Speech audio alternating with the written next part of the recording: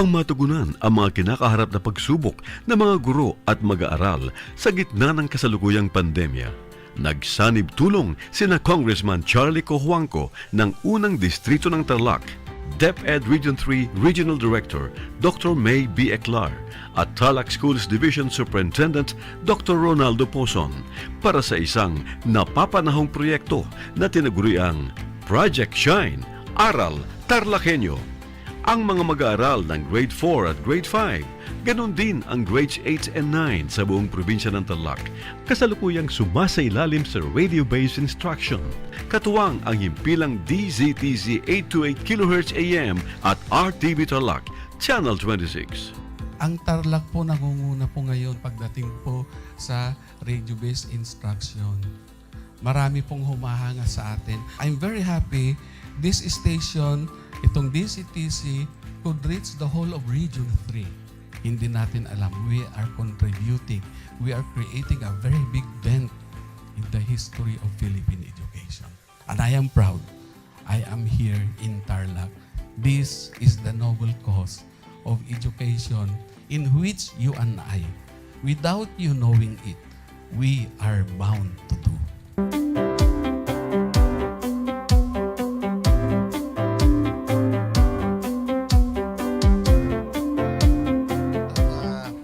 Project natin na Project Shine is a natural consequence dahil sa nangyari sa buong mundo. Let's continue to work together. I think it's very Filipino to practice bayanihan in anything or most of the things that we do. And this is a manifestation of that. No? We have private sector, we have DEPED, we have local government, all working together. And I hope the parents of some of these children, especially the parents that did not graduate from school or hindi nakapag-aral nung sila ay bata, sana naman gamitin na nila itong opportunity na mag-schooling na rin sila kasama ng mga anak nila para mag-bonding pati ang mga magulang sa mga bata. I look at this as doing God's work. Diba? So if you do God's work, it feels right. It's righteous. It's for good, not for evil. Good morning and happy learning, grade 4. Welcome to Aral TarlakHenyo here on RTV Tarlac, Channel 26. Simulcast over DZTZ 828, Radio Filipino Tarlac. I am Teacher Mercy Pacheco Bognot. This is Alistair Aidatu. I am Marie Josephine B. Andrade. I am Teacher Princess Marie M. Dueñas, and I will be your teacher broadcaster for today.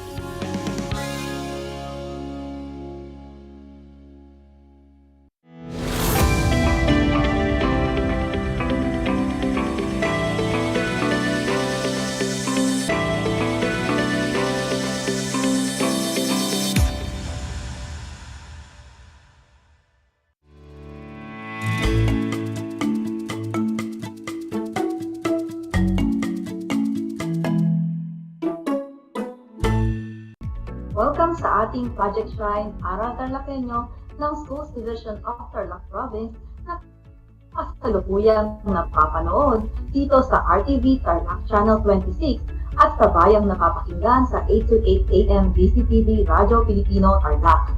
Magandang buhay, mabuting tao. Kamusta kayo mga giliw kong tagapakinig? Ang aking pagbati at paghanga sa inyong pagpapahalaga sa edukasyon at pagpupursiging matapos ito ng nagtatagumpay sa kabila ng hamon ng pandemya. Ako ang inyong guro sa edukasyon sa pagpapakatao, Baitang 8, Ginang Dayan Di Kapulong, sumasahimpapawid dito sa bayan ng Herona Tarlac. Sasamahan at gagabayan ka sa Most Essential Learning Competency na itatagawa ang mga angkop na kilos sa pagsasabuhay ng katapatan sa salita at gawa. Maging alerto at listo sa anumang impormasyong magbibigay sa atin ng inspirasyon, pag-asa at aral sa buhay na makatutulong sa pagiging mabuting tao. Sabik na ba kayong malaman ng ating paksa ngayong araw? Tara, samahan niyo ako at ating tuklasin ang hiwaga ng ating pagkatao. Para sa araw na ito, ang ating tatalakayin ay ang mga angkop na kilos sa pagsasabuhay ng katapatan. Bago natin simulan ang bago nating leksyon, halina at ating balikan ang inyong inaral noong nagdaang linggo.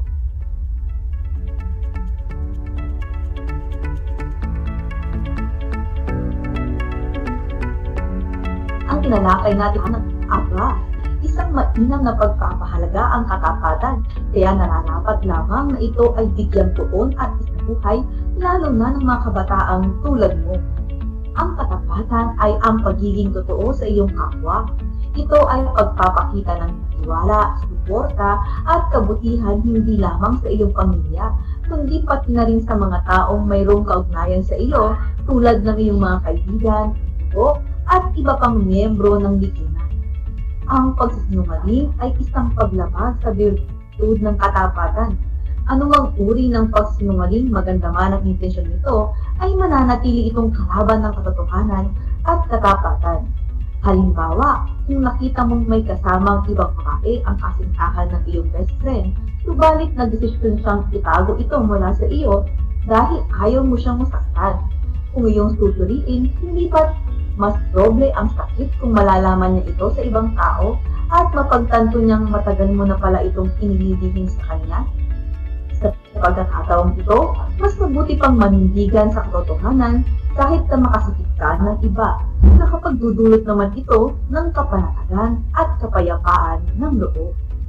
Kaya naman, ugaliin natin magsabi ng pawang katotohanan lamang sa lahat ng sitwasyon at pagkakataon. Ngayong araw, mas bibigyang diin natin ang mga angkop na kilos na inyong isasabuhay upang manatili ang katapatan sa salita at sa gawa. Ang aking mga tatalakay na pamamaraan at paalala ay nagmula sa wikihow.com na aking isinaayos, isinalin at iniangkop para sa mga Pilipinong mag-aaral na tulad ninyo. Ito ay ang mga susunod. Una, suportahan ang mithiin at pangarap ng iba. Magpakita ng interes at paglingap sa mga nais makamit ng iyong pamilya at kaibigan. Makinig sa kanilang mga kwentong isinasalaysay at magtanong tungkol sa kanilang mga plano at hangarin sa buhay. Kung sakaling sila ay mangailangan ng tulong, sikaping sila ay gabayan o alalayan sa abot ng iyong makaya. Laging magbanggit ng mga salitang nakapanghihikayat ng pagiging positibo at nagtatanim ng pag-asa. Tulad ng, kaya mo iyan, ikaw pa, at magaling ka. Halimbawa, maaari mong suportahan ang iyong kaibigan na may online business sa pamamagitan ng pag-share ng kanyang mga produkto sa iyong social media account. Ikalawa, maging mabuting tagapakinig. Maging masigasig sa pakikinig sa pamamagitan ng pagpapanatili ng eye contact sa tuwing makikipag-usap o kaya ay ang pagtango bilang pagsang-ayon sinasabi nito. Iwasang magsalita kapag hindi pa tapos magsalita ang iyong kausap. Ibigay ang buong atensyon at pansin sa lahat ng kanyang sinasabi at saka na magbigay ng opinyon kapag naibulalas na nito ang lahat ng nais niyang sabihin. Ipahiwatig ang kagustuhang makinig sa pamamagitan ng pagsasabi ng, nandito lang ako, handang makinig pag kailangan mo ako. Ikatlo, magbigay ng mga positibong solusyon at suhestyon sa mga hamon at pagsubok sa buhay. Iwasan ang magsabi ng, sabi ko na sa'yo kung nakilig ka lang sana sa akin.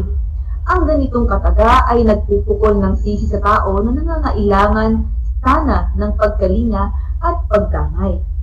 Isipin mo na lang na ikaw rin naman ay nagkukulang at nagkakamali din. Marahil sa panahong ito ay nais mo rin ng ikalawa pang pagkakataon upang maituwid ang iyong nagawang mali. Mas mainam kung ipapaunawa sa tao na nagkamali man siya ay mayroon naman siyang natutunang mahalagang aral doon. Huwag ding ihambing ang paghihirap mo sa paghihirap ng iba. Halimbawa, ang pagsasabi ng maliit na bagay lang iniiyakan mo. Yung iba nga, mas mabigat pa ang problema, pero kinakaya naman nila. Ang mga ganitong pananalita ay nakakasakit ng damdamin at nakakapagpababa ng tiwala sa sarili. Maaari mong sabihin na, mabuti at maawain ng Diyos. Hindi niya tayo babayaan sa oras ng pighati. Tulad ng ulan, lilipas din ang problema at titikat din ang araw. Kaapat, iwasang husgahan ng ibang tao base sa kanilang ikinikilos at ginawang pasya. Mahalagang alamin muna ang buong pangyayari bago magbigay ng anumang komento o puna sa isang bagay. Tanungin ang sarili kung ganun din ba ngayong gagawin kung sakaling nasa kapareho ka ring sitwasyon. Pareho kaya kayo ng mararamdaman at reaksyon? Sa ganitong paraan ay mas lalawak ang iyong pangunawa sa iba't ibang klaseng tao na may iba't ibang danas at katayuan sa buhay. Bago magbitaw ng salita sa iba, isipin muna ang magiging epekto nito. Makakasakit ba ito ng damdamin? Mapapahiya ba ang taong tatanggap nito? Mauunawaan ba niya ang iyong mensahe? Tama ba ang mga salitang iyong gagamitin? Sabi nga nila, mas madaling maghilom ang pisikal na sugat. Subalit ang sugat na dulot ng masakit na salita ay habang buhay itong daladala at mahirap makalimutan. Ikalima, maging hayag at bukas sa iyong nararamdaman. Iwasang magpanggap at itago ang tunay na nararamdaman, lalo na sa kaibigan at mga mahal sa buhay. Sapagkat kung talagang ikaw ay matapat, hindi ka mahihiya o matatakot na ihayag ang iyong tunay na pananaw at saloobin. Kung ikaw ay galit, sabihin mo ito sa paraang hindi ka makakasakit. Kung makikipag-usap ka, siguruhin mababa ang tono ng iyong boses at hindi parang makikipag-away agad. Ika-anim, iwasang pag-usapan ng buhay ng iba o makipagkinig. Kung hindi ka man sumang-ayon sa opinyon o gawain ng iba, huwag mo na itong ipagsabi sa iba o ikalat sa social media. Sa panahon ngayon, ang hirap ng malaman kung ang impormasyon ba ay totoo o hindi. Kaya mas mainam kung sasalinin na lang ang iyong opinyon, lalo na kung makakasakit ito ng iba at magdudulot ng pinsala. Kung kinakailangan talagang ihayag ang iyong damdamin, mas mainam kung kakausapin ng pribado ang taong iyong ninanais kausapin, kaysa naman nagkukwento ka sa iba o di kaya ay i-post sa social media ang iyong karanasan. Sa totoo lang, hindi ka naman makakakuha ng simpatya sa paraang iyon, kundi mas palalalain lang ito ang problema imbis na ito ay maisaayos. Ikapito, tumupad sa mga pangako at commitment. Kung nagbitiw ka ng salita, siguruhin kaya mo itong panindigan.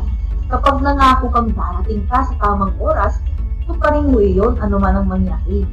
Alalahanin ang mga importanteng okasyon at petsa tulad ng anibersaryo, kaarawan, reunion at iba pa. Sa ganitong paraan ay mananatili ang tiwala nila sa iyo at makikita nilang maaasahan ka anumang oras na ikaw ay kailanganin nila. Ikawalo, manindigan at manatili kapag kinakailangan. Ipakita ang iyong suporta sa panahon ng kagipitan. Halimbawa, maaari mong sawayin o ipagtanggol ang iyong kaibigan kapag ito ay binubulas ng ibang tao. Huwag mo naman sana siyang iwan dahil ayaw mong madamay sa gulo. Mga anak, naunawaan niyo ba ang ating leksyon ngayong araw? Sige nga, i-type niyo sa comment box ang mga angkop na kilos upang manatili ang katapatan sa kilos at sa gawa. Ano ang inyong sagot? Tama, suportahan ang mithin at pangarap ng iba, maging mabuting tagapakinig, magbigay ng mga positibong solusyon at seleksyon sa mga hamon at pagsubok sa buhay, iwasang husgahan ng ibang tao base sa kanilang kilos at ginawang pasya, maging hayag at bukas sa iyong nararamdaman, iwasang pag-usapan ang buhay ng iba, tumupad sa pangako at commitment, manindigan at manatili kung kinakailangan. Mahalagang tandaan mga anak ang mga sumusunod na konsepto mula sa ating aralin ngayong araw. Una, ang katapatan ay pag-ayon sa likas na batas moral. Ang katapatan ay hindi nangangahulugang pagiging bulag sa katotohanan. Ibig sabihin ay nagiging sunod-sunuran sa opisyal o o nakatataas ng hindi isinasaalang-alang ang kawastuan ng aksyon. Halimbawa, dahil ayaw mong iwanan ka ng iyong kaibigan, ginagawa mo lahat ng kanyang sasabihin kahit pa alam mong ito ay mali. Ikalawa, mahalagang maging tapat sa nakaraan. Lagi nating sinasabi na dapat ay natuto tayo sa mga naging pagkakamali natin sa nakaraan. Ngunit hindi natin maaring ulit-uliting ihayag ang nakaraan at patuloy na idiin ng pagkakasala ng iba. Halimbawa, bagamat may nagawang pagkakamali ang iyong amo sa pagtrato sa iyo, hindi rin naman tama na ipagkalat at ipaalam mo pa sa iba ang pangyayaring iyon sa iyong buhay, lalo na kung napatawad mo na siya. Ikatlo, ang katapatan ay kaakibat ng integridad at consistency sa paggawa. Ang pagiging matapat ay ang pangangalaga sa iyong pangalan at dignidad bilang tao. Ito ay ang pagiging maingat sa lahat ng iyong sinasabi at ikinikilos, gayon din ang pagsasaalang-alang sa damdamin ng iba.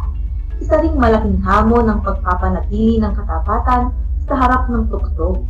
Halimbawa, ang pagsuway sa mga magulang dahil sa tukso at impluwensya ng barkada.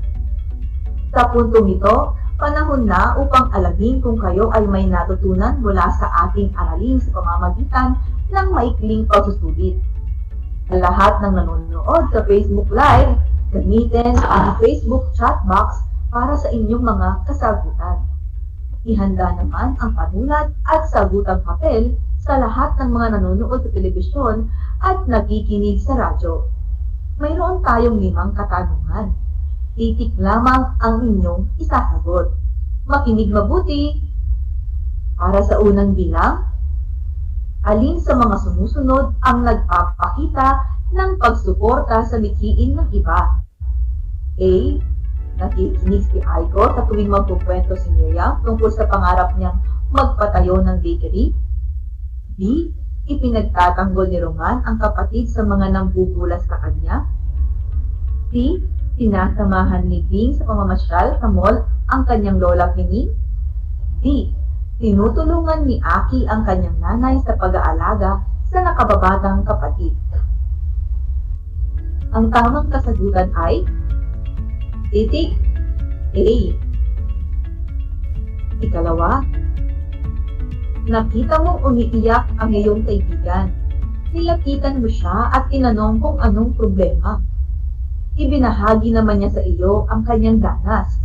Sa pagkakataong ito, ano ang pinakainam mong gawin? A.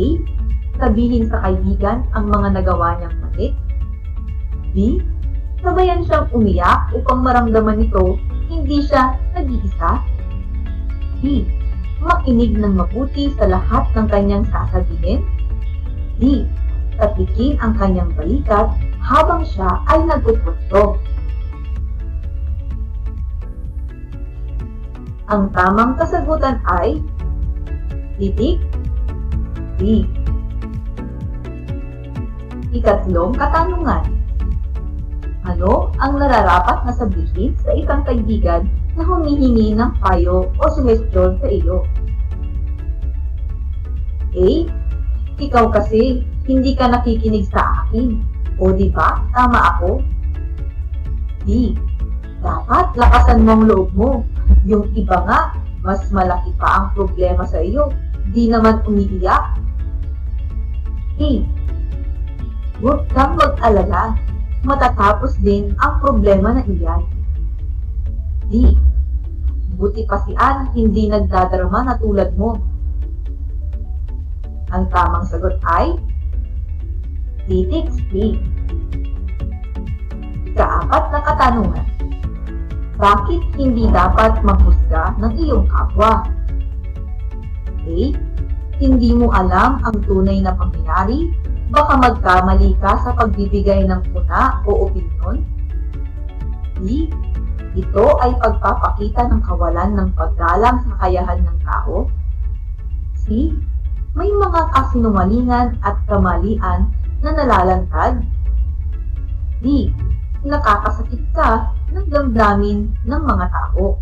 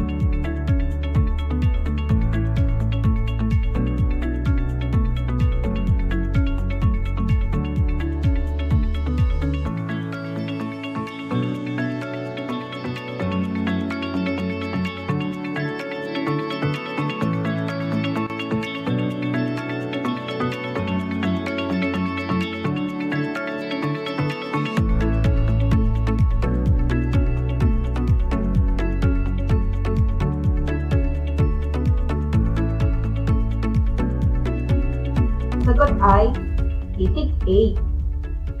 Ikalima, nagtatampo si Wendell sa kanyang mga magulang kaya naman hindi niya sila inimik at pinapansin. Hindi rin niya ginagawa ang mga iniuutos nila. Nalilito na ang kanyang mga magulang sa kanyang inaasal. Ano ang dapat gawin ni Wendell? A. Ipagpatuloy ang kanyang ginagawa para malaman nilang nagtatampo siya. B. Kausapin ng maayos ang mga magulang at ihayag ang tunay na nararamdaman. C. Sabihin sa mga kapatid na huwag susundin ang utos ng mga magulang. D. Ikwento ang nangyari sa kanyang lola. Ang sagot ay titik D. Binabati ko kayong lahat mga anak sapagkat natitiyak kong nakuha ninyong lahat ang tamang sagot sa ating pagsusuri. Mula sa akin, tanggapin ninyo ang mga salitang magaling at mahusay, mabuting tao. Mga bata, ako ay naghanda ng mga gawain at refleksyon sa inyong learning activity sheet. Inaasahan ko na ito ay inyong sasagutin ng buong sigasig at sa abot ng inyong makakaya. Sakali man na kailanganin ninyo ang patnubay ng inyong kapamilya at guro, huwag kayong mag-atubiling sila ay tawagan upang kayo ay magabayan ng tama. Panalangin ko na anumang konsepto, higit lalo ang mga aral sa buhay na inyong natutuhan sa araw na ito ay inyong maisasabuhay sa araw-araw. Muli, ako ang inyong guro sa edukasyon sa pagpapakatao, Baitang 8. Ginang Dayan di Kapulong na nagpapaalala na piliing maging mabuting tao sa lahat ng panahon at pagkakataon. Hanggang sa muli!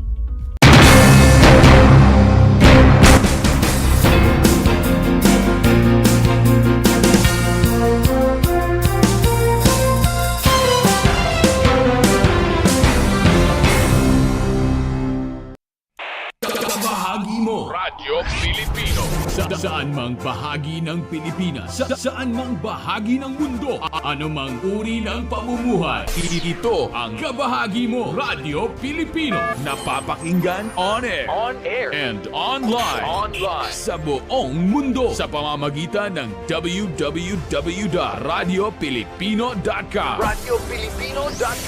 Impormasyong may kalidad at serbisyong may halaga. Kasama katuwang Kapinoy. Kabahagi mo Radyo Pilipino. Radyo Pilipino.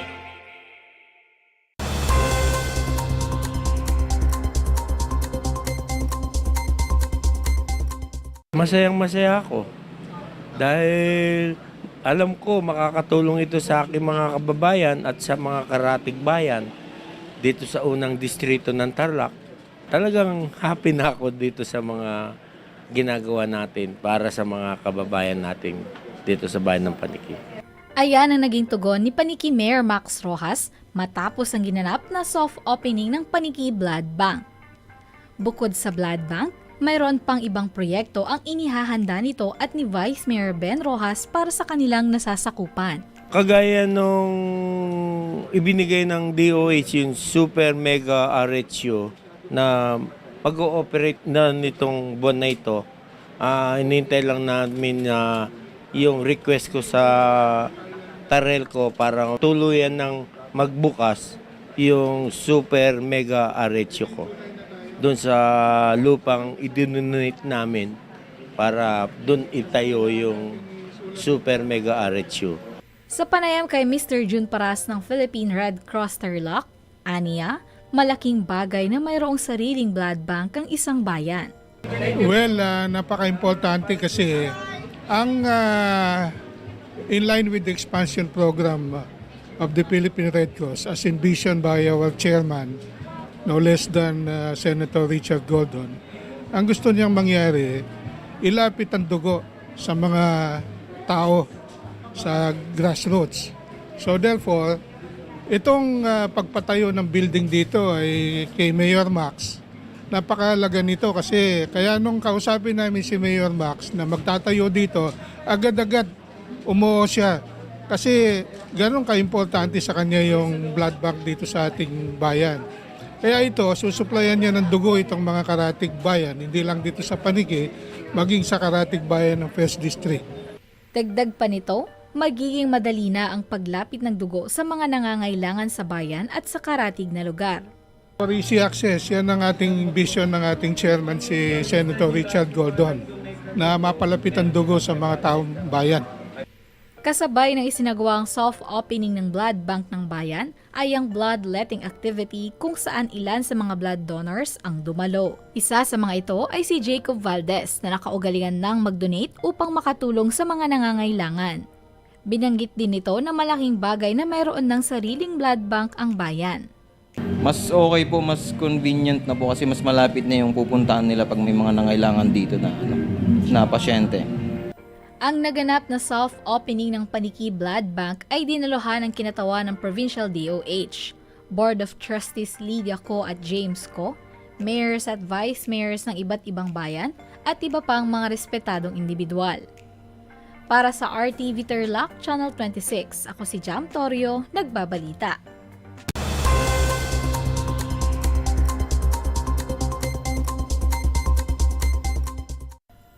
Personal na naglibot kamakailan si Senator Amy Marcos sa 3 bayan sa probinsya ng Tarlac upang mamahagi ng tulong pinansyal sa mga benepisyaryo ng Assistance to Individuals in Crisis Situation o AICS.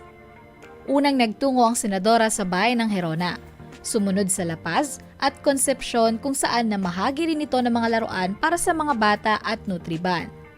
Sa panayam kay Senator Amy, binanggit nito ang ilang plano at proyekto para sa mga magsasaka.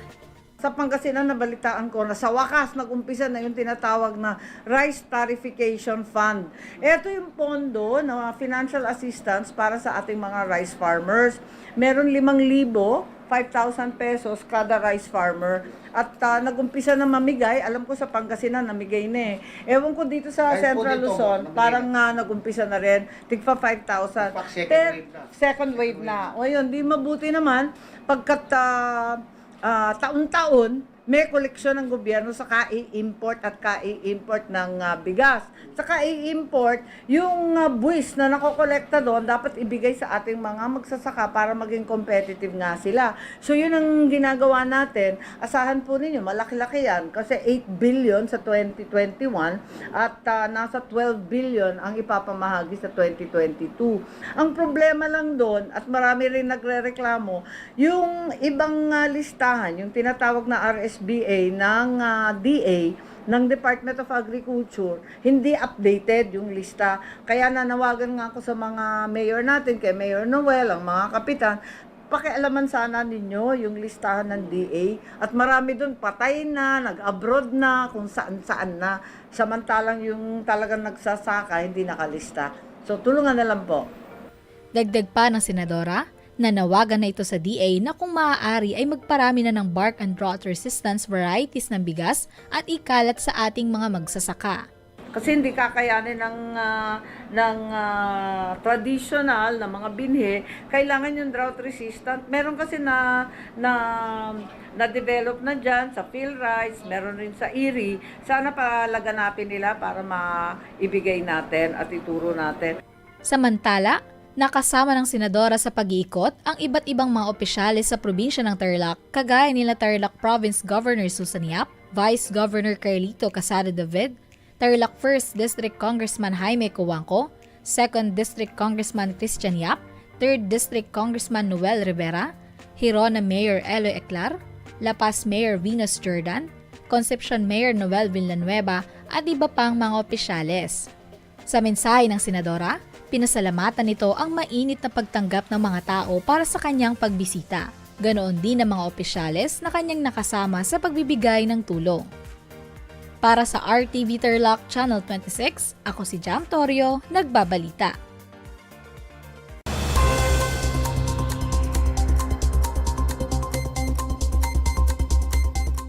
One FM. This is your one. My only one. One lang yan. The only one. One FM. 96.1 Tarlac, 98.3 Lucena, 88.3 Legazpi, 96.1 Surigao, 95.9 Butuan, 92.1 Mindoro, 96.7 Tacloban, 99.3 Baler, 95.1 Puerto Princesa, Palawan.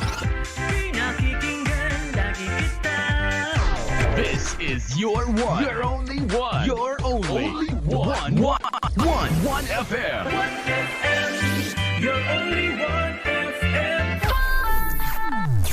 FM.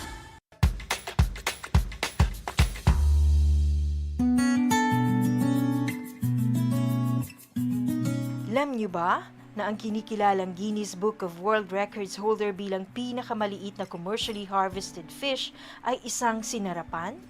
Ito ay matatagpuan lamang sa Pilipinas, sa Lake Buhi sa Bicol River. Isa itong uri ng goby na may transparent na katawan na may sukat na 12.5 mm. Alam mo na, yan ang sinarapan.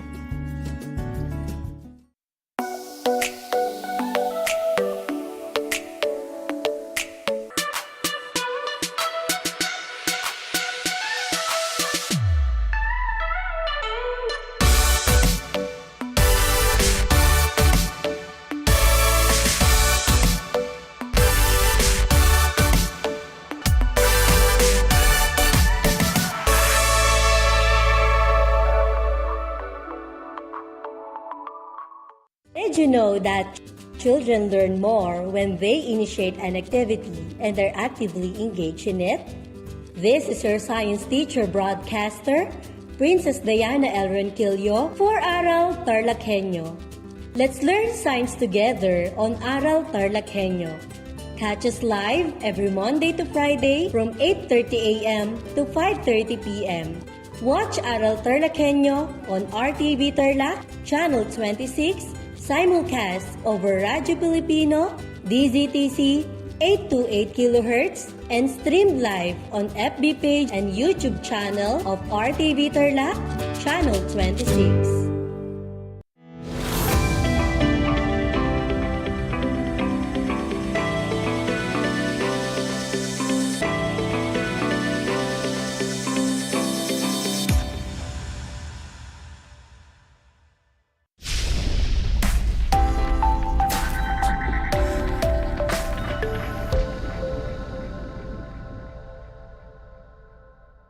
Learners, welcome to Aral TarlakHenyo here on RTV Tarlac, Channel 26, simulcast over DZTC 828 Radyo Pilipino Tarlac.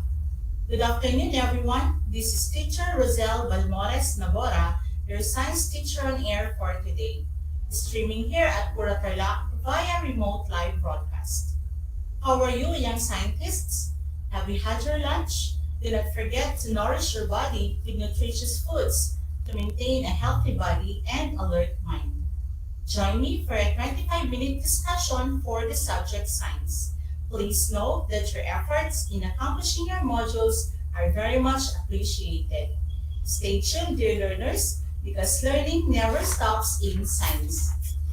Before we begin, I have some reminders for you, dear students. First, stay in a place away from noise or any distractions so you can fully concentrate with our lesson. Second, have your learning materials ready. Grab a pen, a paper, your science activity notebook, and the fourth quarter learning compendium or module in Science 8 given by your teacher. Lastly, if you have questions, feel free to send me a message. My cell phone number is 0991-641-1838. If you are watching our Facebook Live, feel free to type in your comments or questions in the comment box below. If you are listening to the radio or watching the television, write your answers on a separate sheet of paper. Are you ready? Let's begin. Today, we will continue our study on one of Science 8's most essential learning competency with the code SPLT-4A-17. Explain the importance of meiosis in maintaining the chromosome number. From the previous lesson brought by Teacher Bernadette Macadangdang, you have learned about the stages of mitosis and meiosis. Now, let's test your understanding about the lesson. Join me for a 5-item quiz. Are you ready? Let's begin.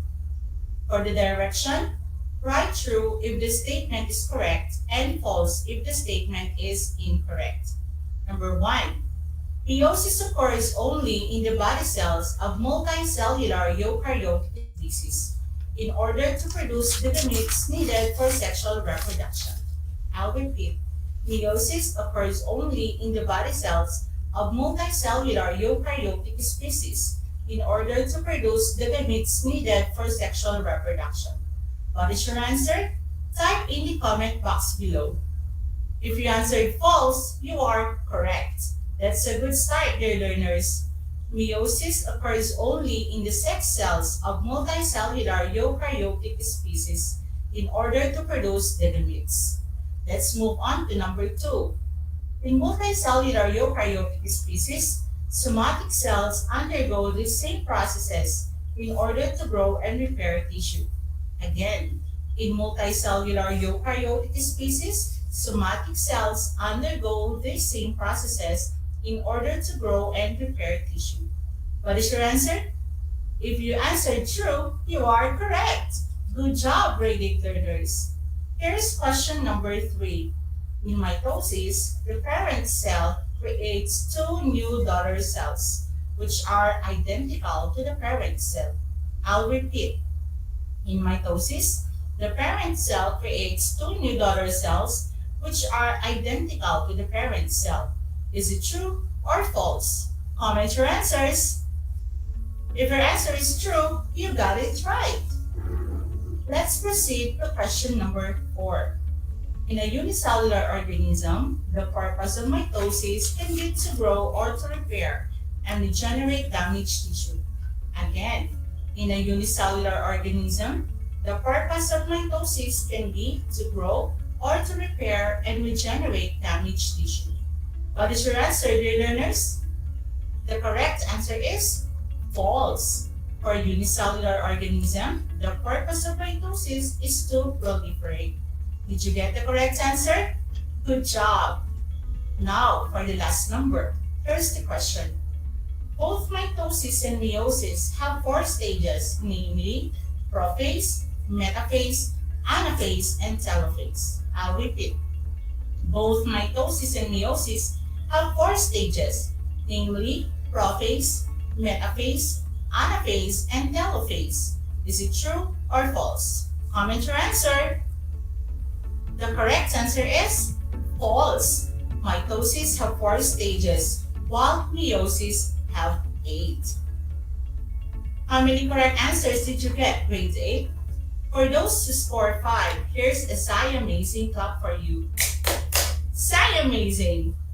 For those who scored 4, good job. If you got 3 and below, don't be sad.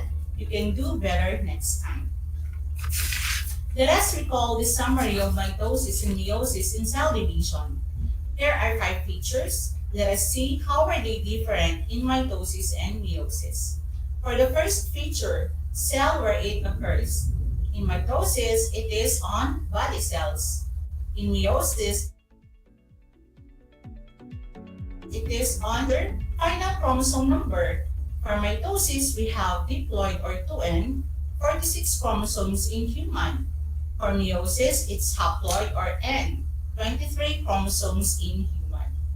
For the third feature, number or cell division for DNA replication. We have 1 for mitosis and 2 for meiosis. For number 4, number of cells formed. We have 2 identical cells or 2N for mitosis and 4 haploid cells in meiosis. And for the fifth feature, daughter cells, for meiosis, they are genetically identical. For meiosis, they are not identical due to crossing over. Did you recall those concepts? That's great. This time, let us take a look at the difference and similarities of mitosis and meiosis. Let's see the Venn diagram flashed in the screen. For the similarities, both mitosis and meiosis produce new cells. They have similar basic steps and starts with a single parent cell. For the differences, mitosis have 4 stages in total plus interphase. It happens in somatic cells, produces 2 diploid daughter cells, chromosome number remains the same, and genetic variation doesn't exist. Meiosis, on the other hand, have 8 stages in total, plus interphase. It happens in germ cells. Its purpose is sexual reproduction.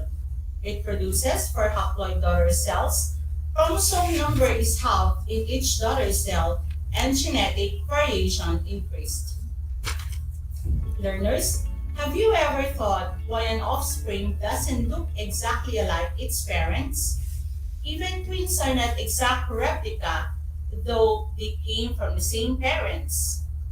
Meiosis is the reason for the differences. The daughter cells are not identical due to crossing over. Crossing over between homologous chromosomes allows shuffling or exchange of genetic material and produces variation in the offspring. Meiosis combined with fertilization explains the variation in trait that is observed in species that reproduce sexually. The variation occurs through 3 mechanisms. First, crossing over during prophase 1 exchanges genes in the chromosomes. Second, during metaphase 1, the paternal and maternal chromosomes are randomly assorted. Although homologs always go to different poles, a pole could receive all the maternal chromosome, all the paternal ones, or some combination. Lastly, during fertilization, different combinations of chromosomes and genes occur when 2 gametes unite. Meiosis takes on a different twist in spermatogenesis and oogenesis. Spermatogenesis is the origin and development of the sperm cells within the male reproductive organs. Oogenesis, on the other hand, is a growth process in which the primary egg cell becomes a mature ovum. The recombination of genetic material occurs in meiosis are very important in creating variation among population. Genetic variations explains why there are no 2 individuals who are exactly the same. The crossing over during prophase 1 and the random assortment of chromosomes create thousands of possibilities of gene combinations, thus causing differences among individuals or making offspring not looking exactly alike its parents. 2 events in individual sexual reproduction change chromosome number, meiosis, and fertilization. The gametes are formed by meiosis. These cells have half the chromosome number as the somatic cells. During fertilization, 2 gametes join to form a zygote, and the chromosome number is restored to that of the somatic cell. Are you still with me, dear learners? Sounds good. Let's play 4 pigs and 1 word. Can you guess the hidden word in the pictures? Type in your answers, grade 8 learners. If you answered non-disjunction, you are correct. Very good. What do you think will happen if something went wrong when the cell division process? Meiosis may not always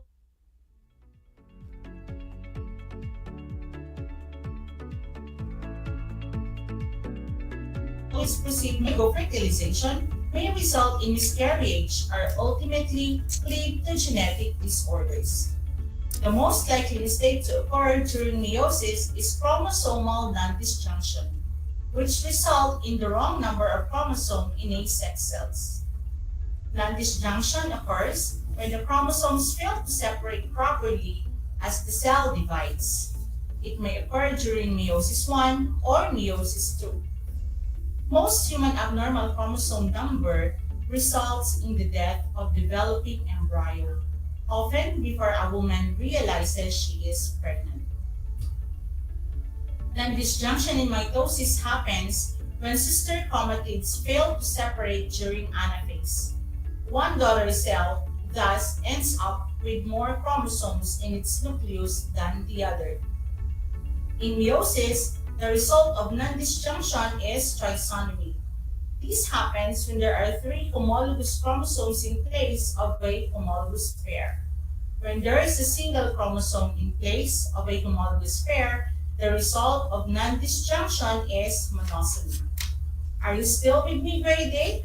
For those who just tuned in, you are listening to Aral TarlakHenyo here on RTV Tarlac, Channel 26, simulcast over DZTC 828 Radyo Pilipino Tarlac, and streaming live at RTV Tarlac Channel 26 Facebook page. I am teacher Rosel B. Nabora, your science teacher broadcaster. Karyotype is the number and visual appearance of the chromosomes in the cell nuclei of an organism or species. It is in the cells of a species or in an individual organism, sorted by length, centromere location, and other features, and for a test that detects this complement or counts the number of chromosomes. The karyotype of a normal female and male is shown on the screen. This time, let us study the common non-disjunction disorders and their karyotypes. When non-disjunction XX chromosome ovum was fertilized by normal sperm cell, triple X syndrome or trisomic female results due to an extra copy of X chromosome in each of a female cells as shown in the illustration. Next, we have Turner syndrome. It occurs when sex chromosomes undergo non-disjunction. This monosomic disorder produces a female with a single X chromosome. In the egg cell, both homologous X chromosomes move to the same pole during meiosis 1. When the egg with no X chromosome is fertilized by a normal sperm cell with an X chromosome, a zygote with 45 chromosome is produced, as seen in the screen. Third is Klinefelter syndrome. It is caused by non-disjunction in either the sperm or egg. The child inherits 2 X chromosomes characteristics of female and a single Y chromosome characteristic of males. Fourth is Down syndrome. It is a trisonomic condition. It is also called trisomy 21 because it usually results from 3 copies of chromosome 21. These cell division abnormalities result in the extra, partial, or full chromosome 21. This extra genetic material is responsible for the characteristic features and developmental problems of Down syndrome.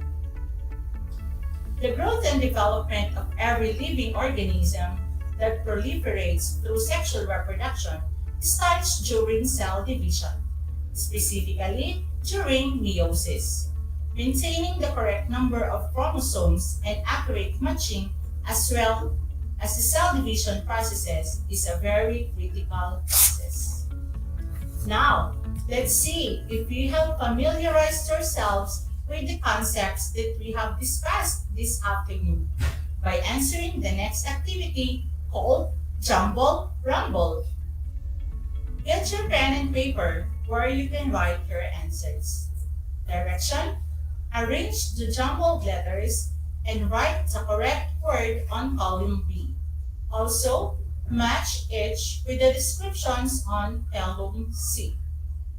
For column C choices, we have A, trisomy 21, B, XXY, C, a zygote with 45 chromosomes, D, an extra copy of the X chromosome in each of a female cells, E, it is a growth process in which the primary egg cell becomes a mature ovum, F, it occurs when the chromosomes fail to separate properly as the cell divides, and finally for G, it is the origin and development of the sperm cells within the male reproductive organs.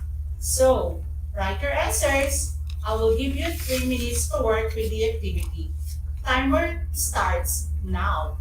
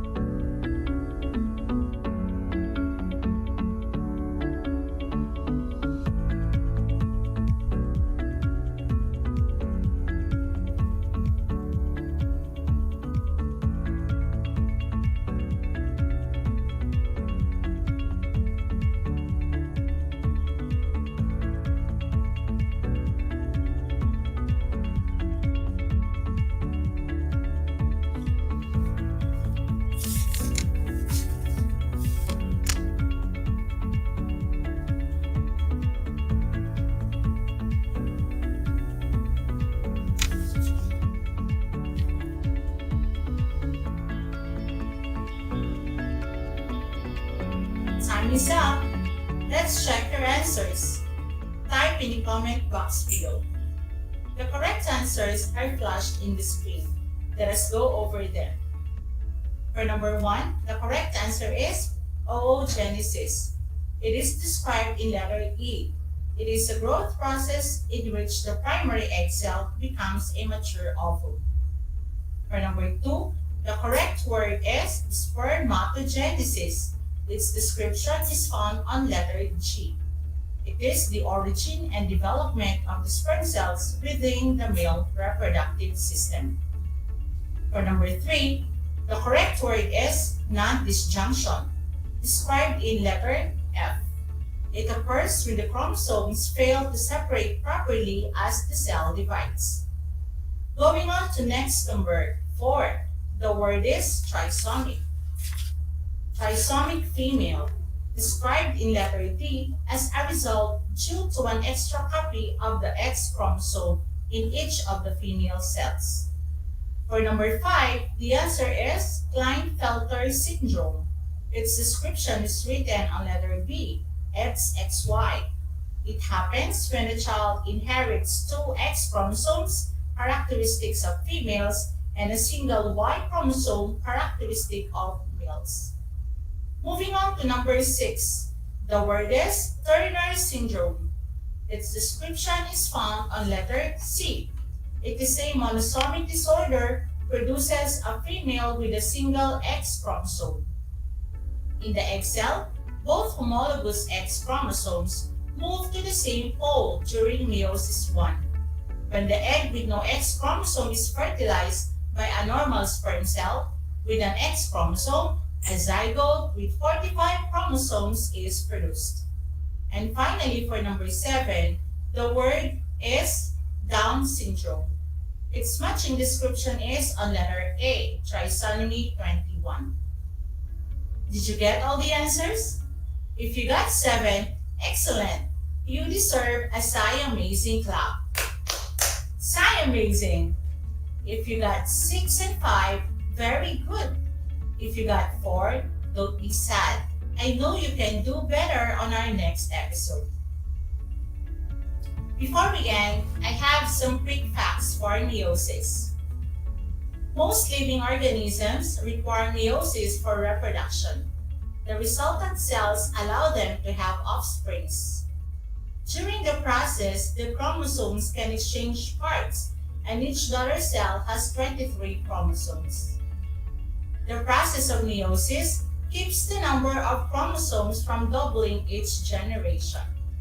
Next, although the process is somewhat similar to mitosis, but there are a few differences that affect resultant products.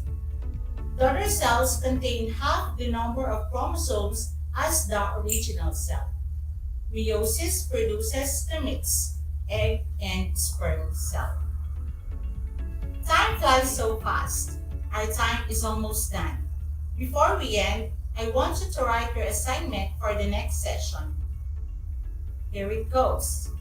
What are the effects of the cellular disjunction like trisomic female, Turner syndrome, Klinefelter syndrome, and Down syndrome to the carrier individuals?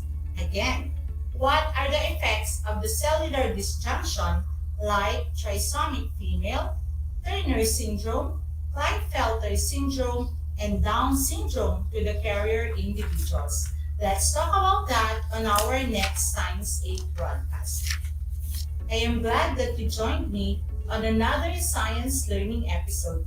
I hope you learned a lot today. This is Teacher Rosel Balmores Nabora, your science broadcaster in grade 8. Saying, science is fun. Enjoy learning and never miss the fun. Until next time.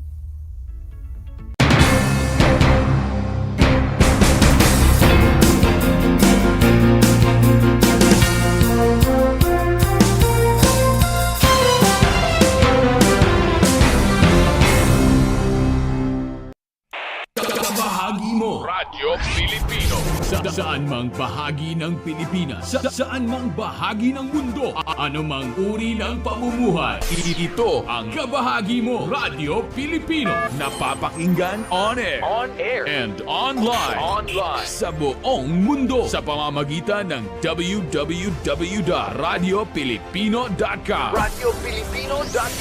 Impormasyong may kalidad at serbisyong may halaga. Kasama, katuwang, kapinoy. Kabahagi Mo Radio Pilipino. Radio Pilipino.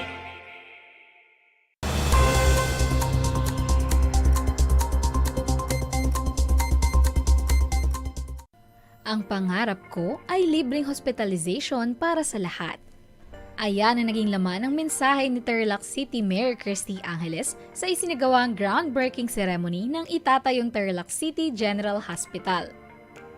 Sa mensahe nito, pinasalamatan nito ang lahat ng mga tumulong upang maihatid ang serbisyong pangmedikal sa mga TarlakHenyo.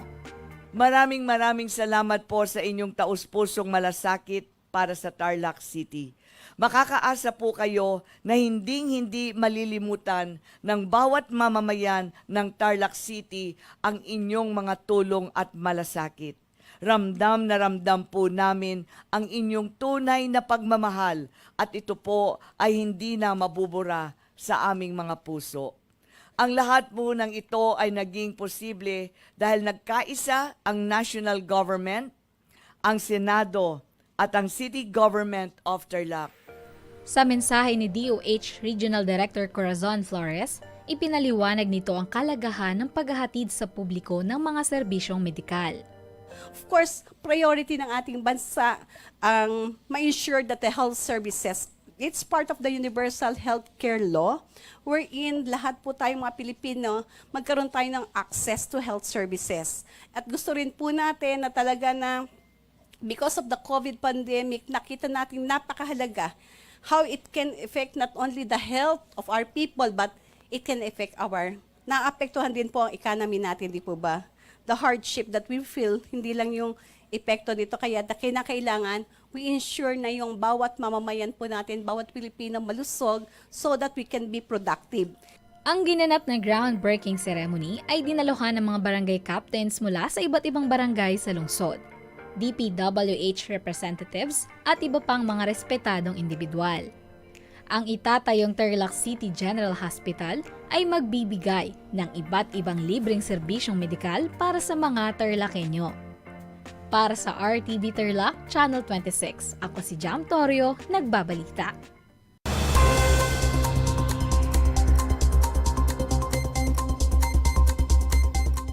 Inilunsad kamakailan ng DEPED Tarlac Province ang Project Suliap o Sustaining Unequivocal Love of the Youth Toward the Achievement of the Province alinsunod sa Division Memorandum No. 200 Series of 2023.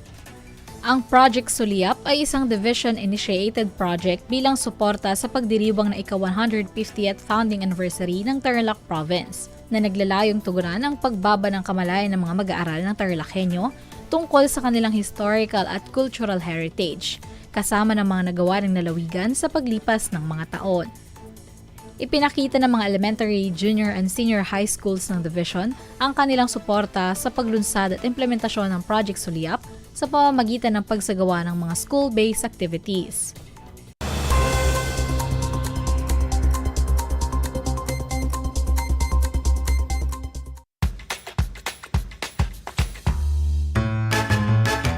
Alam niyo ba na ang salitang yoyo at ang makabagong bersyon nito ay naimbento ng isang Pilipinong nagngangalang Pedro Flores?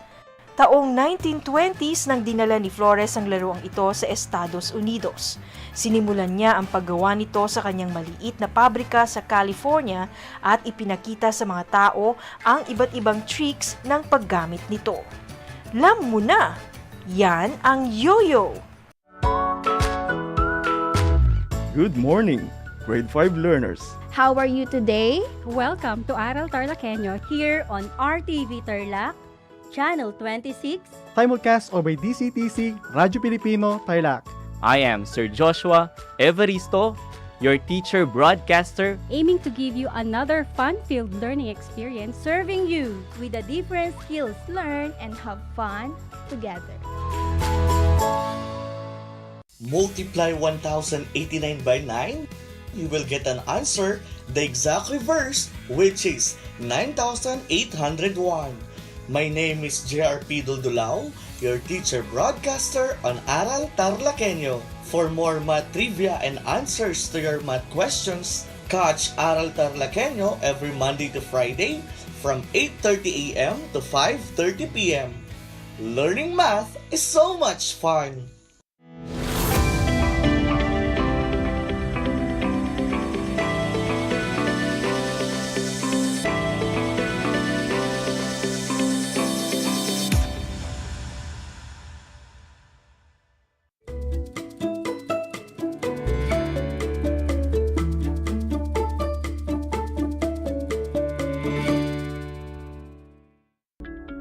Welcome to Aral TarlakHenyo here on RTV Tarlac, Channel 26.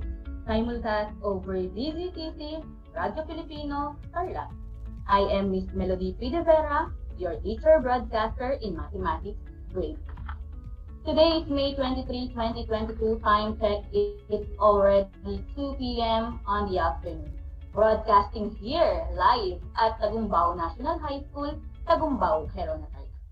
Before we begin, may I ask you, dear students, to bring out the following: notebook and pen for note-taking.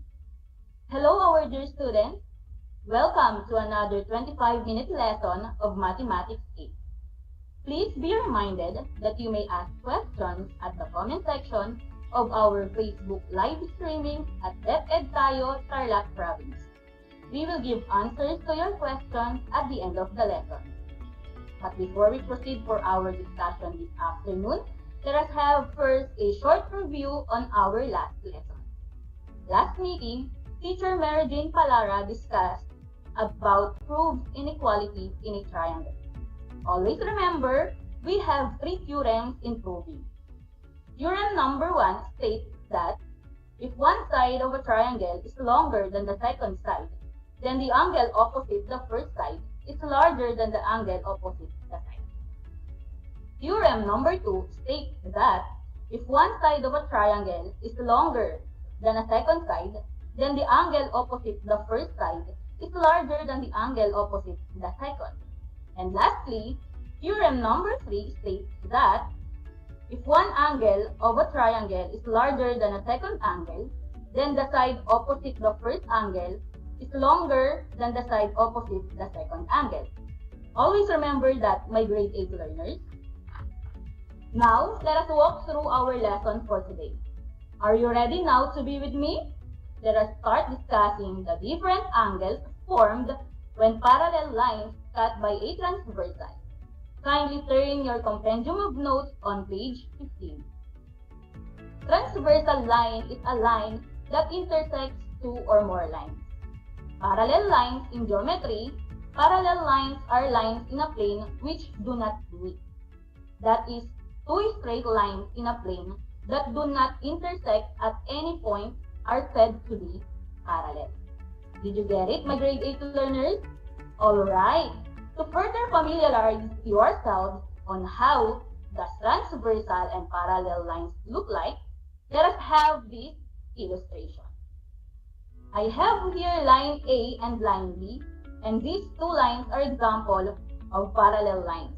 And this is the transversal line T, which intersects line A and line B. Under this figure, there are angles formed. These are exterior angles, interior angles, corresponding angles, alternate interior angles, we have alternate exterior angles, interior angles on the same side of the transversal, and exterior angles on the same side of the transversal. So let us define them one by one. Exterior angles are angles formed by a transversal situated on the outside of the line. Interior angles are angles formed in the area between a pair of parallel lines when a transversal line cuts them. Alternate interior angles are 2 non-adjacent interior angles on opposite side of the transversal. Alternate exterior angles are 2 non-adjacent exterior angles on opposite side of the transversal. Corresponding angles are two non-adjacent angles, one interior and one exterior on the same side of the transversal. Exterior and interior angles on the same side of the transversal are angles that are in one of the half planes formed by the transversal. To further understand these angles formed by transversal, let us have this example.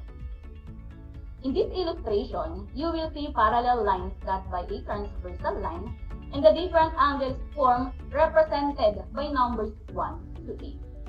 Now, let us determine the different angles formed one by one. Let us start under exterior angles. The exterior angles in the figure are angle 1, angle 2, angle 7, and angle 8. Did you get it? Alright, let us continue. Now, let us determine the interior angle. The interior angles are angle 3, angle 4, angle 5, and angle 6. Next is alternate interior angle. The alternate interior angles in the figure are angle 3 paired to angle 6, angle 4 paired to angle 5. Next is the alternate interior angle or alternate exterior angles rather. The alternate exterior angles are angle 1 paired to angle 6 or angle 8, angle 2 paired to angle 7. So next is the corresponding angles. Corresponding angles in the figure are angle 1 paired to angle 5, angle 2 paired to angle 6, and angle 3 paired to angle 7, and angle 4 paired to angle 8. Next, we have exterior angles on the same side of the transversal.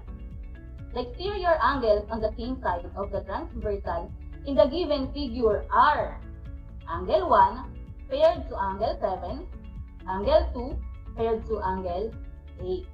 Last but not the least is the interior angles on the same side of the transversal, and these are angle 3 paired to angle 5 and angle 4 paired to angle 6. Did you get it, my grade 8 learners? I hope you really understood on how to determine the different angles formed when a transversal cuts parallel lines.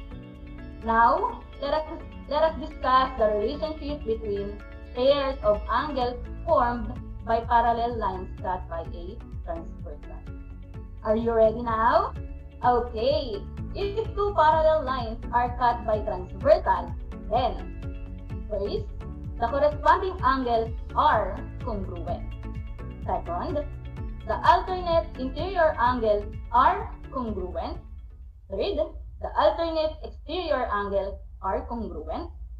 Next, the interior angles on the same side of the transversal are supplementary.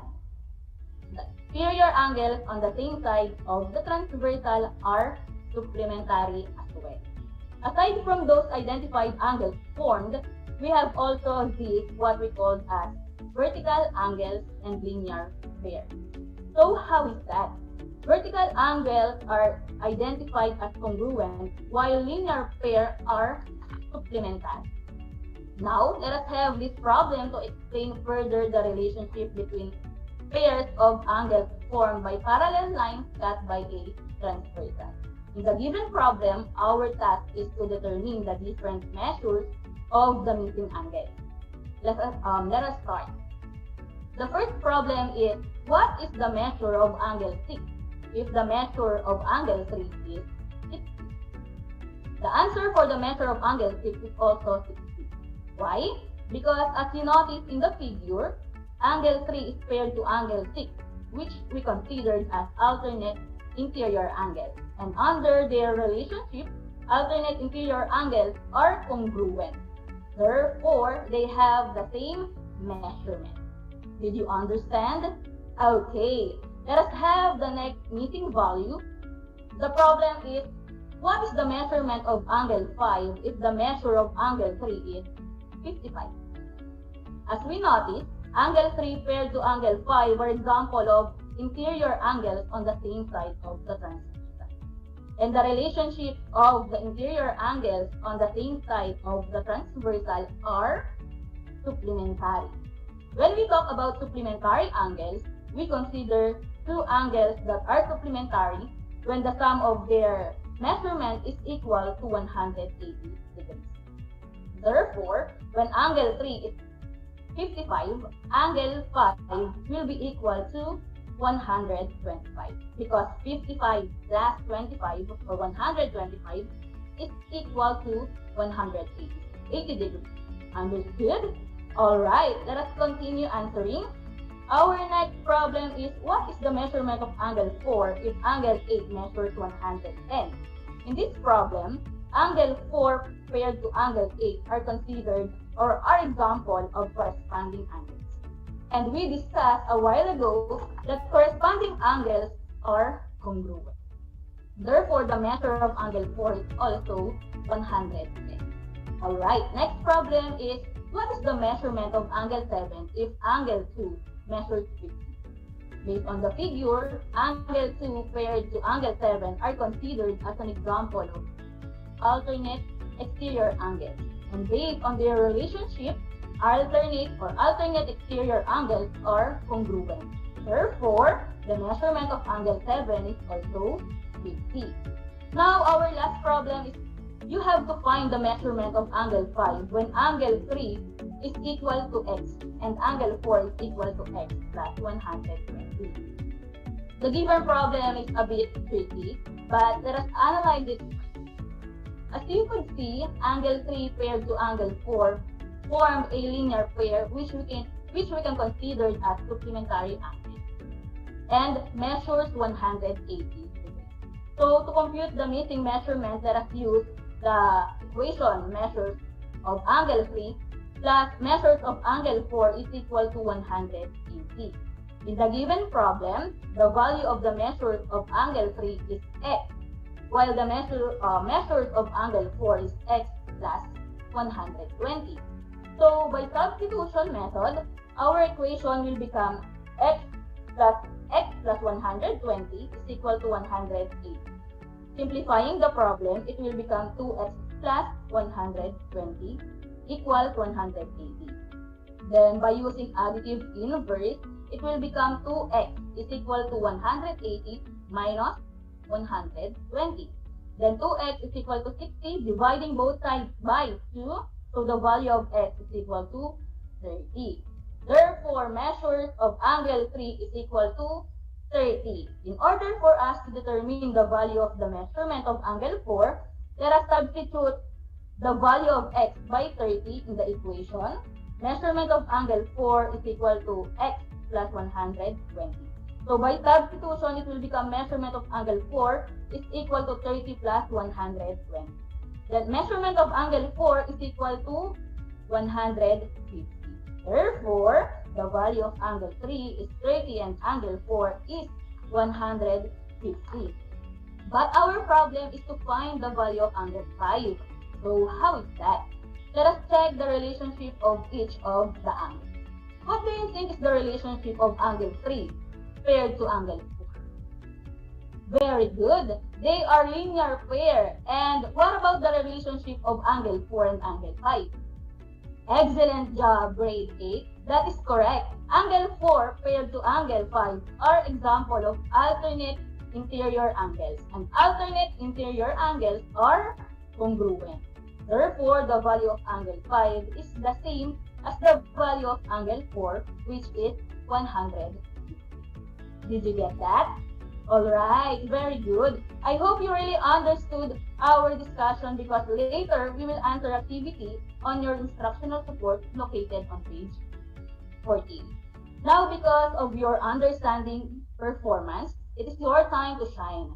But before we proceed to your activity, always remember that transversal line is a line that intersects two or more lines. Parallel lines in geometry, parallel lines are lines in a plane which do not meet. That is, two straight lines in a plane that do not intersect at any point are said to be parallel. Exterior angles are angles formed by a transversal situated on the outside of the line. Interior angles are angles formed in the area between a pair of parallel lines when a transversal line cuts them. Alternate interior angles are two non-adjacent interior angles on opposite side of the transversal. And alternate exterior angles are two non-adjacent exterior angles on opposite side of the transversal. While corresponding angles are two non-adjacent angles, one interior and one exterior on the same side of the transversal. Exterior and interior angles on the same side of the transversal are angles that are in one of half planes formed by a transversal. Vertical angles are identified as congruent, while linear pair are supplementary.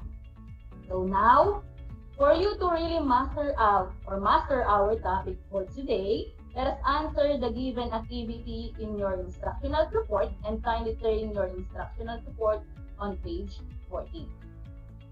So, for those students who are listening through radio, kindly bring out any sheet of paper and pen to write your answers. While to those students who are with us in our Facebook Live, you can type your answers in the comment section and we will check that if your answers are correct, so just write or type your answers only. And I will give you 10 seconds to answer in every question. So I will read the question twice so that you could understand it. Is it clear, everyone? Alright. So the given instruction on drill 1 is write true if the statement is always true. Sometimes if the statement is sometimes true, or false if the statement is never true. So let's have item number 1. So for item number 1, alternate interior angles are congruent. I will repeat, alternate interior angles are congruent. Is it true or false? 10 seconds for that.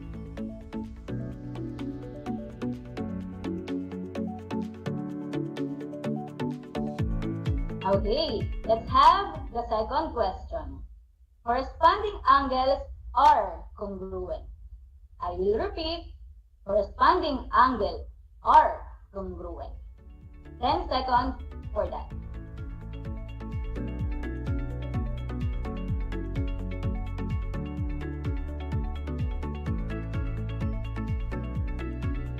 Alright, let's have the third question.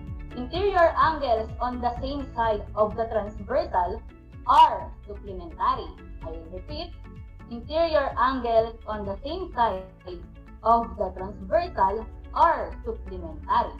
You have 10 seconds for that.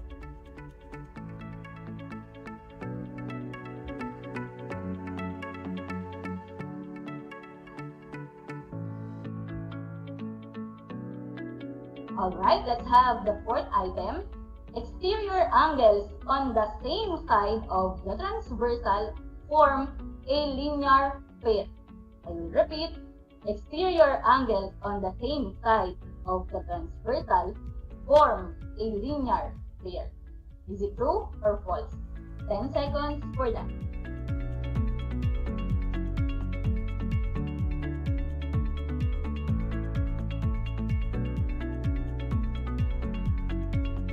Okay, let's have item number 5. Vertical angles are supplementary. I will repeat, vertical angles are supplementary. Is it true or false? You have 10 seconds for that.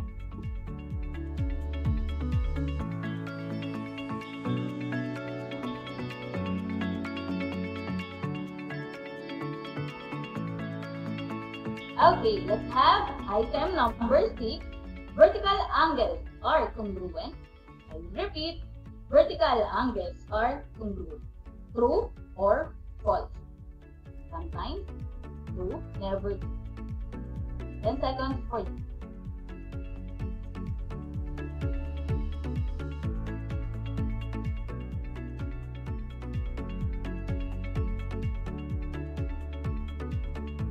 Okay, let's have item number 7. Linear pair are congruent. I will repeat, linear pair are congruent. True or false?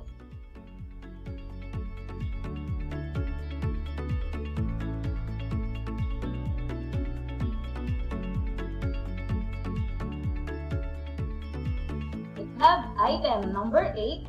Alternate interior angles are supplementary. I will repeat. Alternate interior angles are supplementary. True or false?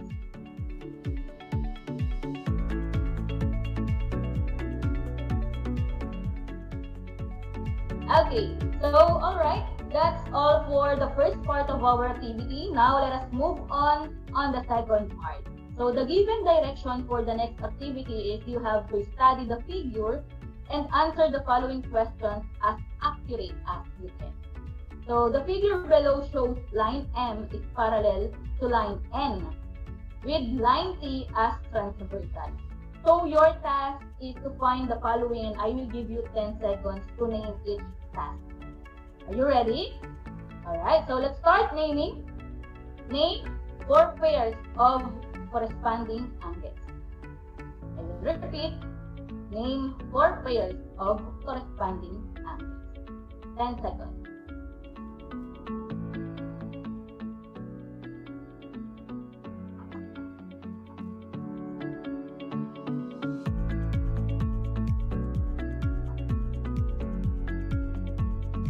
Okay, so let's have the next task. 2 pairs of alternate interior angles. I will repeat.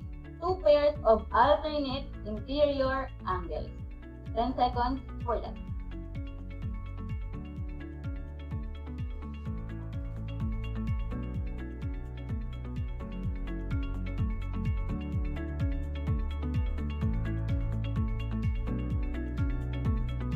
Okay, next.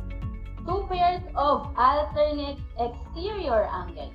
I will repeat. Name 2 pairs of alternate exterior angles.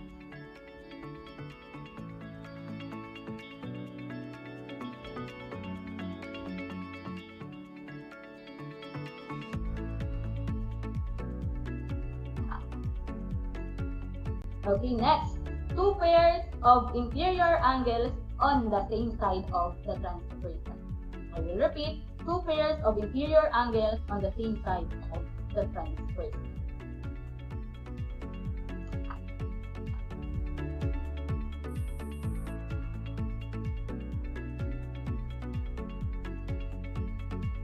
Okay, let's have the last item. 2 pairs of exterior angles on the same side of the transversal. Last, 2 pairs of exterior angles on the same side of the transversal. 10 seconds for that.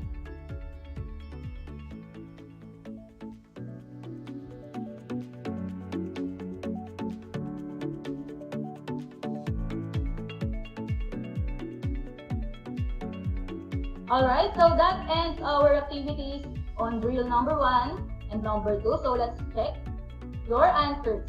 Are you ready now?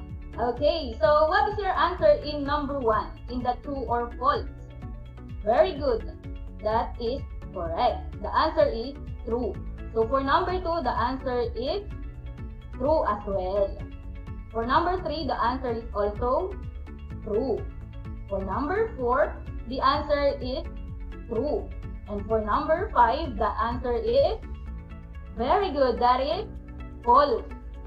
And for number 6, the answer is true. And for number 7, it is false. And for number 8, it is also false. So now let's check your answers in the second part of your activity. So what are the corresponding angles in the given figure? Very good. That is correct. The corresponding angles are angle 1 paired to angle 5 and angle 2 paired to angle 6 and angle 3 paired to angle 7 and angle 4 paired to angle 8. Now for number 2, the alternate interior angles are angle 4 paired to angle 8. And for number 2, the alternate interior angles are angle 4 paired to angle 5 and angle 3 paired to angle 6.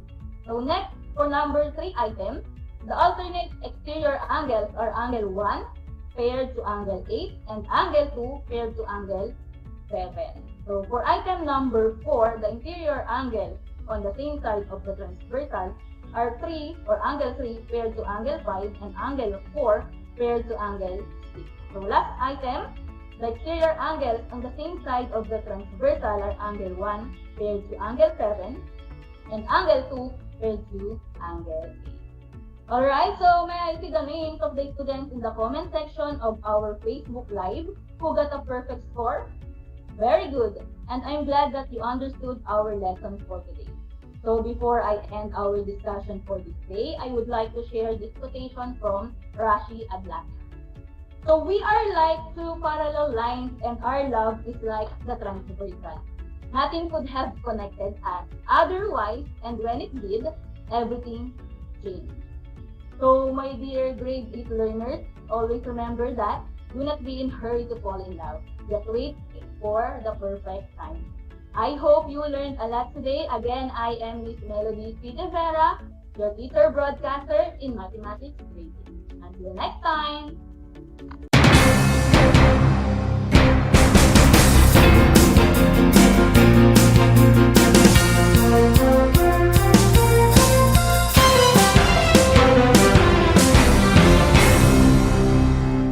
Wagi sa kaalaman, kabahagi sa kaligtasan. Gana sa karaman kaparte sa seguridad. Analo at kakapatan, kabiyangan at kilalaban. Narito ang mga dapat gawin kapag may sunog. Kung nasusunog na ang bahay, lumabas agad. Huwag nang magsalba pa ng gamit. Tumawag agad sa fire department o humingi ng tulong sa mga kapitbahay. Takpan ang bibig at ilong upang hindi makalanghap ng usok. Maari ring gumamit ng panyo o tuwalya.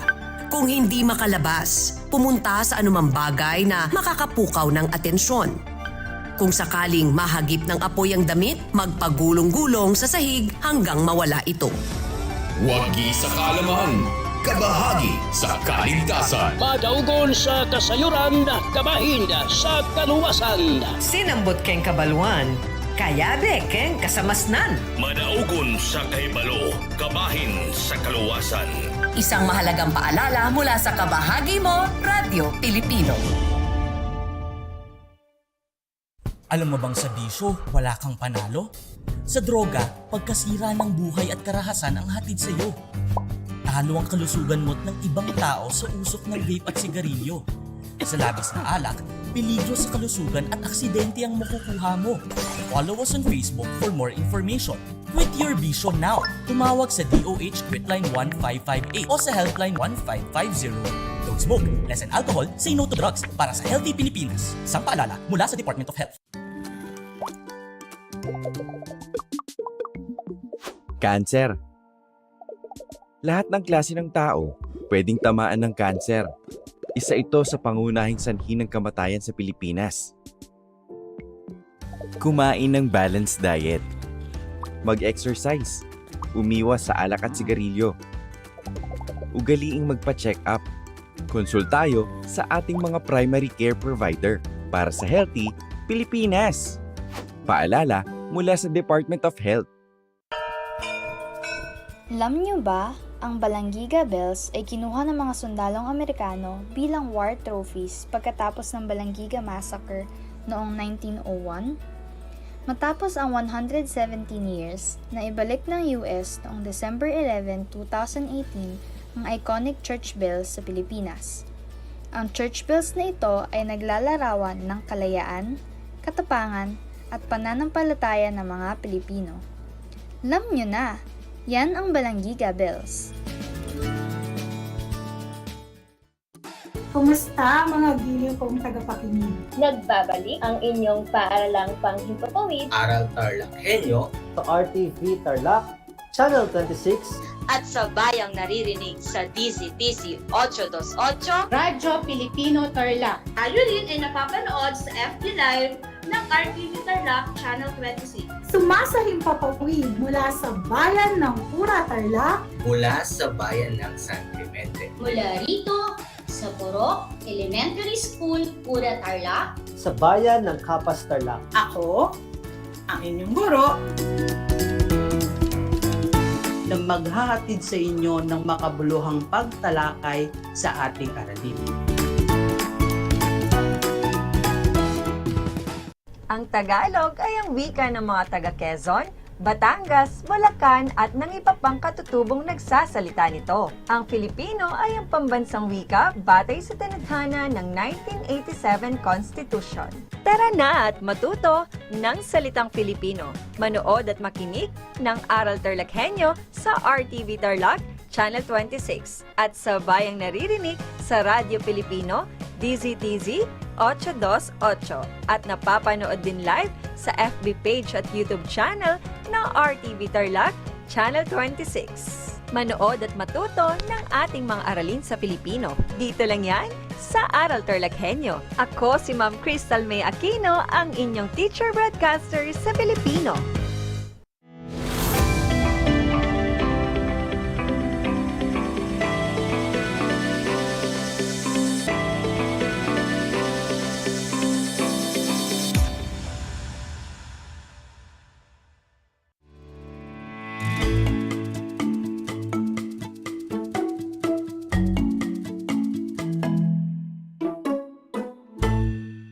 Magandang araw, Tarlac! Magandang araw, mga kapantas! Sumasa inyo ang Aral TarlakHenyo mula sa RTV Channel 26 at kasabay na naririnig sa DCTC 828 Radyo Pilipino Tarlac. Ako si Sir Raido, ang inyong teacher broadcaster para sa asignaturang Pilipino Ika-8 Baitang. Tiyak ko na handa na ang lahat para sa ating bagong aralin na talaga namang kagigiliwan at kapupulutan ng aral ng lahat. Makinig upang matuto, tumutok upang maunawaan, mag-isip upang makapagbigay ng kuro-kuro. Ngunit bago tayo magsimula sa ating aralin, sa araw na ito, kung may mga katanungan kayo, ay maaari ninyong isend sa aking numero bilang 09977-005622. Ulitin ko kung may mga katanungan kayo, maaari ninyong isend sa aking numero 09977-005622. At ating sisikaping sagutan bago matapos ang ating talakayan. Kung sakaling hindi masagot, ay huwag kayong malungkot dahil sasagutin ko naman ito offline. Bago tayo magpatuloy, narito ang ilang mga tagubilin. Una, siguraduhin may laman ang inyong sikmura para maunawaan ang ating talakayan ngayon. Ikalawa, siguraduhin kayo ay nasa komportableng lugar para mapagkinggang mabuti ang ating broadcast. Ikatlo, ihanda ang inyong learning activity sheet, ang inyong papel at panulat para itala ang mga mahalagang pangyayari sa ating aralin. At ikaapat, makibahagi sa mga aktibidades sa talakayan sa pamamagitan ng pagsagot sa ating Facebook chat box o kaya sa ating messenger. Bago tayo dumako sa ating makabuluhang talakayan sa araw na ito, atin munang balikan ang paksang aralin na ating tinalakay noong nakarang araw na inihatid sa atin ni Ma'am Charmaine Gonzalo. Ito ay patungkol sa paggamit ng wika ng mga kabataan sa pamamagitan ng isang gawain. Tawagin natin ang ating gawain na Wika Ko, Kahulugan Mo. Sa pamamagitan ng pagtukoy sa ginamit na wika ng kabataan mula sa bawat pangungusap sa akda ni Balagtas, at ang mga salitang ito ay bibigyan ninyo ng kahulugan. Handa na ba ang lahat para sa ating gawain? Kung ganon, simulan na natin. Para sa ating unang bilang, tunay na lodi si Balagtas sa ipinamalas niyang kagalingan sa paglikha ng tula. Ulitin natin, tunay na lodi si Balagtas sa ipinamalas niyang kagalingan sa paglikha ng tula. Kung ang kasagutan ninyo ay ang salitang lodi, tama ang inyong kasagutan. Dahil ito ay nangangahulugang idol o idolo o inahangahan na kadalasan niyong ginagamit sa klase kapag ang inyong kaklase ay nakasagot sa recitation. Para sa ikalawang bilang naman, petmalu ang mga katagang ginamit ni sa Florante at Laura. Titin ko ha. Sa ikalawang bilang, petmalu ang mga katagang ginamit sa Florante at Laura. Kung ang kasagutan ninyo ay ang salitang petmalu, tama ang inyong sagot. At ito ay nangangahulugang malupit o nagpakita ng kahusayan sa isang larangan. At para sa ikatlong bilang o huling bilang, sa puso ng mga mambabasa ay huwerpa, ang walang kamatayang akda ni Francisco. Titin ko, sa puso ng mga mambabasa ay huwerpa, ang walang kamatayang akda ni Francisco. Kung ang inyong kasagutan ay ang salitang huwerpa, tama ang inyong sagot. At ito ay nangangahulugang power o nagpapakita ng lakas ng suporta natin. Ako'y lubusang nagagalak sapagkat natatandaan pa ninyo ang mga mahalagang kaisipang tinatalakay natin noong nakaraan. Tunay nga na lubos ninyong naunawaan ang ating mga nakaraang aralin.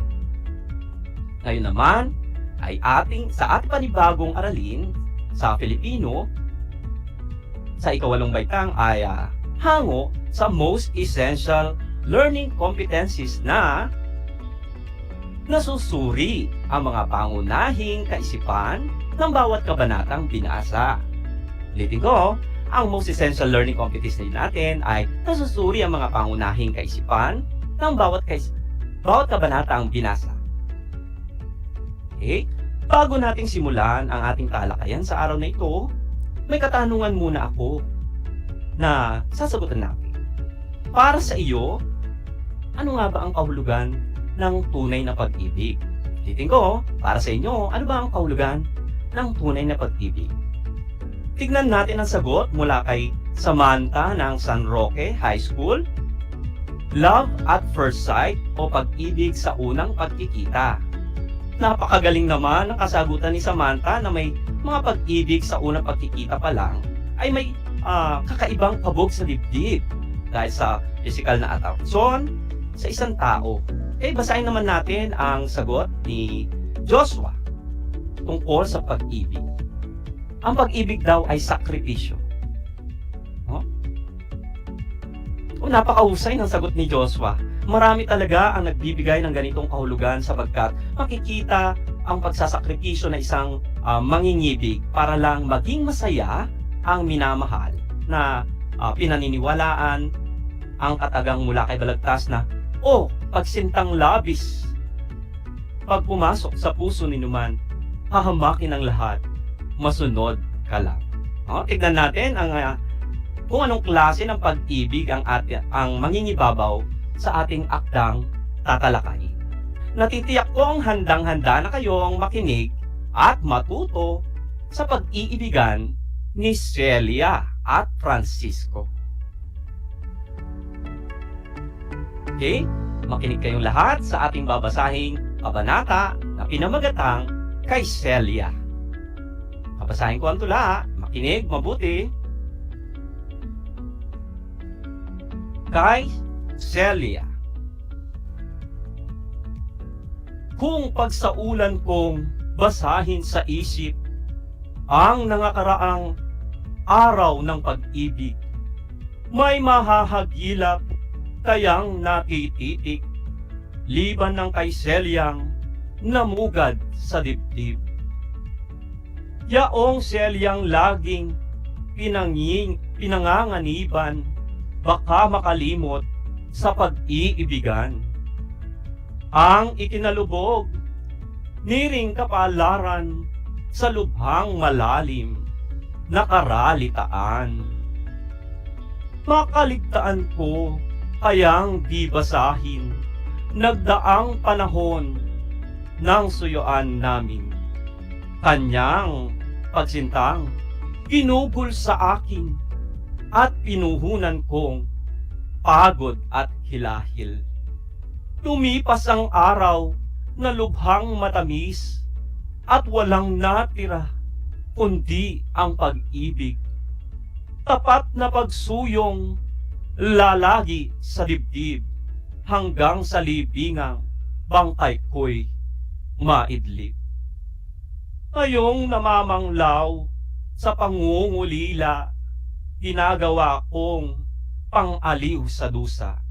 Nagdaang panahoy, inaalala sa iyong larawang ninitang ginhawa. Sa larawang guhit ng sintang pinsel, kusang inilimbag sa puso't panimdim. Nag-iisang sanlang na iwan sa akin ay di mananakaw magpahanggang libing. Ang kaluluwa ko'y kusang dumadalaw sa lansangat na iyong niyapakan. Sa ilog biyeta't hilim na mababaw, yaring aking puso'y laging lumiligaw. Di mamalakaing mupo ang panimtim sa puno ng manggang naraanan natin. Sa nagbiting bungang ibig mong pitasin, ang ulirang sintay aking inaaliw. Ang katauhan ko'y kusang nagtatalik, ang bugtong hininga ng ika'y may sakit. Himitok ko nooy inaring langit, paraiso naman ang may tulong silid.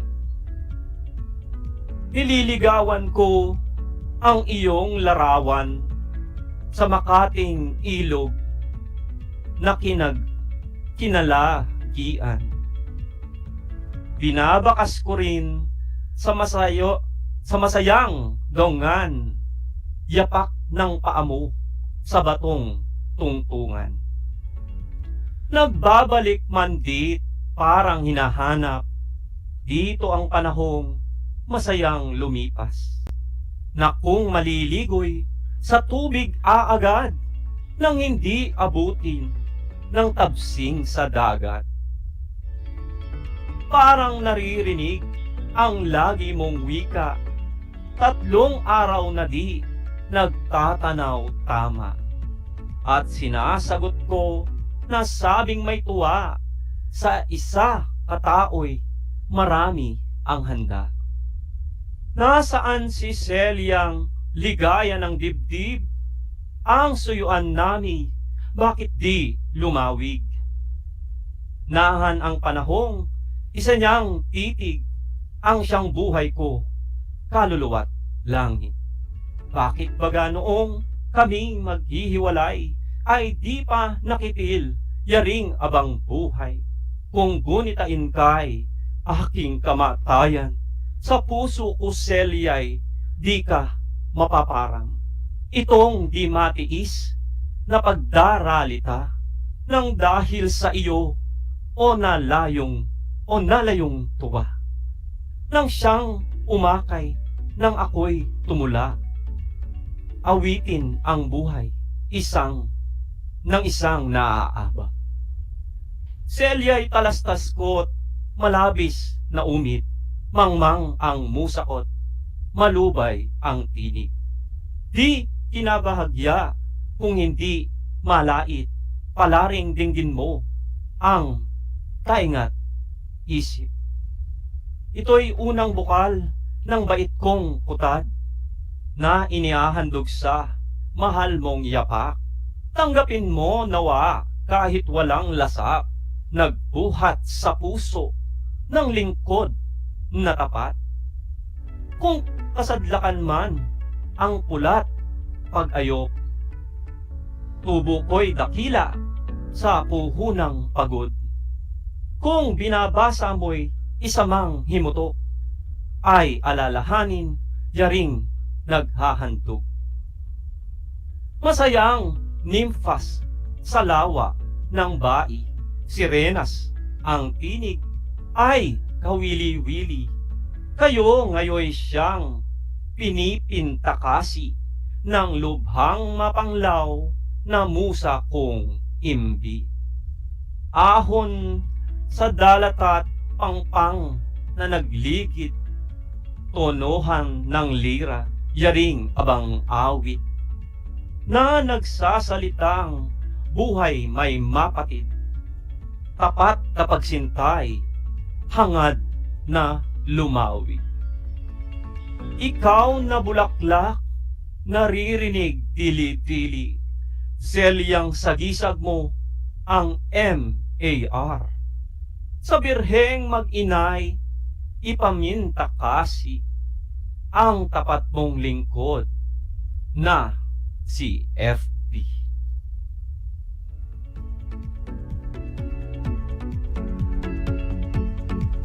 Mga kapantas, alam kong damang-dama ninyo ang pag-ibig ni Francisco Balagtas kay Celia, o mas kilala sa Maria Asuncion Rivera, sa napakinggan ninyong tula. Ngayon naman ay tiyak kong handa na kayong sagutan ang ating mga katanungang hinanda patungkol sa binasa nating tula. Handa na ba kayo? Kung gayon, para sa ating unang katanungan, ano-anong pangyayari ang naalala ni Balagtas kaugnay sa pag-iibigan ni Celia? Isa-isahin ang mga saklong na nagpapatunay dito. Basahin natin ang kasagutan ng ating mga kapantas mula kay Vicky ng Victoria National High School. Sa saknong ika-10 ay ipinapakita ang pagliligaw o panliligaw ni Francisco kay Celia. Tumpak na tumpak ang iyong kasagutan, Vicky. Ang isang lalaki ay dapat munang manligaw. Tama naman, di ba? Ang mga lalaki dapat kailangan munang manligaw upang makita ang tunay na intensyon sa isang babae, na kung saan inaalala ni Francisco na sa Ilog Vieta sila madalas magkita ni Celia. Di ba? Nakayapak pa siya na umaapak sa mga bato. Basahin naman natin ang kasagutan ni Justin sa saknong na ika-7. Ang lahat ng pinuntahan nila ni Celia ay kanya ring binabalikan ng mag-isa. Napakagaling na sagot.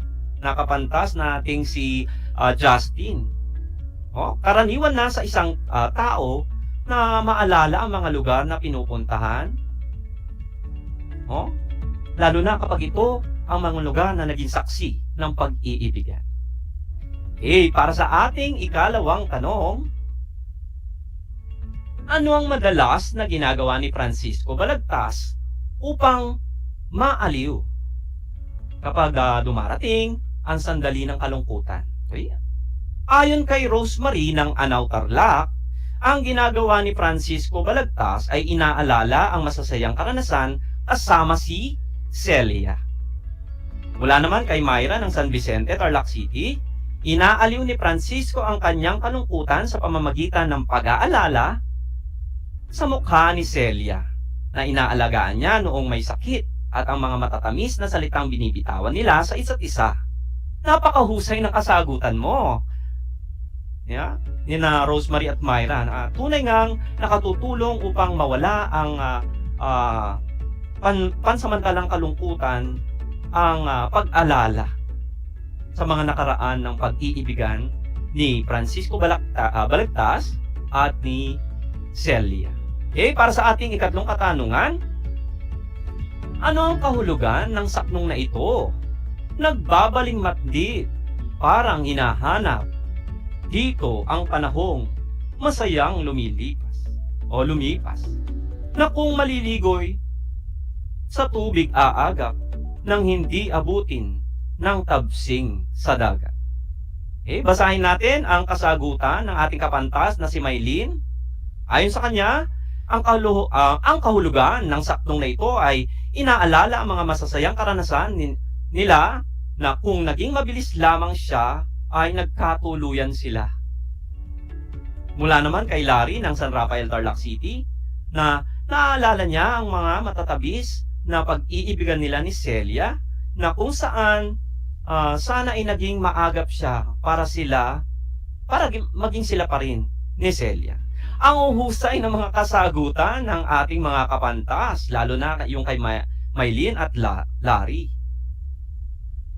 Para sa ating ika-4 na katanungan, ano-ano ang mga maaaring bunga sa isang tao ng labis na kasawian sa pag-ibig? Makabagdamdami ng tanong na ito. Basahin natin ang tanong ni Francis ng Herona Tarlac. Ayon kay Francis, maaaring maging bunga ito ng kawalang ganang mabuhay. Nako. Para naman kay Michelle ng Tibag High School, maaaring manulong sa bisyo o magloko sa pag-aaral ang isang taong nasawi sa pag-ibig. Grabe naman itong mga kapantas natin. Parang damang-daman nila ang pagiging sawi sa pag-ibig. Okay, ayon naman kay Tyrone, ay maaaring tapusin ang buhay ng isang taong sawi. Ay, naku, yun ang pinaka hindi magandang mangyayari kapag tayo ay sawi sa pag-ibig. Ang gagaling ng mga kapantas natin, yan ay mga posibleng magiging bunga ng mga kasawian ng isang tao sa pag-ibig. Ngunit, bilang isang nakakatanda sa inyo, imbis na yan ang mga gawin dahil nasawi sa pag-ibig, bakit hindi natin gawin itong isang inspirasyon, no? Upang mapabuti ang ating buhay sa kabila ng kasawian at kalungkutan ng ating nadarama. Baka sakaling makita man tayo ng ating minamahal, ay baka bigla pa siyang magsisi kapag ang ating buhay ay mas lalo nating pinaganda, ginawa nating maayos.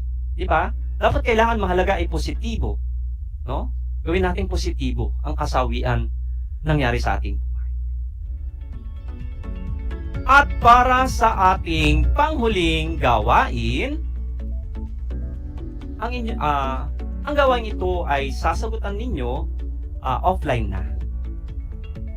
At inyong ipapasa sa inyong guro sa Filipino, ika-8 baita. Narito na ang ating gawain. Kung nagkataon na ikaw si Balagtas, ito ay para sa mga lalaki, mga kapantas na lalaki, o si Celia. Si Celia naman, ito naman ay para sa mga kapantas nating babae. Paano mo ipapakita ang tunay at wagas na pag-ibig o pagmamahal sa iyong minamahal? Ulitin ko para sa gawain ito, kung nagkataon na ikaw si Balagtas para sa mga lalaki, o ikaw si Celia para naman sa mga babae, paano mo ipapakita ang tunay at wagas mong pagmamahal sa iyong minamahal?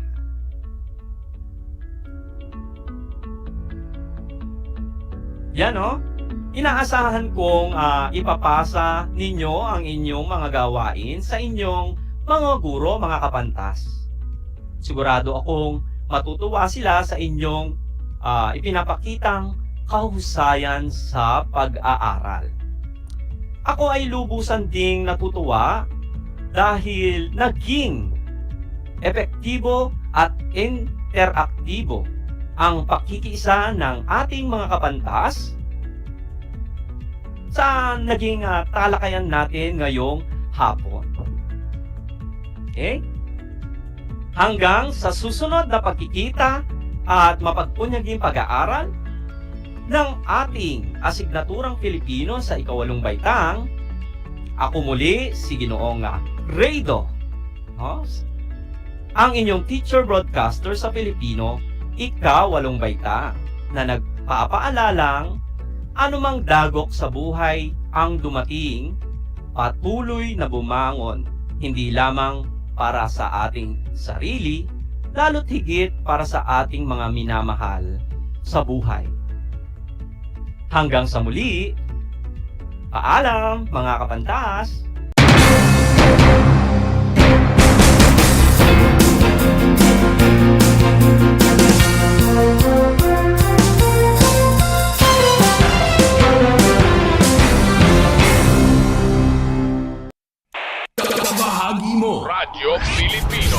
Saan mang bahagi ng Pilipinas, saan mang bahagi ng mundo, anumang uri ng pamumuhay, kabahagi mo, Radyo Pilipino, Radyo Pilipino, sumasahimpapawid sa DWPR 1296, Dagupan, DZTC 828, Tarlac, DZLT 1188, Lucena, DZYM 1539, Mindoro, DWRL 1080, Legazpi, DWRN 657, Naga, DYRB 540, Cebu, DYRL 1035, Bacolod, DYRN 1134, Dumaguete, DXCO 1044, Cagayan de Oro, DXGS 765, General Santos, DXOC 1494, Ozamis, DXOW 981, Davao, at Radio Filipino Podcast Center, Manila. Ito ang kabahagi mo, Radio Filipino, napapakinggan on air, and online sa buong mundo sa pamamagitan ng www.radiofilipino.com. Impormasyong may kalidad at serbisyong may halaga. Kasama, katuwang, kapinoy, kabahagi mo, Radio Filipino, Radio Filipino.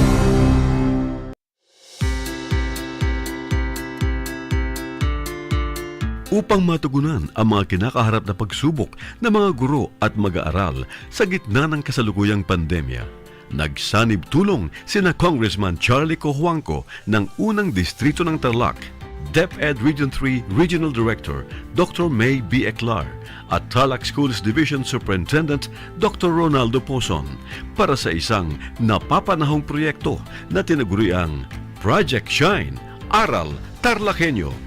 Ang mga mag-aaral ng Grade 4 at Grade 5, ganon din ang Grades 8 and 9 sa buong probinsya ng Tarlac, kasalukuyang sumasailalim sa radio-based instruction. Katuwang ang himpilang DZTC 828 kHz AM at RTV Tarlac, Channel 26. Ang Tarlac po nangunguna po ngayon pagdating po sa radio-based instruction. Marami pong humahanga sa atin. I'm very happy this station, itong DCTC, could reach the whole of Region 3. Hindi natin alam, we are contributing. We are creating a very big dent in the history of Philippine education. And I am proud. I am here in Tarlac. This is the noble cause of education in which you and I, without you knowing it, we are bound to do.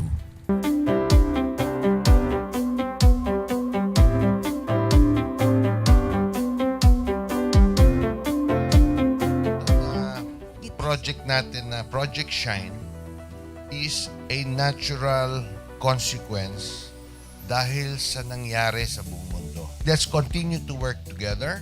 I think it's very Filipino to practice bayanihan in anything or most of the things that we do. And this is a manifestation of that. No? We have private sector, we have DEPED, we have local government, all working together.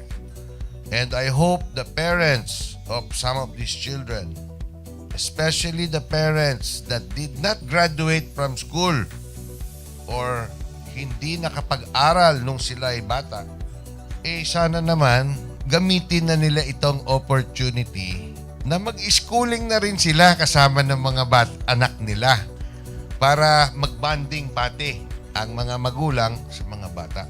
I look at this as doing God's work. Diba?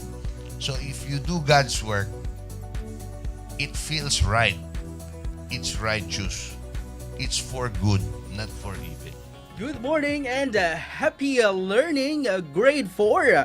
Welcome to Aral TarlakHenyo here on RTV Tarlac, Channel 26. Simulcast over DZDZ 828, Radio Filipino Tarlac. I am Teacher Mercy Pacheco Bognot. This is Alistair Aidatu. I am Marie Josephine B. Andrade. I am Teacher Princess Marie Andueñas, and I will be your teacher broadcaster for today.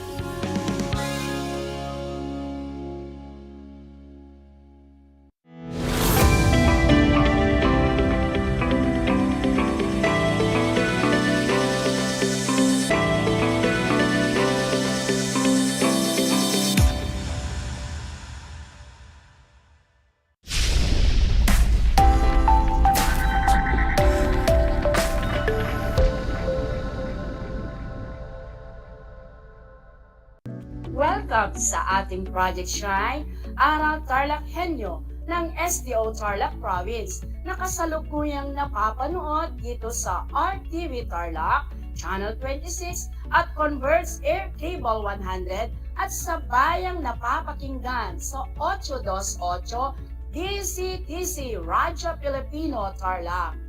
Magandang buhay, mabuting tao. Kamusta kayo mga ginigiliw kong tagapakinig? Ang aking pagbati at paghanga sa inyong pagpapahalaga sa edukasyon at ang pagpupursiging matapos ito ng nagtatagumpay sa kabila ng hamon ng pandemya. Ako ang inyong guro sa edukasyon sa pagpapakatao, ikasyam na baitang Inang Alalin C. Antonio, sumasahimpapawid mula sa bayan ng Herona, lalawigan ng Tarlac. Sasamahan at gagabayan ka sa pampagkatuto sa Most Essential Learning Competency na napatutunayan na ang pagiging tugma ng mga personal na salik sa mga pangangailangan o requirements sa napiling kursong akademiko, teknikal vokasyonal, sining at sports o negosyo ay daan upang matiyak ang pagiging produktibo at pakikibahagi sa pagpapaunlad ng ekonomiya ng bansa. Natitiyak kong kayo ay handang-handa na mga anak sa ating bagong aralin sa araw na ito. Maging alerto at listo anumang impormasyong magbibigay sa atin ng inspirasyon, pag-asa at aral sa buhay na makatutulong sa pagiging mabuting tao. Makikita sa inyong screen mga anak ang larawan ng learner's material na ating gagamitin sa ating talakayan sa edukasyon sa pagpapakatao, baitang siyam. Mangyaring buksan ito sa pahina 217 hanggang 226. Para sa pagpapatuloy ng ating aralin, magbalik-aral muna tayo. Napagnilayan mo ang mga hakbang upang maisakatuparan at mapaunlad ang iyong mga talento at kakayahan ayon sa iyong hilig, mithiin at sa mga lokal at global na demand. Natutunan mo rin sa nakarang araling ito ang ilan sa panloob na salik na makatutulong sa iyo upang pumili ng kurso na iyong kukunin kapag ikaw ay nasa senior high school na. Ito ay ang iyong talento, hilig, kasanayan at pagpapahalaga. Mahalaga na iugnay mo ang mga batang ito upang maging tiyak ang pagpili mo ng kurso o track. Mahalaga na habang maaga ay napaghahandan mo na ang kurso o track na iyong kukunin upang hindi masayang ang iyong mga oras. Ngayon mga anak, dumako naman tayo sa ating aralin. Ang mga panlabas na salik na makakaapekto sa pagpili ng track o kurso. Sa araling ito ay matatalakay ang ilan pang mga salik na makatutulong sa iyo upang higit pang mapaghandaan ang iyong kinabukasan. Ang talento, hilig, kasanayan at pagpapahalaga ay ang mga panloob na salik na ating tinalakay na maaari mong gamiting batayan sa pagpili mo ng kurso o track. Ito ay mahalagang maunawaan at mapaghandaan, subalit hindi lamang ito ang mga salik na maaari mong pagbatayan. Marapat lamang na alam mo rin ang mga panlabas na salik na maaaring makaimpluwensya sa pagpili mo ng kurso o track. Ang mga panlabas na salik ay ang mga bagay na labas sa iyong sariling katangian at kakayahan. Subalit, maaari mong batayan sa paggawa ng desisyon, lalo na sa pagkuha ng kurso. Ang pagiging tugma ng mga personal na salik sa napili mong kursong akademiko, technical vocational, sining at sports o negosyo ay matitiyak nito ang pagiging produktibo at makatutulong sa pagpapaunlad ng ekonomiya ng ating bansa. Mga anak, ano-ano nga ba ang mga panlabas na salik na ito? Number 1, impluwensya ng pamilya. Maaring makaimpluwensya sa iyong pasya ang mga suhestyon o gustong kurso ng mga magulang, kapatid o kamag-anak. Maaari mo ring sundan ang trabaho na mayroon ang iyong mga magulang. Halimbawa na lamang nito ay kung ano ang mga magulang mo ay parehong guro, maaaring ikaw ay mahikayat upang maging isang guro na tulad nila. Mga anak, dumako naman tayo sa pangalawang panlabas na salik. Number 2, impluwensya ng barkada. Malaki ang impluwensya ng kabarkada o kaibigan sa pagkuha ng kurso ng isang tao. Bunga ng madalas na pag-uusap ng magkakaibigan, nahihikayat ng bawat isa na kumuha ng pare-parehong kurso para manatiling magkakasama. Halimbawa nito ay ang mga mag-aaral sa isang section tulad ng Humanities and Social Sciences.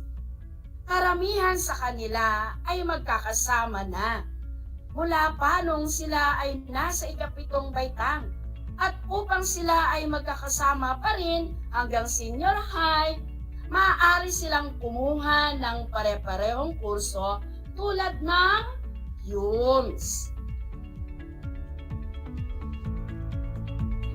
Pumunta naman tayo sa pangatlong panlabas na salik.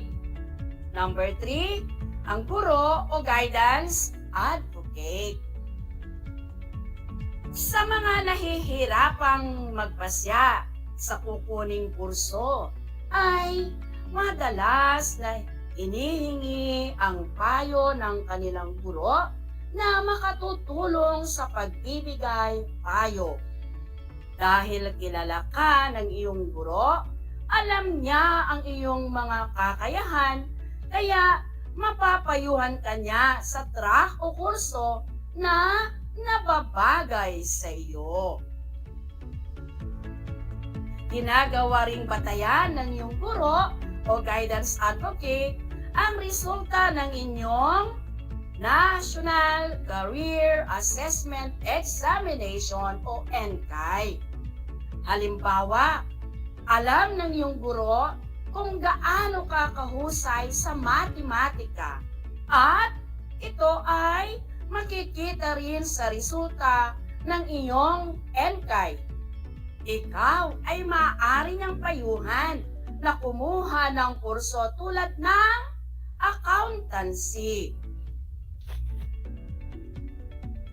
Dumako naman tayo sa pang-apat na panlabas na salik. Number 4, ang kakayahang pinansyal. Ito ay ang kalagayan ng iyong pamumuhay at kakayahan ng mga magulang mo na pag-aralin ka sa kursong nais mo. Maaari kang pumili ng ibang kurso na kakayaning tugunan ng iyong magulang. Dumako na tayo sa panglima na panlabas na salik. Number 5, ang local at global na demand. Mahalaga na alam mo kung ang iyong nais na kurso ay kabilang sa mga trabahong higit na kailangan o mataas ang demand sa ating bansa maging sa abroad. Ang local na demand ay tumutukoy sa mga trabaho o industriyang mayroong mataas na porsyento ng pangangailangan sa lokal o sa loob lamang ng isang bansa. Batay sa datos na inilabas ng Department of Labor and Employment, naririto ang mga industriyang in demand o may malaking porsyento na nangangailangan na manggagawa dito sa lokal. Letter A. Hotel at restaurant. Mga manggagawa sa industriya ng paggawa ng pagkain at sa mga akomodasyon. Letter B. Cyber services. Mga manggagawa sa call center company, IT, o mga trabahong may kaugnayan sa computer at HR na may kaugnayan sa paghahanap ng manggagawa sa isang kumpanya. Letter C. Banking and finance. Mga manggagawa sa bangko o may kaugnayan sa pinansyal na institusyon o kumpanya. Alamin din natin ang global demand. Ang global na demand ay katulad din ng lokal na demand na tumutukoy rin sa mga trabaho o industriyang mayroong mataas na porsyento ng pangangailangan. Ngunit, ito ay nakabase sa panglahatan kung saan kasapi na ang lahat ng bansa ng mundo. Mga anak, tatalakayin naman natin kung ano ang mga halimbawa ng mga industriyang in demand sa global. Letter A. Domestic helpers. Mga manggagawang tumutulong sa mga gawaing bahay. Letter B. Production and relate workers. Mga manggagawang nasa factory o pagawaan. Letter C. Nurses. Letter D. Caregivers. Tagapangalaga sa mga matatandang banyaga. And letter E. Cooks or related works. Letter F. Wireman, electrical, and related. Mga manggagawang may kaalaman sa pagkumpuni ng mga linya ng kuryente. Letter G. Workers. Kayang gumawa ng iba't ibang trabaho. Mga anak, ang mga halimbawa ng lokal at global na demand ng industriya ay makatutulong upang makapamili kayo ng iyong kurso pagdating ninyo sa senior high school. Mga anak, may inihanda akong isang kwento na kapupulutan natin ng aral. Ang kwentong ito ay pinamagatang walang imposible. Bulat, nagtapos na summa cum laude sa Pangasinan. Isa na namang kwento ng tagumpay ang umani ng papuri sa social media matapos itong pumukaw ng atensyon dahil sa istoryang tiyak na kapupulutan ng aral. Kilalanin natin si Minnie Avelin Juan at alamin ang kanyang kwento. Napagkaitanman ng paningin, hindi ito naging hadlang para kay Minnie para abutin ang kanyang mga pangarap. Hindi man makakita, kitang-kita naman ang mga magagandang oportunidad na magbubukas sa kanya sa hinaharap dahil sa kanyang taglay, na katalinuhan, na naging rason kung paano niya nakamit ang pinakamataas na karangalan sa universidad. Kung ang ilan sa mga kabataan ngayon ay binabaliwala o hindi binibigyan ng importansya ang kanilang pag-aaral, salungat dito ang pananaw sa buhay ni Minnie. Ito ay sa kabila ng kanyang kapansanan. Taas noo na pinatunayan sa lahat ng naturang estudyante na hindi kailanman magiging balakid sa taong may pangarap ang pagkakaroon ng isang disabilidad. Ito ay matapos umangat ni Minnie sa buong klase nang siya ay nagtapos at hirangin bilang summa cum laude ng kanilang batch. Pangalawa sa 4 na magkakapatid, ipinanganak na bulag ang nasabing mag-aaral na nagmula sa pamilya ng mga doktor. Ang nanay at ang tatay niya na si Dr. Angelo Juan at Dr. Maria Lilia Juan ay pawang mga doktor. Nagtapos siya ng elementary at high school na may bitbit na medalya at naging magna cum laude naman sa Trinity University of Asia sa kanyang kinuhang kursong Bachelor of Arts in English. Samantala, nakamit naman ni Minnie ang pinakamataas na karangalan sa Virgen Milagrosa University bilang summa cum laude sa kursong Bachelor of Elementary Education, Major in Special Education. Nagturo si Minnie sa kanyang mga kapwa visually impaired sa Virgen Milagrosa University sa San Carlos, Pangasinan.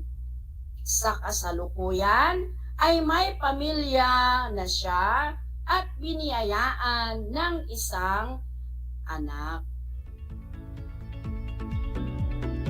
Ang kahangahangang kwento ni Minnie kung saan nalagpasan niya ang mga pagsubok at naabot ang tagumpay na nagpapatutuo lang sa kasabihan na walang imposible sa taong determinado sa buhay.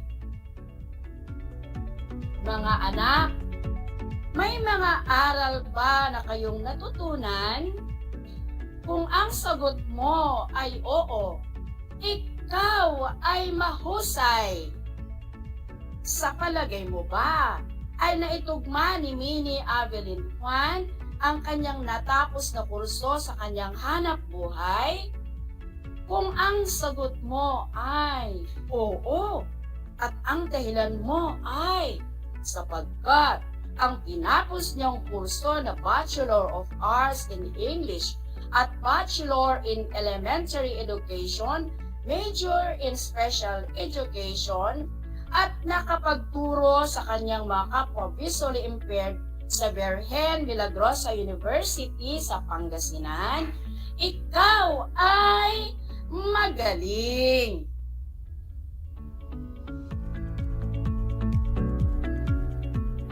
Nakakaapekto ba ang mga panlabas na salik sa pagpili ni Minnie Avelin Juan ng kurso na Bachelor of Elementary Education, Major in Special Education? Anong panlabas na salik ang nakaapekto sa pagpili niyang ito? Ang sagot ni Renely Ann ng Cardona National High School ay oo. Nakaapekto ang ilan sa mga personal na salik sa kanyang piniling kurso. Ilan sa mga ito ay ang impluwensya ng kanyang mga magulang na pawang mga doktor. Hindi siya pinabayaan ng kanyang mga magulang sa kabila ng kanyang espesyal na pangangailangan. Binabati kita, anak. Ikaw ay napakagaling. Mga anak, hindi lang impluwensya ng pamilya o magulang ang siyang dahilan kung bakit nagpursige si Minnie Evelyn Juan sa kanyang pagtuturo. Ito ay ang kakayahang pinansyal at pagpapahalaga sa edukasyon sa kabila ng kanyang kapansanan. Iminulat niya sa lahat ng mga kabataan ang kahalagahan ng pagtupad ng mga pangarap sa buhay. Sabi nga niya, walang imposible sa taong determinado sa buhay. Mahalagang tandaan, mga anak, ang mga sumusunod na konsepto mula sa ating aralin ngayong araw.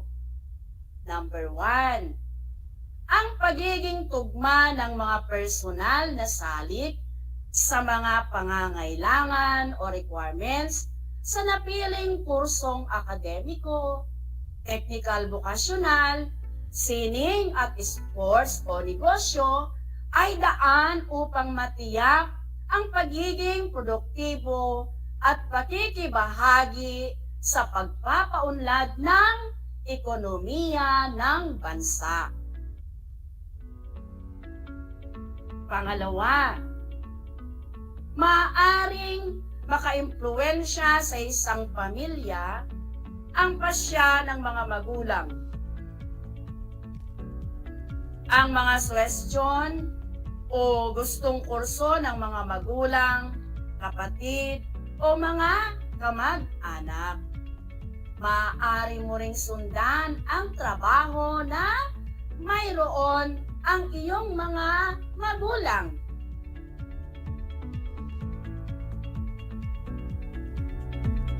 Number 3,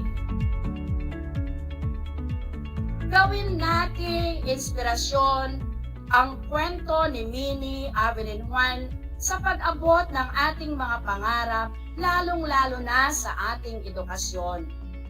Hindi kailanman maging hadlang ang disabilidad sa pagkamit mo ng iyong tagumpay sa buhay. Isang talakayan na naman ang malapit ng matapos. Ako ay masayang-masaya sa pinapakita ninyong aktibong pakikibahagi sa ating aralin. Ngayong araw, higit sa lahat, ang inyong pagmamahal sa edukasyon. Ipagpatuloy ang kagandahang asal na ito, mga anak. Hakbang tungo sa katuparan ng iyong mga pangarap sa hinaharap. Sa puntong ito, panahon na upang alamin kung kayo ay may natutunan mula sa ating aralin sa pamamagitan ng munting pagsusulit. Panuto, isulat ang salitang tama kung ang sitwasyon ay nagsasaad ng wastong diwa at mali kung hindi.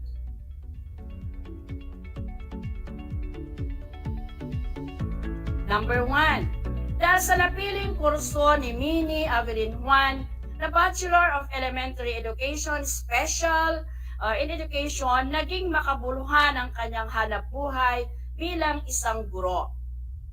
Uulitin ko, dahil sa napiling kurso ni Minnie Evelyn Juan na Bachelor of Elementary Education, Major in Special Education, naging makabuluhan ang kanyang hanapbuhay bilang isang guro. Ang sagot ay tama.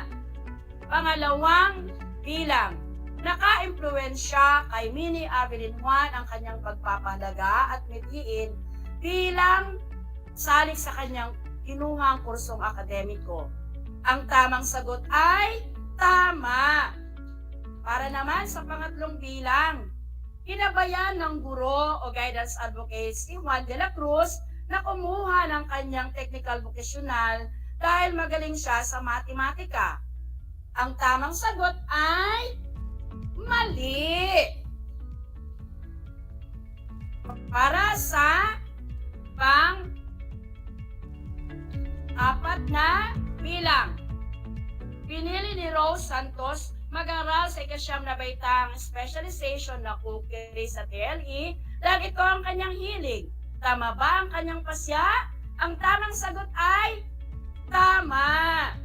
Binabati ko kayo lahat mga anak sapagkat natitiyak kong nakuha ninyong lahat ang tamang sagot sa ating pagsusulit. Mula sa akin, tanggapin ninyo ang mga salitang magaling, mahusay, mabuting tao. Muli, ako ang inyong guro sa edukasyon sa pagpapakatao, baitang siyam, Ginang Adeline C. Antonio, sumasaimpapawid mula sa bayan ng Herona, na nagpapaalala na piliing maging mabuting tao sa lahat ng panahon at pagkakataon. Hanggang sa muli!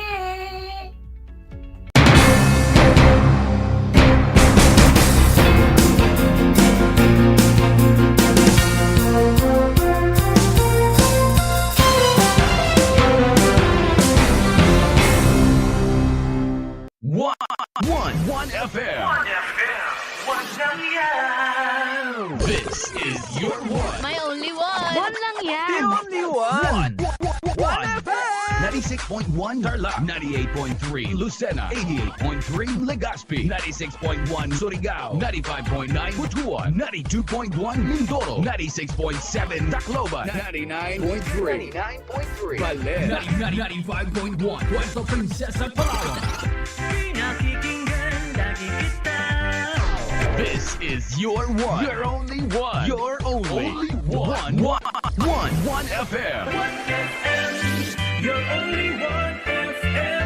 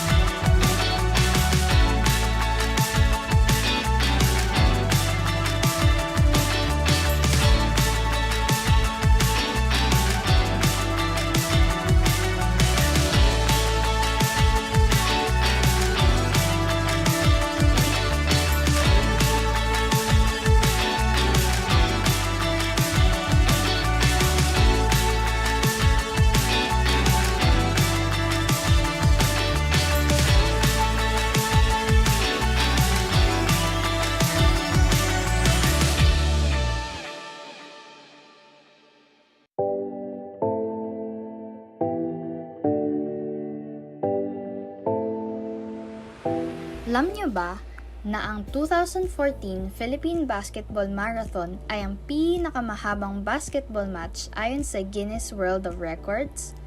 Ang laro ay naganap mula March 24 hanggang March 29, 2014 sa Meralco Gym sa Pasig at tumagal ng 120 hours.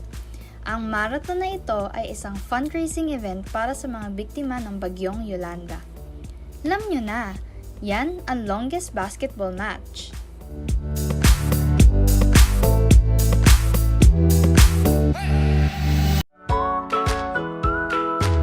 Good morning, grade 5 learners.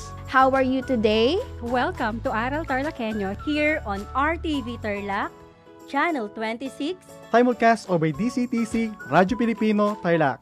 I am Sir Joshua Evaristo, your teacher broadcaster, aiming to give you another fun-filled learning experience, serving you with the different skills learned And have fun together.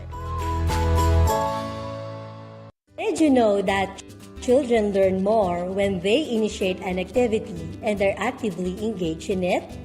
This is your science teacher broadcaster, Princess Diana L. Ronquillo for Aral TarlakHenyo. Let's learn science together on Aral TarlakHenyo. Catch us live every Monday to Friday from 8:30 a.m. to 5:30 p.m. Watch Aral TarlakHenyo on RTV Tarlac, Channel 26, simulcast over Radio Filipino, DZTC 828 kHz, and streamed live on FB page and YouTube channel of RTV Tarlac, Channel 26.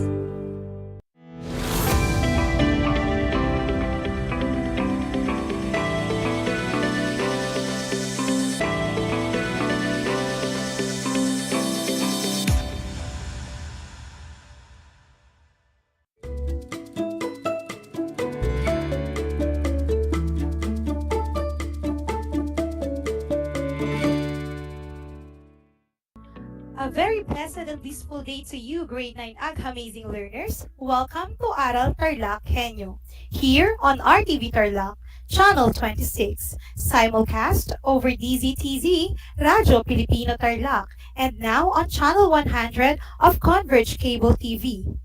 Live here at Josephine M. Coanco National Technical Vocational High School, here in Mayantok, Tarlac via remote live broadcast, I am teacher Micaela Lapitan Sinido, your teacher broadcaster for Science Grade 9. Come and join me in an Ag-Amazing and essential learning experience as we explore the fascinating and interesting concepts in the world of science.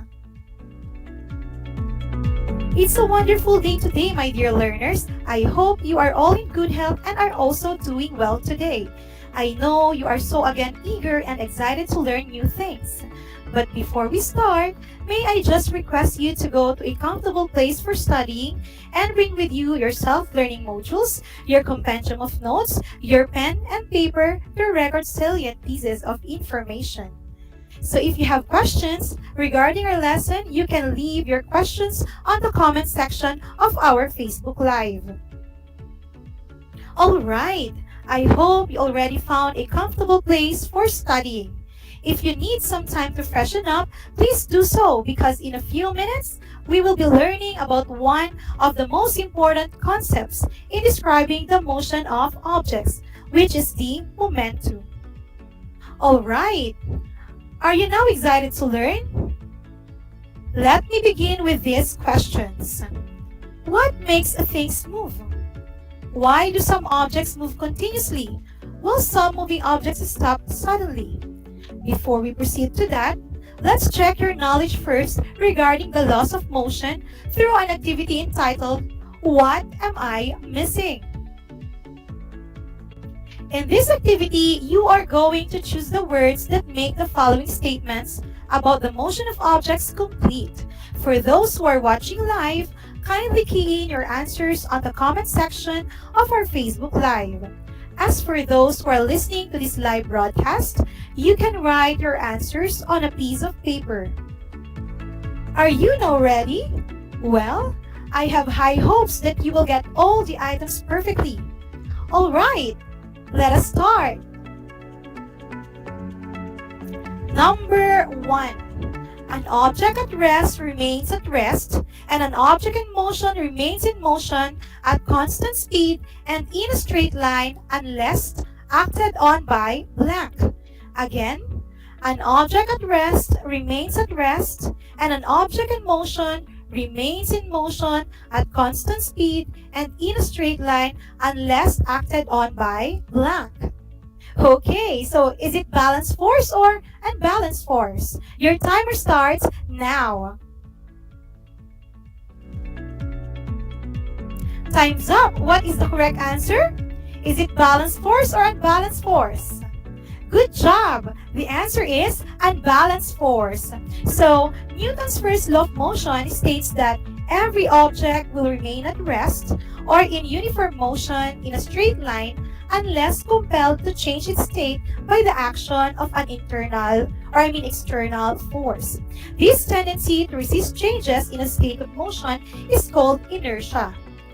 Now, let's move to number 2. the acceleration of an object depends on blank of the object and the amount of force applied. Again, the acceleration of an object depends on the blank of the object and the amount of force applied. Is it mass or velocity? Your timer starts now. If your answer is mass, then you are correct.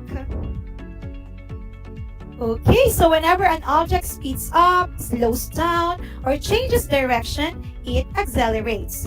Acceleration occurs whenever an unbalanced force acts on an object. Two factors affect the acceleration of an object. First is the net force, and the next one is the object's mass. Now, let's move to the third statement.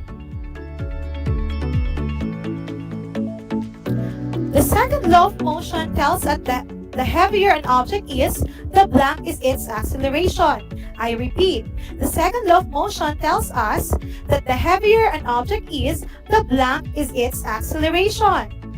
Is it higher or lower? What could be the answer? Your timer starts now.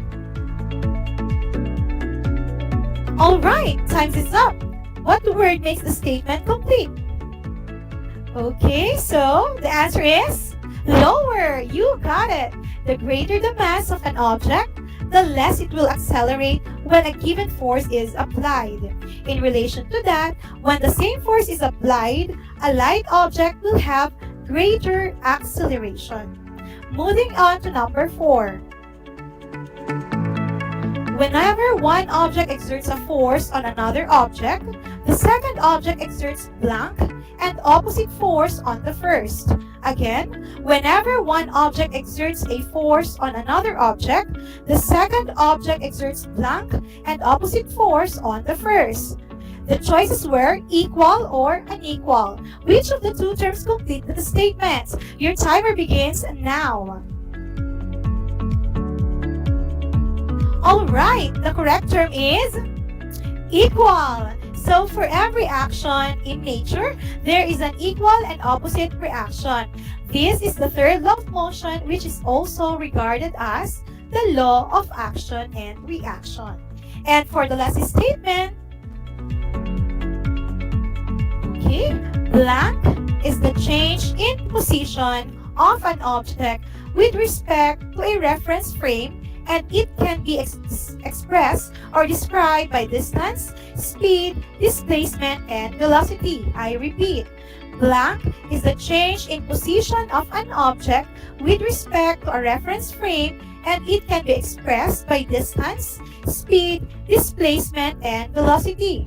So, is the missing word motion or impulse? Your 5 seconds begins now. Okay, so if your answer is motion, then you are correct. So, did you get all items correctly? Surely you did. Congratulations, my dear learners. You are indeed amazing. Okay, so in grade 7, you learned that motion is the change in position with respect to a reference frame, and it can be described in terms of distance, speed, displacement, and velocity. In grade 8, you have learned that the unbalanced force can cause stationary objects to move. So, according to Newton's second law of motion, the greater the force applied, the larger the object's acceleration is. It is stated that with the same force, acceleration. So, in today's lesson, we will investigate how the mass of an object affects its motion. So here are the objectives for today's lesson. Number 1, to explain what momentum is. Number 2, to determine the factors that affects the momentum of objects. And number 3, to solve problems relative to objects' momentum. And with this, let's start our lesson by defining what an object's momentum is. Okay, so momentum can be defined as mass in motion. If an object is at rest, it has no momentum. All objects have mass, so if an object is moving, then it has momentum. It has its mass in motion. The amount of momentum that an object has is dependent upon two variables. First, how much the stuff is moving. And second, how fast the stuff is moving. So, momentum depends upon two variables. We have the mass and velocity. The higher the mass of an object, the higher its momentum. In relation to that, an object that is small, despite of being light, can still have higher momentum if it moves with a higher velocity. A bus traveling, for example, has a momentum. The momentum of a bus is the product of its mass and velocity, also known as P is equal to M times V. Thus, the momentum of the bus is greater than the car of the same velocity, since the bus is more massive than the car. On the other hand, a jeepney parked on the side of the road has no momentum at all. That is because it has no velocity. Therefore, an object can have a large momentum if its velocity is increased. Now let's check your understanding about the presented concept on momentum through an activity entitled Higher or Lower. In this activity, you will complete the given statements by choosing either the word higher or lower to make the statement correct. The statements will be read twice and you will be given 5 seconds to answer. For those who are watching live, kindly key in your answers on the comment section of our Facebook Live. As for those who are listening to this live broadcast, you can write your answers on a piece of paper. So, are you now ready? Well, I hope that you will again answer all items perfectly, like you did in the first activity. So, without further ado, let us start. Number 1. Moving at the same velocity, a truck has a blank momentum than a car. I repeat, moving at the same velocity, a truck has a blank momentum than a car. So is it higher or lower? Your timer begins now. Time's up. The answer is higher. Okay. So, moving at the same velocity, a truck has a higher momentum than a car. This is because a truck has more mass compared to a car. Now, let's move to number 2. A man when walking has a blank momentum compared when he is running. Again, a man when walking has a blank momentum compared when he is running. So, is it higher or lower? Your timer begins now. Okay, so what do you think is the correct term? You're right. The answer is lower. Okay, so a man when walking has a lower momentum compared when he is running, and this is because walking results to a lower velocity than running. Moving on to the third statement. A 1,250 kilogram car moving at a speed of 60 kilometers per hour has a blank momentum than a 1,500 kilogram car moving at the same speed. Again, a 1,250 kilogram car moving at a speed of 60 kilometers per hour has a momentum than a 1,500 kilograms car moving at the same speed. So, is it higher or lower? Your 5 seconds begins now. Time's up. Is the missing word higher or lower? Terrific! You're right. The answer is lower. Okay, so you know what, my learners, you really are awesome. Now let's move to the next statement. Number 4. A brick drop from a building's rooftop has a blank momentum than a paper drop at the same height. Again, a brick drop from a building's rooftop has a blank momentum than a paper drop at the same height. So, I'm sure you know the answer to this. Is it higher or lower? Your timer starts now. So what do you think is the correct term? Good job! It's higher. Okay, so a brick drop from a building's rooftop has a lower momentum or higher momentum than a paper drop at the same height. This is because it is heavier. Now let's move to the last statement. Number 5. A car going down a hill has a blank momentum than a car that is parked in front of a building. Again, a car going down a hill has a blank momentum than a car that is parked in front of a building. Is it higher or lower? Your timer begins now. Time's up. Is the missing word higher or lower? Terrific, you're right. The answer is higher. Okay, so a car going down a hill has higher momentum than a car that is parked in front of a building, and this is because a car goes down a hill will have higher momentum.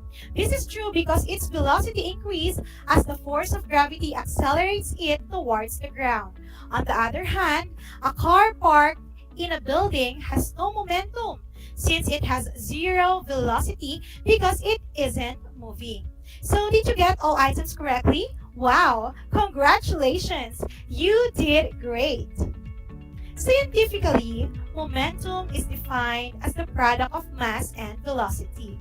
This means that the heavier an object is and the faster it is moving results to a greater momentum. In symbols, momentum is expressed as P is equal to M times V. From the equation, P is the momentum and is expressed in SI unit kilogram meter per second. The M is the mass in kilograms while V is the velocity in meters per second. With this, momentum is said to be a vector quantity and it takes place in the direction of the velocity. So the equation further illustrates that momentum is directly proportional to mass and it is also directly proportional to the velocity of an object. Thus, doubling the mass or velocity of an object would also double its momentum. For stationary objects where the velocity is zero, the momentum is also zero. Now let's try to solve problems relative to the momentum of objects. Sample problem number 1. If a 5.5 kilogram bowling ball is rolling with a velocity of 3.5 meter per second, what is the momentum of the ball?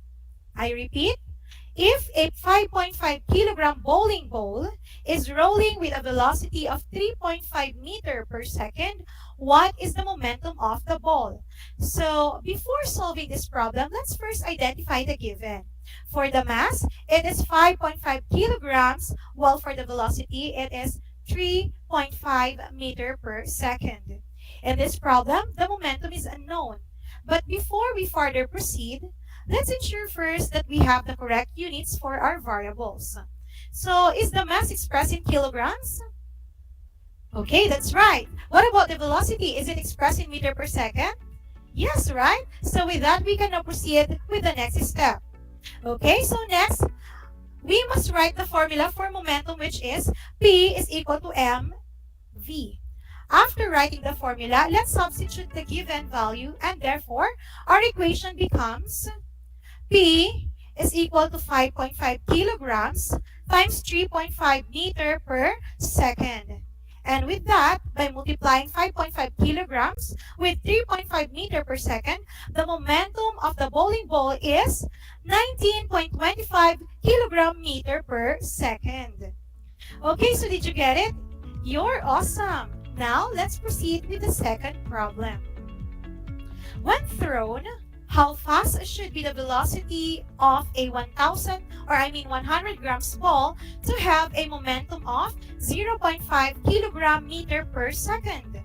When thrown, how fast should be the velocity of a 100 grams ball to have a momentum of 0.5 kilogram meter per second? Again, let us first identify the given. For the mass, it is 100 grams, while for the momentum, it is 0.5 kilogram meter per second. And lastly, the velocity is unknown. So before solving this problem, let's check if our variables are in their proper units. Are they expressed or are they expressed in their correct unit? That's right. The mass should be expressed in kilograms instead of grams. Therefore, we need to convert 100 grams to kilograms. For that to happen, let's first write our starting value. which is 100 grams. Then, we will simply put the equivalent of grams to kilograms. 1 kilogram is equivalent to 1,000 grams. And therefore, if we are going to cancel the unit, we will get 0.1 kilograms. Now that the mass is expressed in kilograms, we can now further proceed with the rest of the steps in solving this problem. Okay, so our formula, or our main formula is P is equal mv. So to get the velocity, we simply put the mass on the denominator of each side of equation. So we are doing this to cancel out the mass next to the velocity so that we can get the correct formula for solving the problem. With this, our formula becomes V is equal to P over M. Substituting the given, the equation will become V equals 0.5 kilogram meter per second divided by 0.1 kilograms. Canceling the units, velocity becomes 5 meter per second. And that's it. Were you able to follow and understand the steps in solving problems relative to momentum? Now, it's your turn to solve problems through the activity entitled Solve It. In this activity, you will be presented with 3 problems. And you will be given 30 seconds to answer. With this, kindly prepare your pen and paper ready. Okay, so that's it. Now, let's begin. Number 1.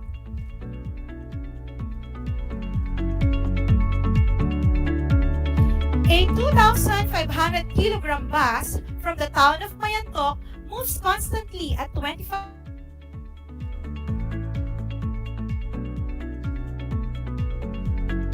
A 2,500 kilogram bus from the town of Mayantok moves constantly at 25 meters per second to Tarlac City. What is the momentum of the bus? Your timer starts now.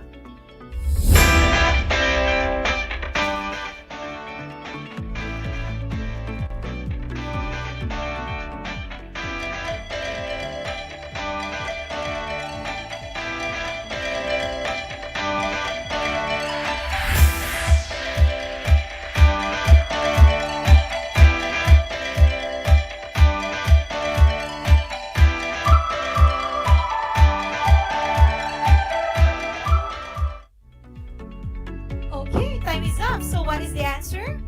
Terrific! You're right. The momentum of the bus is 62,500 kilogram meter per second. Now, let's move to the second problem. What should be the velocity of a 1,250 kilogram car to have a momentum of 24,000 kilogram meters per second? So, what should be the velocity of a 1,250 kilogram car to have a momentum of 24,000 kilogram meter per second? Your timer starts now.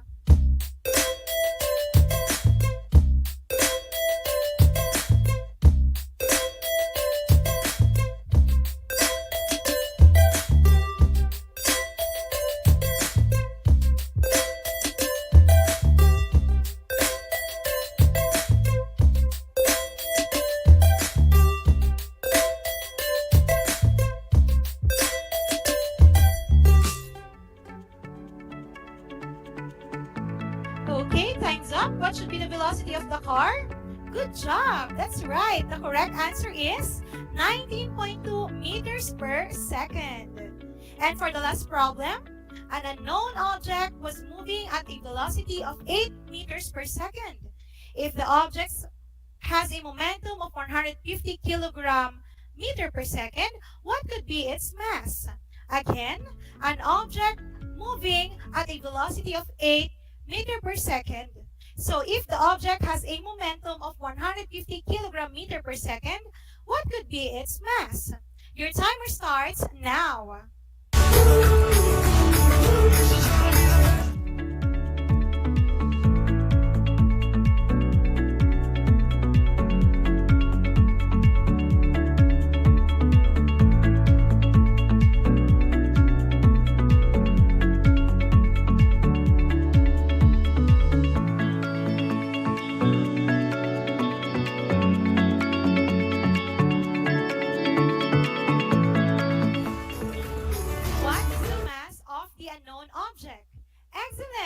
right, the answer is 18.75 kilograms. So did you get all the answers correctly?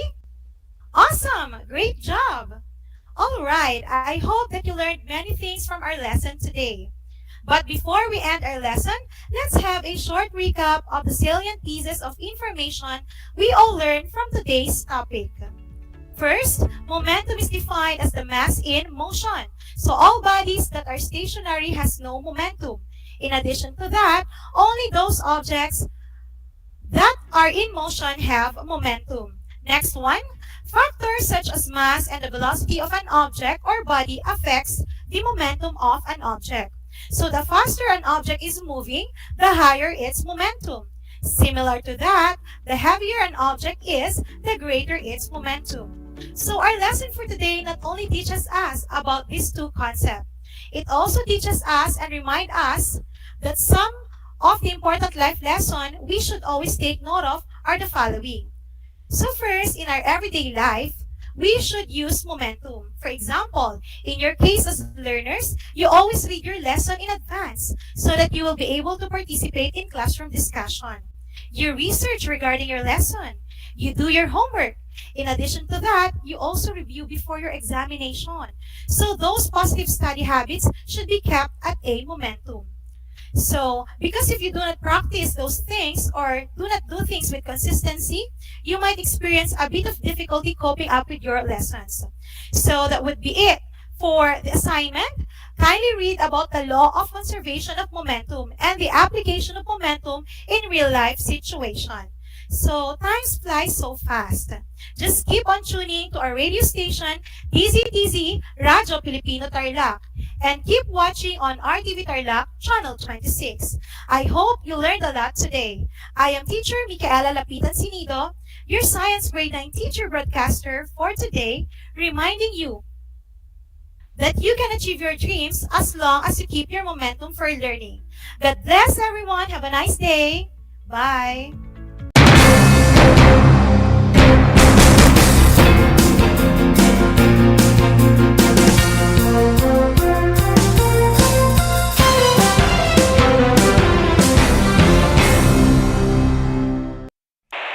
Bahagi mo Radyo Pilipino saan mang bahagi ng Pilipinas, saan mang bahagi ng mundo, anumang uri ng pamumuhay. Ito ang Kabahagi Mo Radyo Pilipino, napapakinggan on air and online sa buong mundo sa pamamagitan ng www.radiopilipino.com. Impormasyong may kalidad at serbisyong may halaga, kasama katuwang Kapinoy. Kabahagi Mo Radyo Pilipino. Gutom ka ba sa impormasyon? May namiss ka bang subject at leksyon? Gusto mo bang alalahanin ang nakaraan o dagdagan ang iyong kaalaman? Lahat yan alamin natin because the professor is in. Professor on air and online. Kasama si Professor Willie Perez. Isang oras na kaalaman, isang oras na makabuluhan. Professor on air. Mamangha at tumawa sa mga tips at trivia. Sa gabay at tanong, sagot ka rin niya. Professor on air and online. Kasama si Professor Willie Perez. Tuwing Sabado, alas 10 hanggang alas 11 ng umaga. Mapapakinggan sa Radyo Pilipino at mapapanood sa RTV Tarlac, Channel 26. Professor on air. Alam niyo ba, ang Balanggiga Bells ay kinuha ng mga sundalong Amerikano bilang war trophies pagkatapos ng Balanggiga Massacre noong 1901? Matapos ang 117 years, na ibalik ng US noong December 11, 2018 ang iconic church bells sa Pilipinas. Ang church bells na ito ay naglalarawan ng kalayaan, katapangan, at pananampalataya ng mga Pilipino. Alam nyo na, yan ang Balanggiga Bells. Multiply 1089 by 9, you will get an answer, the exact reverse, which is 9,801. My name is JRP Duldulao, your teacher broadcaster on Aral TarlakHenyo. For more math trivia and answers to your math questions, Catch Aral TarlakHenyo every Monday to Friday from 8:30 a.m. to 5:30 p.m. Learning math is so much fun!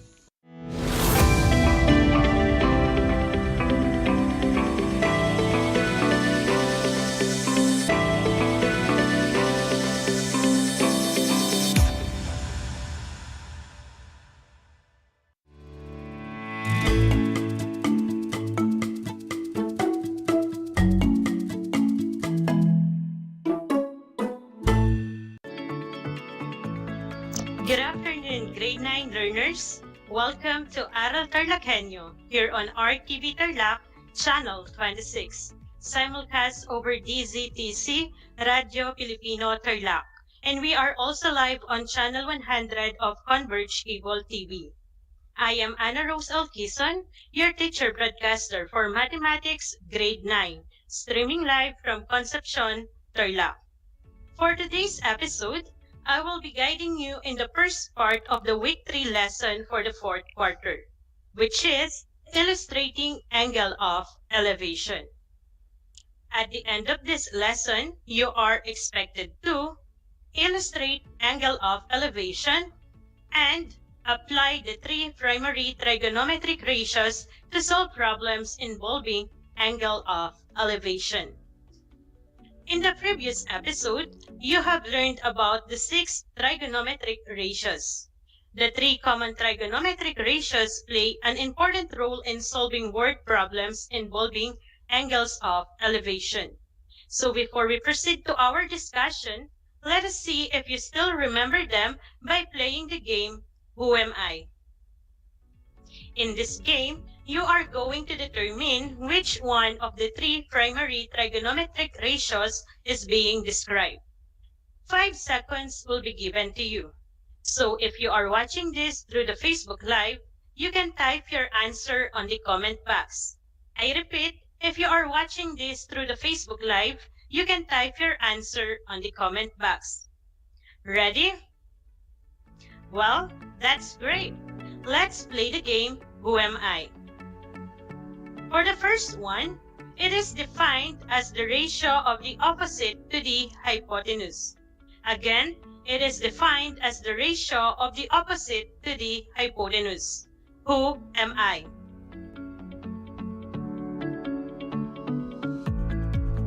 Very good. It describes sine. For the next one, it is defined as the ratio of the adjacent to the hypotenuse. I repeat, it is defined as the ratio of the adjacent to the hypotenuse. Who am I? That is correct. It's the cosine. And for the last one, it is defined as the ratio of the opposite to the adjacent. Again, it is defined as the ratio of the opposite to the adjacent. Who am I? That is right. The answer is tangent. Great job, grade 9 learners. I guess you are now ready to talk about the angle of elevation, as you performed well in identifying the 3 primary trigonometric ratios, which are the sine, cosine, and tangent. And now, without further ado, let's talk about the angle of elevation. What do we mean by angle of elevation? Well, an angle of elevation is the angle formed by horizontal line and a line of sight to a point above the line. To better understand it, let us have an illustration. Let us say you are standing in a field and you are straightly looking on your front. We called it as the horizontal line of sight or horizontal line. And let's say that is line AB. And if you look up on the airplane above, your line of sight will be the distance of your eyes and the airplane. And let's say that is line AC. The angle formed between the two lines, line AB and line AC, let us say the name of the angle is theta. Theta is the angle of elevation. Again, angle of elevation is the angle formed by the horizontal line, your line of sight, when you look directly on your front, and the line of sight when you look above the horizontal line. In here, if we join an imaginary line between the object above and end of the horizontal line, a right angle triangle is formed. Thus, we can use a trigonometry concept to find the distance of the observer from the tower or building. Height of the tower or building, or the height at which the object is kept, will be considered as perpendicular, and the horizontal line will be considered as adjacent side of the triangle formed. In short, angle of elevation is used to find the distances, heights of buildings or towers, etc., with the help of the three primary trigonometric ratios: the sine, cosine, and tangent. Let us have some examples. Example number 1. The angle of elevation of the top of an electric post at a point 3 meters away from its base is 65 degrees. How high is the electric post? Okay, to determine the height of the electric post, we first draw the figure to visualize the problem. Our illustration will be, we have an electric post. We mark the unknown height of the electric post as h. Then from the base, a 3-meter distance will be drawn. And we will connect the end of it to the top of the electric post. The angle formed then by the 3-meter distance and the line between the post and end of the 3-meter distance is the angle of elevation, which measures 65 degrees. So how do we solve for the height of the electric post? Well, after visualizing the problem, let us identify the given. As mentioned, the angle of elevation is 65 degrees. Let's name it as the theta. The 3-meter distance is also given. In the right triangle, we considered it as the adjacent side of the angle of elevation. And in this problem, we are asked to find the height of the electric post. Looking at the right angle formed between the given illustration, the tower is considered as the opposite side of the angle of elevation. Now, based on the given data, which of the three primary trigonometric ratios are we going to use? Very good. Since we have the adjacent side and the opposite side, we can use the tangent. So the formula that we are going to use to identify the height of the electric post will be tan theta is equal to opposite side over the adjacent side. Substituting the given data to the formula, we have tan 65 degrees is equal to h over 3. Then to isolate h, we are going to multiply 3 on both sides. We have tan 65 degrees multiplied to 3. Then on the other side, the 3 will just be eliminated, so we only have h. Now using a calculator, tan 65 degrees is equal to 2.1445. And 2.1445 multiplied to 3 is equal to h. 2.1445 multiplied to 3 is equal to 6.4335. And that would be the measurement of the height of the electric post. But for us to have a uniform answer, we will round off all our answers in this session into the nearest 100, or in 2 decimal places. So we have h, which is approximately equal to 6.43 meters. Therefore, the post is approximately 6.43 meters tall. Did you get it right, class? Awesome! Let us now proceed to our next example. Example number 2. The angle of elevation of a ladder leaning against a wall is 60 degrees, and the foot of the ladder is 4.6 meters away from the wall. What is the length of the ladder? Again, our first step in identifying a certain distance or height in an angle of elevation word problems is to visualize the problem. Our illustration will be, we have a wall, and on that wall, a ladder is leaning against it. As we are looking for its length, we mark it as L. Then the distance between the wall to the foot of the ladder is 4.6 meters. Then the measurement of the angle formed between the distance of the ladder to the wall and the ladder is 60 degrees. This angle is the angle of elevation. After visualizing the problem, let us identify the given. The angle of elevation is 60 degrees. Let's name it as the theta. Then the 4.6 meters is considered as the adjacent side of the angle of elevation. And lastly, the ladder or L is the hypotenuse in the right triangle formed in the illustration. Now, based on the given data, which of the three primary trigonometric ratios are we going to use? That is right. Since we have the adjacent side and the hypotenuse, we will use the cosine. The formula that we are going to use to identify the length of the ladder will be cos theta is equal to adjacent side over the hypotenuse.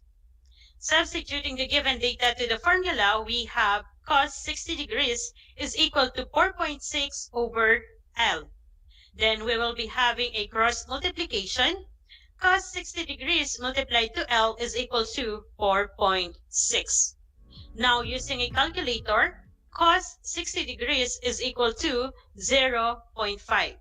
So we have 0.5 multiplied to L is equal to 4.6. And to isolate L, we will divide 0.5 on both sides. 0.5 L divided by 0.5 is equal to 4.6 divided by 0.5. 0.5 L divided by 0.5 is equal to L. And 4.6 divided by 0.5 is 9.2. Again, as mentioned earlier, we will express our answer into two decimal places. Therefore, the length of the ladder is 9.20 meters. Did you get it right? Great! We now proceed to our last example. Example number 3. The angle of elevation of the top of the building at a distance of 50 meters from its foot on horizontal plane is found to be 60 degrees. Find the height of the building. Again, for us to find the height of the building, we first draw the figure to visualize the problem. Our illustration will be, we have a building and we mark the unknown height of the building as h. Then from the base, a 50-meter distance will be drawn and we will connect the end of it to the top of the building. The angle formed then by the 50-meter distance and the line between the top of the building and end of the 50-meter distance is the angle of elevation, which measures 60 degrees. Well, after visualizing the problem, let us identify the given. The theta is equal to 60 degrees. Then the 50-meter distance is considered as the adjacent side of the angle of elevation. And in this problem, we are asked to find the height of the building. Looking at the right triangle formed between the given illustration, the building is considered as the opposite side of the angle of elevation. Now, based on the given data, which of the three primary trigonometric ratios are we going to use? That is correct. Since we have the adjacent side and the opposite side, we will be using the tangent. So the formula that we are going to use to identify the height of the building will be tan theta is equal to opposite side over the adjacent side. Substituting the given data to the formula, we have tan 60 degrees is equal to h over 50. Then we are going to have a cross multiplication to isolate h. Tan 60 degrees multiplied to 50 is equal to h. And using a calculator, the value of tan 60 degrees is equal to 1.7321. 1.7321 multiplied to 50 is equal to h. 1.7321 multiplied to 50 is equal to 86.605. Again, for us to have a uniform answer, we will round off our answers into 2 decimal places. So we have h, which is approximately equal to 86.61 meters. Therefore, the building is approximately 86.61 meters tall. Did you get it right, class? Awesome! I guess you are now ready to try it out on your own. Let us have some practice exercises. In every problem, I will be giving you 30 seconds to solve for what is asked. Then right after, we will check your work before we proceed to the next problem. Ready? Great! Let's have the first one. Practice exercise number 1. A kite is flying at a height of 65 meters attached to a string. If the inclination of the string with the ground is 31 degrees, find the length of string. Again, a kite is flying at a height of 65 meters attached to a string. If the inclination of the string with the ground is 31 degrees, find the length of string. Your 30 seconds starts now.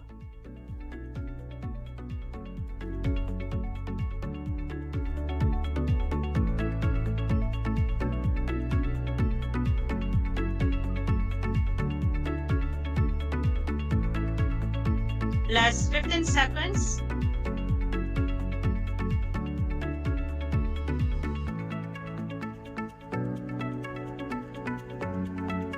Five, 4, 3, 2,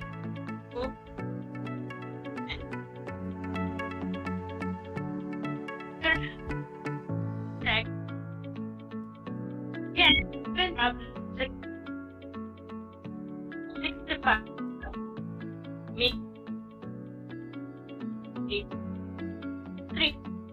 Please find the length of string.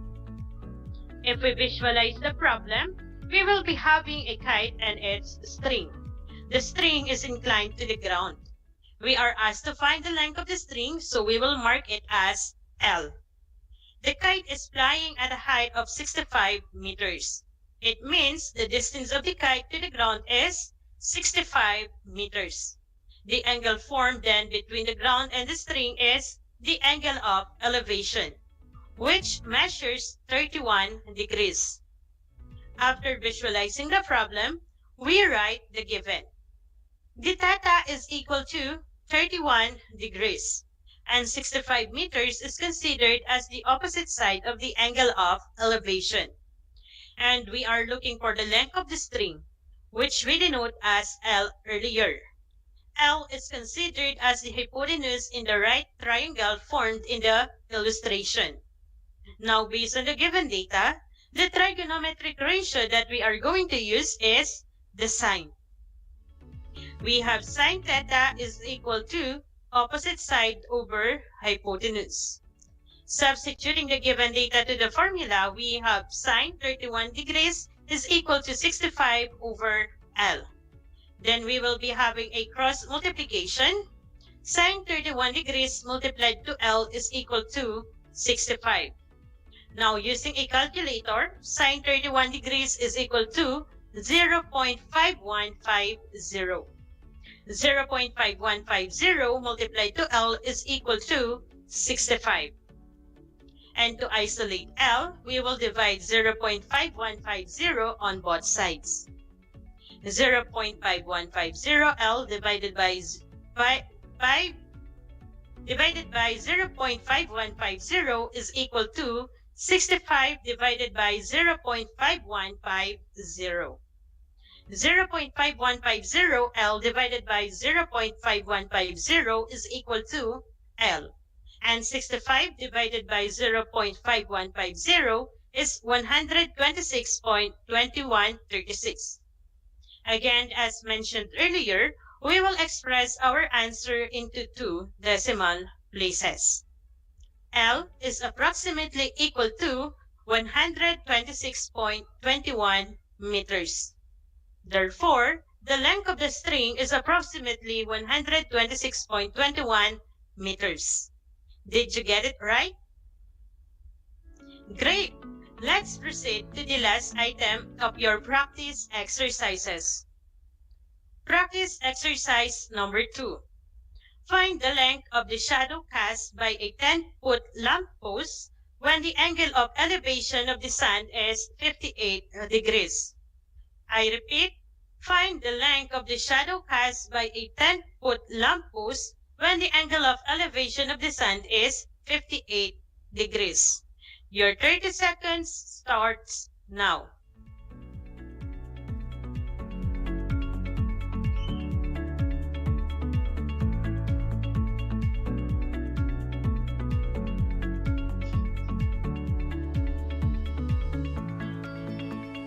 Last 15 seconds.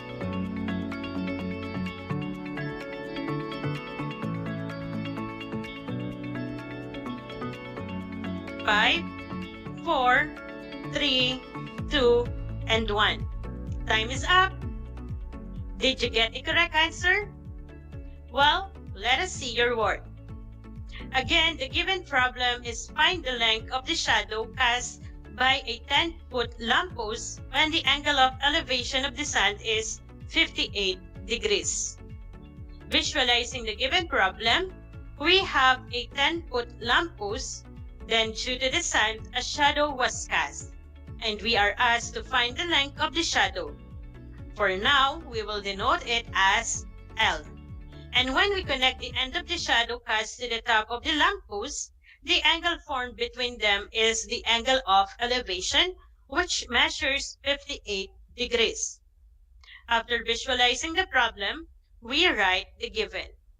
The theta is equal to 58 degrees, and the 10-foot lamppost is considered as the opposite side of the angle of elevation. And we are looking for the length of the shadow cast, which we denote as L earlier. L is considered as the adjacent side in the right triangle formed in the illustration. Now, based on the given data, the trigonometric ratio that we are going to use is the tangent. We have tan theta is equal to opposite side over the adjacent side as the formula. Substituting the given data to the formula, we have tan 58 degrees is equal to 10 over L. Then we will be having a cross multiplication. Tan 58 degrees multiplied to L is equal to 10. Now using a calculator, tan 58 degrees is equal to 1.6003. 1.6003 multiplied to L is equal to 10. And to isolate L, we will divide 1.6003 on both sides. 1.6003 L divided by 1.6003 is equal to 10 divided by 1.6003. 1.6003 L divided by 1.6003 is equal to L.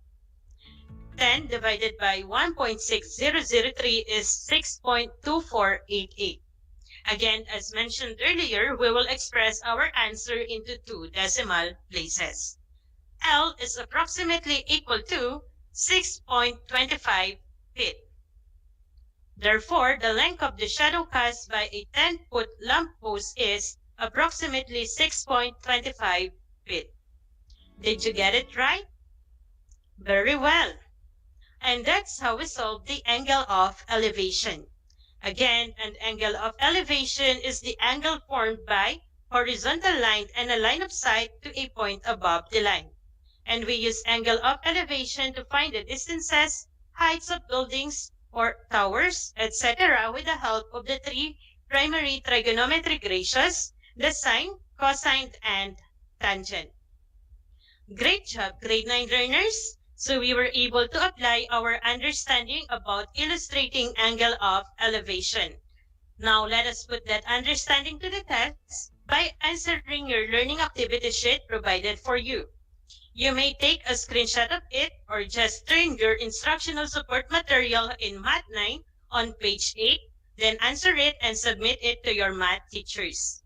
If there are questions, feel free to ask on the comment section or your subject teacher. And before we part ways, I want to share this quotation by Helen Keller for you to ponder. Never bend your head, hold it high, look the world straight in the eye. That's all for now. I hope you learned and enjoyed our lesson for today.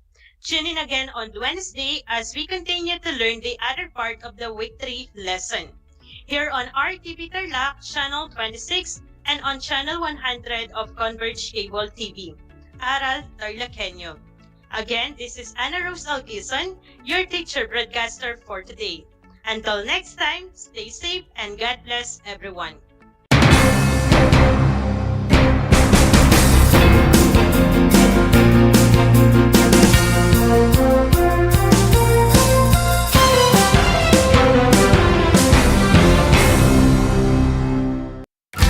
Alam mo na ba? Ang mental health ay isang mahalagang bahagi ng ating pangkabuoang kalusugan. Walang health kung walang mental health.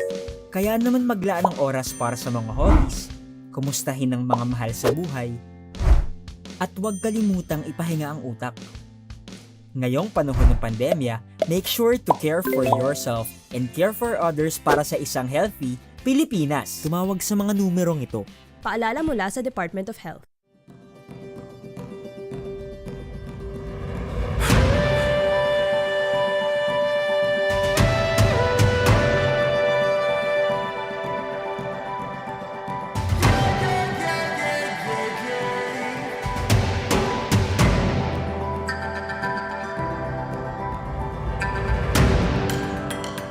Ang ASEA New Zealand Afforestation Project o ANZAP ay sumusunod at umaayon sa isa sa 5 haligi ng Provincial Government of Tarlac, kalikasan muna. Although Tarlac is landlocked, the province is teeming with natural resources and beauty, and we TarlakHenyos are the stewards of this bounty.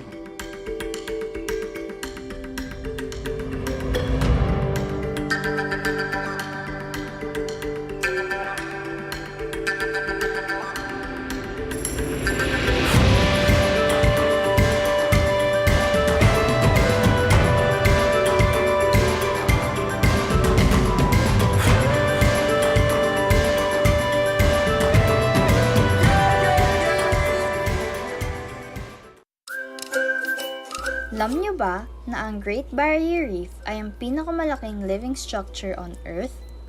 Matatagpuan ito sa baybayin ng Queensland sa Australia. Ito ay pinamamahayan ng 3,000 coral reefs at 900 coral islands na matatagpuan sa ilalim ng Coral Sea. May haba itong higit sa 2,000 kilometers at makikita lamang sa outer space. Ngunit, dahil sa fragile coral colony nito, unti-unti na itong nasisira sa paglipas ng panahon at dulot na rin ng climate change, polusyon at man-made disasters. Alam nyo na, yan ang Great Barrier Reef. Kumusta mga giliw kong tagapakinig? Nagbabalik ang inyong paaralang panghimpapawid, Aral TarlakHenyo, sa RTV Tarlac, Channel 26, at sa bayang naririnig sa DZTC 828, Radyo Pilipino Tarlac. Tayo rin ay napapanood sa FB Live ng RTV Tarlac Channel 26. Sumasahimpapawid mula sa bayan ng Pura Tarlac, mula sa bayan ng San Clemente, mula rito sa Purok Elementary School, Pura Tarlac, sa bayan ng Kapas Tarlac. Ako, ang inyong guro, na maghahatid sa inyo ng makabuluhang pagtalakay sa ating aralin. Ang Tagalog ay ang wika ng mga taga-Quezon, Batangas, Bulacan at ng iba pang katutubong nagsasalita nito. Ang Filipino ay ang pambansang wika batay sa tinadhana ng 1987 Constitution. Tara na at matuto ng salitang Filipino. Manood at makinig ng Aral TarlakHenyo sa RTV Tarlac, Channel 26 at sa bayang naririnig sa Radyo Pilipino, DZTZ 828 at napapanood din live sa FB page at YouTube channel ng RTV Tarlac, Channel 26. Manood at matuto ng ating mga aralin sa Pilipino. Dito lang yan sa Aral TarlakHenyo. Ako si Ma'am Crystal May Aquino, ang inyong teacher broadcaster sa Pilipino.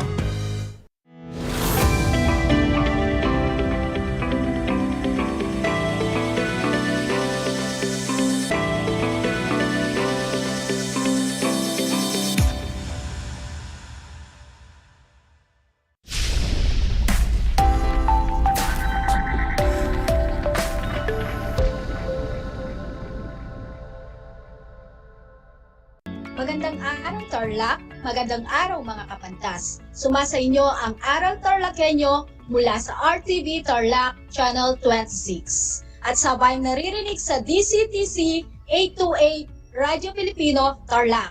Ako si Ma'am Sharon David, ang inyong teacher broadcaster para sa Pilipino, ikasyam na baitang. Ako ay inyong naririnig at napapanood mula sa Kapas Tarlac sa pamamagitan ng remote live broadcast. Kumusta mga kapantas? Panibagong araw na naman ang ating pagsasaluhan at hatid nito ang mga bagong kaalaman na ating matututuhan. Ngunit bago natin umpisahan, ay nais ko munang ipaalala ang mga dapat isagawa sa episode na ito, ang 3M. Makinig, manood habang kayo ay nasa komportableng posisyon. Makilahok ng aktibo sa mga pagsasanay para kayo ay lubos na matuto.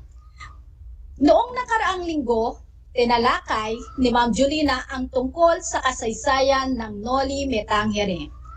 Ang Noli Me Tangere ay isang nobelang isinulat ni Jose Rizal at inilathala noong 1887 sa Europa. Hango sa Latin ang pamagat nito sa nasa Pilipino ay "Huwag mo akong salingin." Kinuha nito ni Rizal sa Ebanghelyo ni Juan, talata, versikulo 30 hanggang 17 sa Biblia na tumutukoy kung paano ipinagsusuot ng mga patalastas ang mga may ketong upang lubayan sila ng mga nakakasalubong nila. Mas madalas nila itong tinatawag na noli at may salin na Ingles na pagbati. Natapos mo na ang 13 kabanata ng Noli Me Tangere. Natatandaan mo pa ba ang mga tawang nagsisikilos sa bawat kabanata? Parang sa telenovela, napakadrama, hindi ba? May mga tawang nagsikilos sa bawat kabanata. Parang sa telenovela. Meron namang gustong kontrolin ang isa pa at meron ding hindi mapigilang maglabas ng galit. Sa puntong ito, batay sa ating paksa,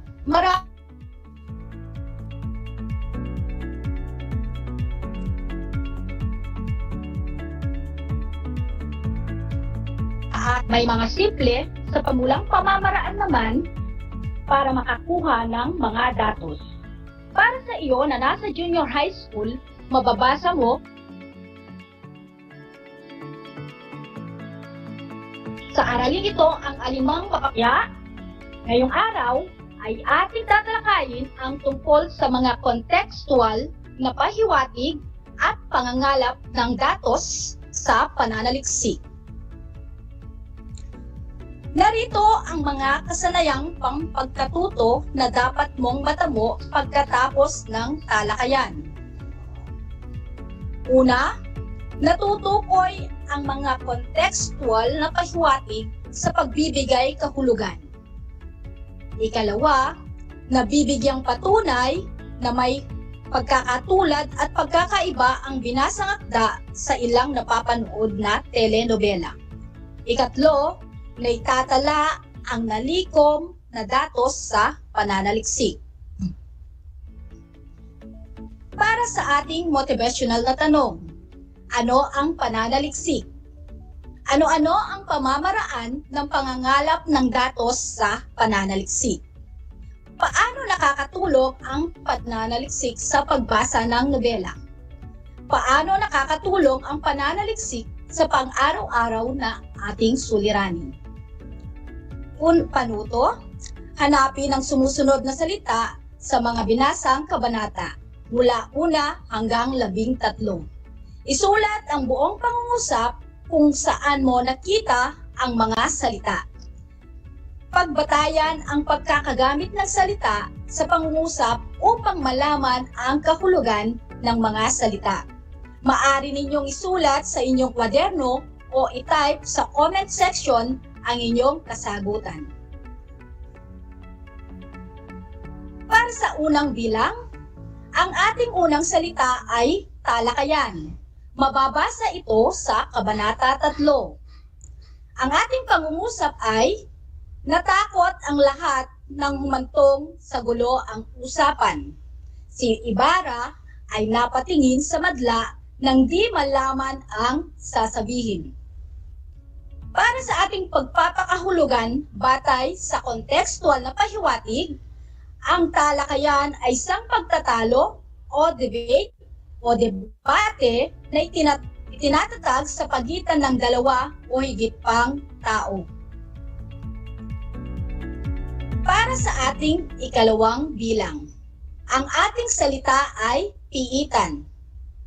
Mababasa ito sa Kabanata 4. Ang ating pangungusap ay ang mga problema, sama ng loob at paghihirap sa loob ng bilangguan ay unti-unting nagpapahina sa kanyang katawan.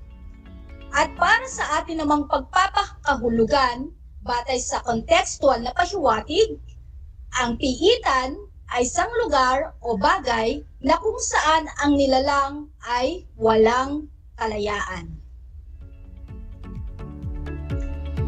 Para sa ating ikatlong bilang, ang ating salita ay marikit. Mababasa ito sa Kabanata 5. Ang ating pangungusap ay, nakita sana niya ang wari malikmatang kagandahan ng isang diwata sa gitna ng kaakit-akit na bulwagan. Ang ating pagpapakahulugan, batay sa pahiwatig, ang salitang marikit ay nangangahulugang maganda, marilag at kaakit-akit. Suriin naman natin ang ika-4. Ang ating salita ay pananabik. Mababasa ito sa Kabanata 7. Para sa ating pangungusap, naglambitin siya sa leeg ng tiyain nang ito'y pumasok sa silid upang ipakita ang labis na kaligayahan. Pagpapakahulugan, batay sa kontekstual na pahiwatig, ang salitang pananabik ay may salitang ugat na sabik. Ito'y tumutukoy sa damdamin ng isang tao mas masidhing paghahangad na makamtan ang kagustuhan. At ang panghuli, ang ating salita ay nanlilisik. Mababasa ito sa Kabanata 13. Ang ating pangungusap, galit na galit muling itinanong ni Crisostomo, ano ang ginawa mo sa aking ama? Para sa ating pagpapakahulugan, batay sa kontekstual na pahiwatig, ang pag-irap o pandidilat ay karaniwan kung nagagalit. Ano nga ba ang pananaliksik o research? Napakalawak ng larangan ito. Kung tutuusin, ito ay pagtuklas ng mga bagay na hindi pa nalalaman o di kaya ay muling paghahanap ukol sa isang paksa upang maragdagan ang kaalaman.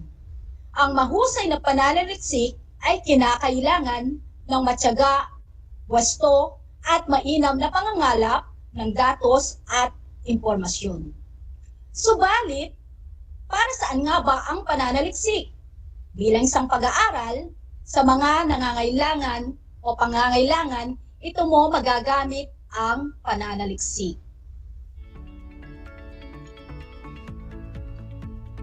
Sa pananaliksik, bagong kaalaman para mag-advance reading. Ikalawa, makatulong ito sa iyong pag-aaral at paggawa ng takdang aralin. Para sa ikatlo, maragdagan at mapalawak ang iyong kaalaman sa kasalukuyang aralin. Ika-4, Matugunan ang kuryosidad at interes sa isang paksa. Ano nga ba ang contextual na pahiwati? Sa pamamagitan ng contextual na pahiwatig, ang kahulugan ng isang salita o pahayag ay mauunawaan ayon sa pagkakagamit ng pangungusap. Alam mo bang sa pamamagitan ng pag-unawa ng binasang pangungusap ay malalaman mo ang kahulugan ng isang salita? Ang tawag dito ay contextual na pahiwatig o context clues. Ito ang halimbawa, sabayan niyo ako sa pagbabasa. Para sa ating unang bilang, lumabas ang mga bisita sa azotea upang magpahangin. Ang azotea ay isang bahagi ng tahanan. Sa gilid nito na maaari kang magpahangin o tumanggap ng bisita. Ikalawa, mahapdi ang nalapnos ni Teban dahil sa pagkakapaso sa natapong mainit na kape. Ang salitang nalapnos ay pagkakahapdi ng balat buhat sa pagkakapaso sa mainit na bagay. Ikatlo, nanibugho si Bong nang makitang kasama ni Nelly ang pinagseselosang si Rudy. Isang anyo ng pagseselos na may kinalaman sa pag-ibig ang paninibugho. Nabatid kong nakasunod kayo at naunawaan ang ating mga halimbawa. Sa bahaging ito, dumako tayo sa ating paksa. Ang ating paksa ay pangangalap ng datos sa pananaliksik. Maraming paraan ang makapangalap ng impormasyon. May mga simple at panimulang pamamaraan naman para makakuha ng datos para sa inyo na nasa junior high school at narito ang ilan na ating basahin. Para sa ating unang bilang, mag-interview ng mga eksperto. May mga taong maalam at bihasa sa isang paksa.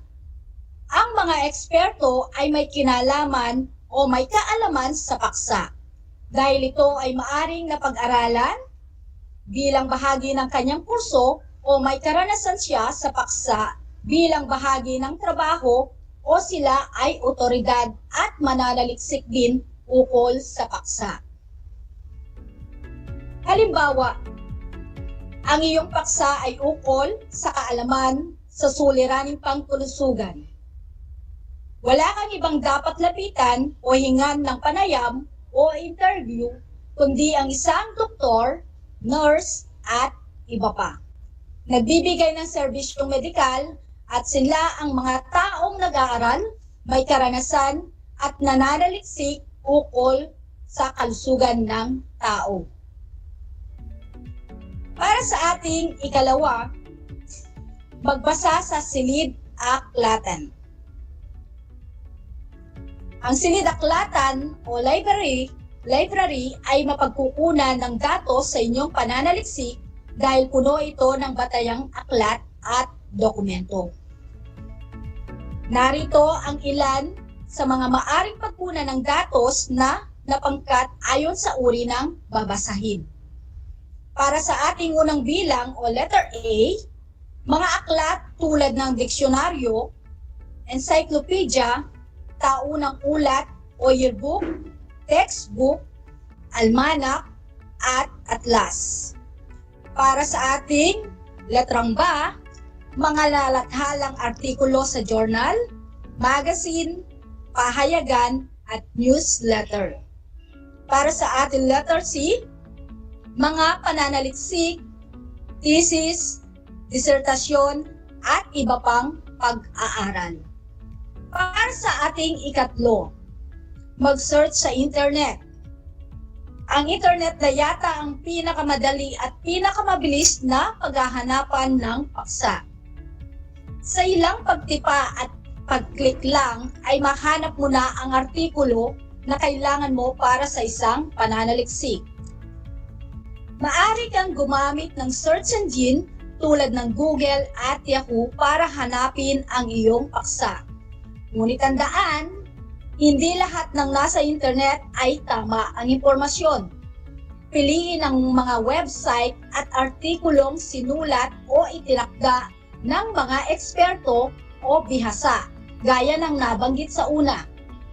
Mainam na tandaan, sino man o anuman ang pinagkukunan mo ng impormasyon, mahalaga na mabanggit mo ang iyong pinagkunan bilang sanggunian. Karapatan nila na mabigyan ng kredito ang impormasyong ginamit mo. Nakuha niyo ba ang lahat na sagot? Kung oo, binabati kita. Napakahusay. Kung hindi naman, huwag kang mag-alala. Pwede mo pa ring balikan ang gawain ito sa compendium. At huwag mong kalimutang humingi ng tulong sa mga nakakatandang kapatid, magulang, o tagapangalaga at maging ang iyong guro. Sa bahaging ito, ay dadako na tayo sa isa pang gawain. Subukan nating hanapin ng datos o impormasyon ang mga sumusunod na pahayag. Sundan ang iyong compendium sa pahina 7. Ang ating panuto ay basahin at suriin ang mga sumusunod na pangungusap. Alamin kung saan makakakuha ng tamang datos o impormasyon. Maghinuha ka. Ilagay sa ibaba kung saang lugar o website o kaninong tao mo maaring makuha ang impormasyon. Handa na ba kayo? Simulan na natin. Ihanda ang panulat at papel, narito ang mga pagsasanay. Para sa ating unang bilang, sino-sino ang mga bayani sa Tarlac at ang kasaysayan nila? Para sa ating ikalawang bilang naman, ano-ano yung magagandang puok, pasyalan sa probinsya ng Tarlac?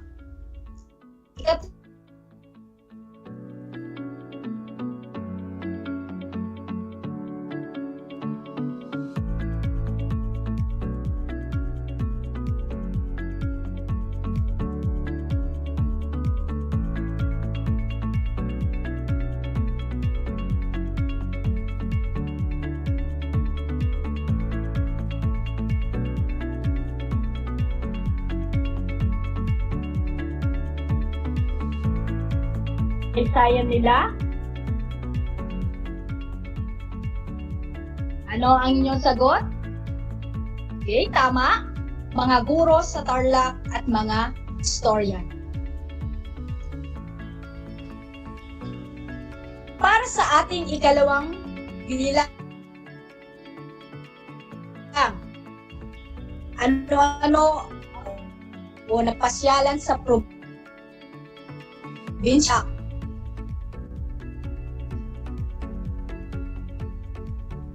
Tamang sagot? Tarlac City Information Office.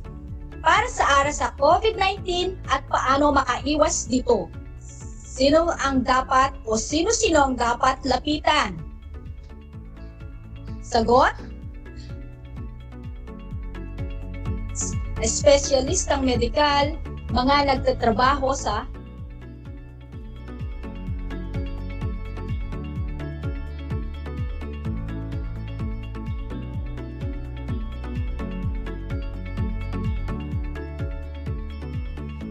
mga chef, mga tagapagluto sa restaurant at paboritong karinderya.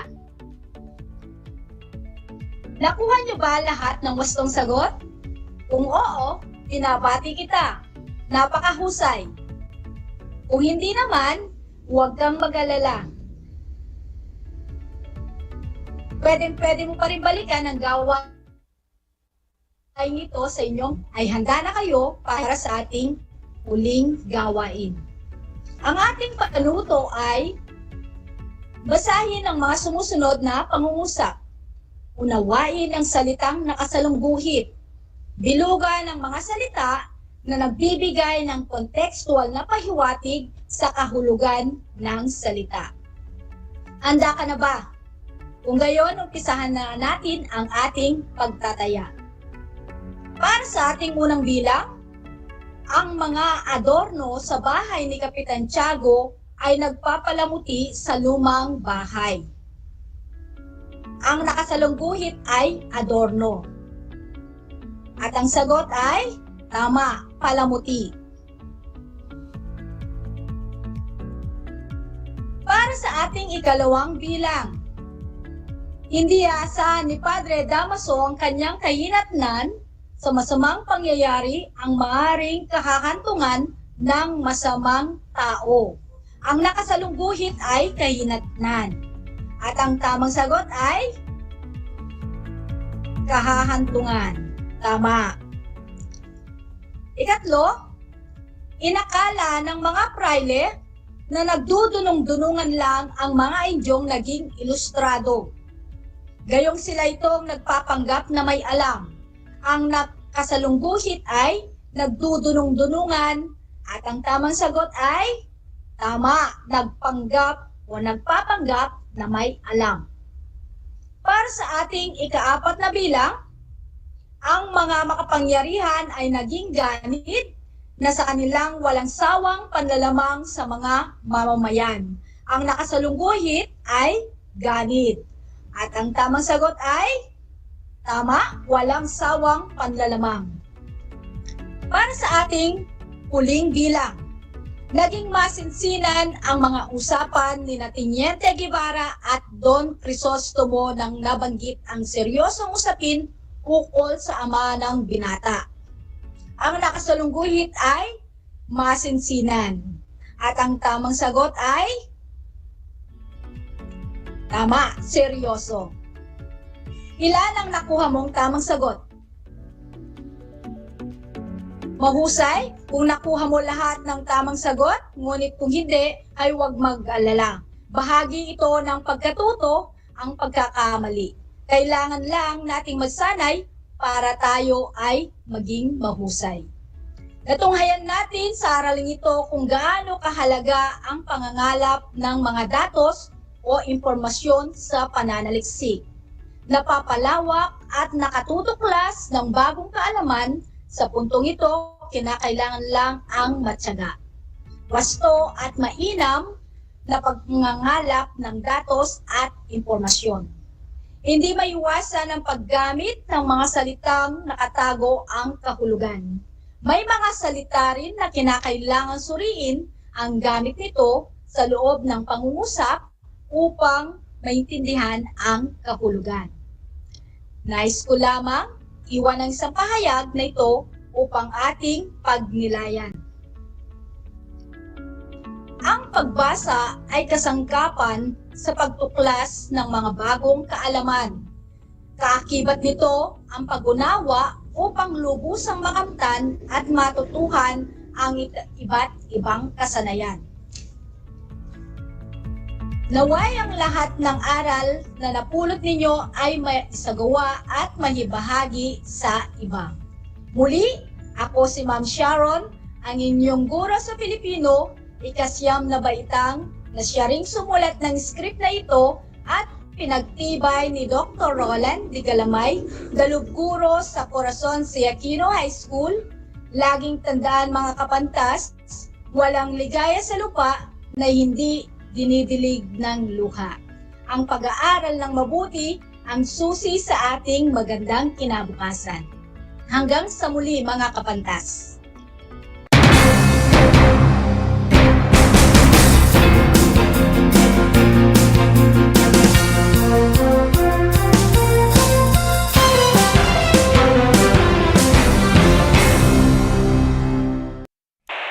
Bahagi mo Radyo Pilipino saan mang bahagi ng Pilipinas, saan mang bahagi ng mundo, anumang uri ng pamumuhay. Ito ang Kabahagi Mo Radyo Pilipino, napapakinggan on air and online sa buong mundo sa pamamagitan ng www.radiopilipino.com. Impormasyong may kalidad at serbisyong may halaga, kasama katuwang Kapinoy. Kabahagi Mo Radyo Pilipino.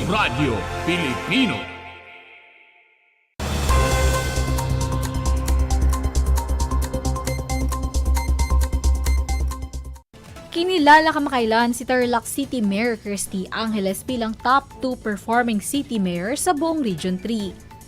Sa survey na isinagawa ng RP Mission and Development Foundation Inc. o RPMD noong February 25 hanggang March 8, 2023, kinilala nito ang 11 na city mayors sa Region 3 para sa kanilang paghahatid ng serbisyo, financial management, economic development, governance and leadership, environmental management, social services, at public engagement.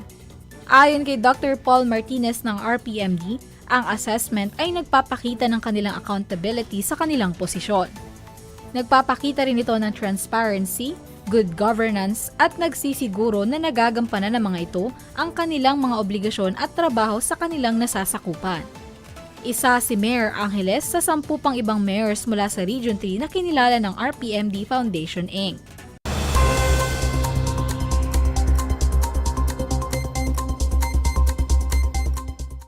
Inilunsad ng Philippine Space Agency ang Space Technology Application o STA exhibit sa Tarlac State University Main Campus. Nagtagal ang exhibit mula March 16 to 18. Ang mga estudyante mula sa Santo Cristo Integrated School, Tarlac Montessori School, Tarlac State University at Capas National High School ay nabigyan ng tsansa na makita ang ilang replika ng Philippine microsatellites at ibang Filipino-made space technology applications. Ang Space Technology Application Exhibit ay binubuo ng Philippine Foundation for Science and Technology, katuwang ang Department of Science and Technology Philippine Council for Industry, Energy, and Emerging Technology Research and Development. Ang Mobile Planetarium ng DOST Pag-asa ang isa sa mga naging sentro na exhibit sa universidad.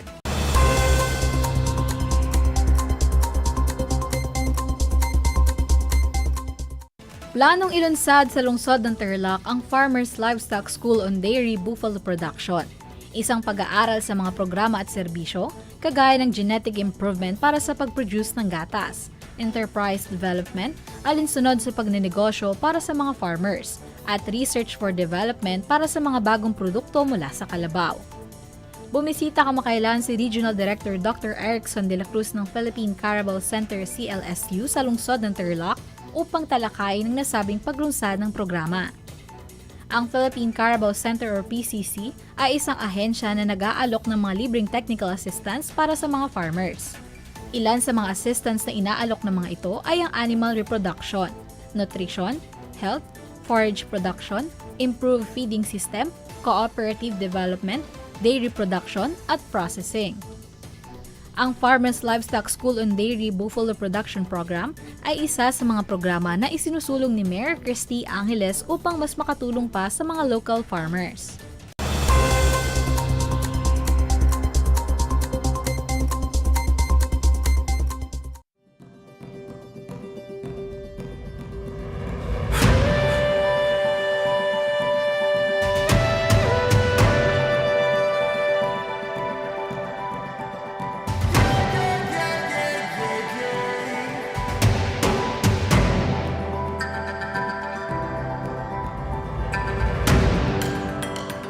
Ang ASEA New Zealand Afforestation Project o ANZAP ay sumusunod at umaayon sa isa sa 5 haligi ng Provincial Government of Tarlac, kalikasan muna.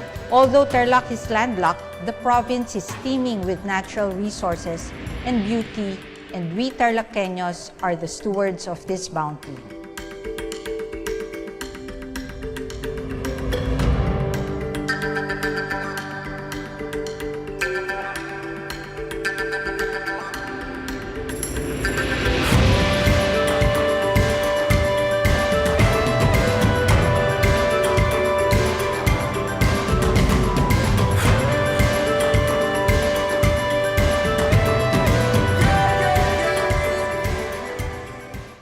Alam niyo ba na ang gitnang Luzon ay tinaguri ang banga ng bigas ng bayan at kamalig ng palay ng Pilipinas?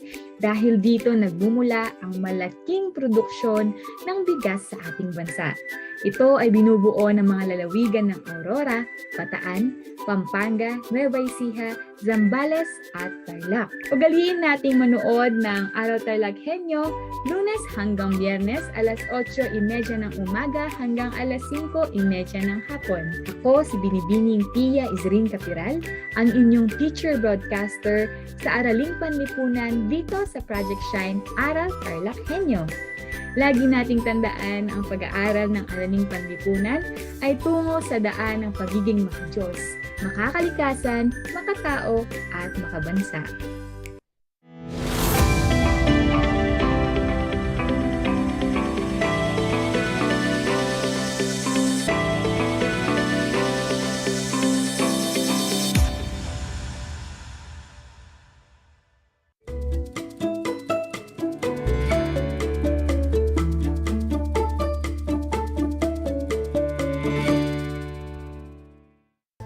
Magandang hapon po sa lahat ng taga-subaybay po ng ating Project Shine, Aral TarlakHenyo dito po sa RTV Tarlac Channel 26 at sa bayang napapakinggan po ito sa DCTC Radio Filipino 8 to 8 AM.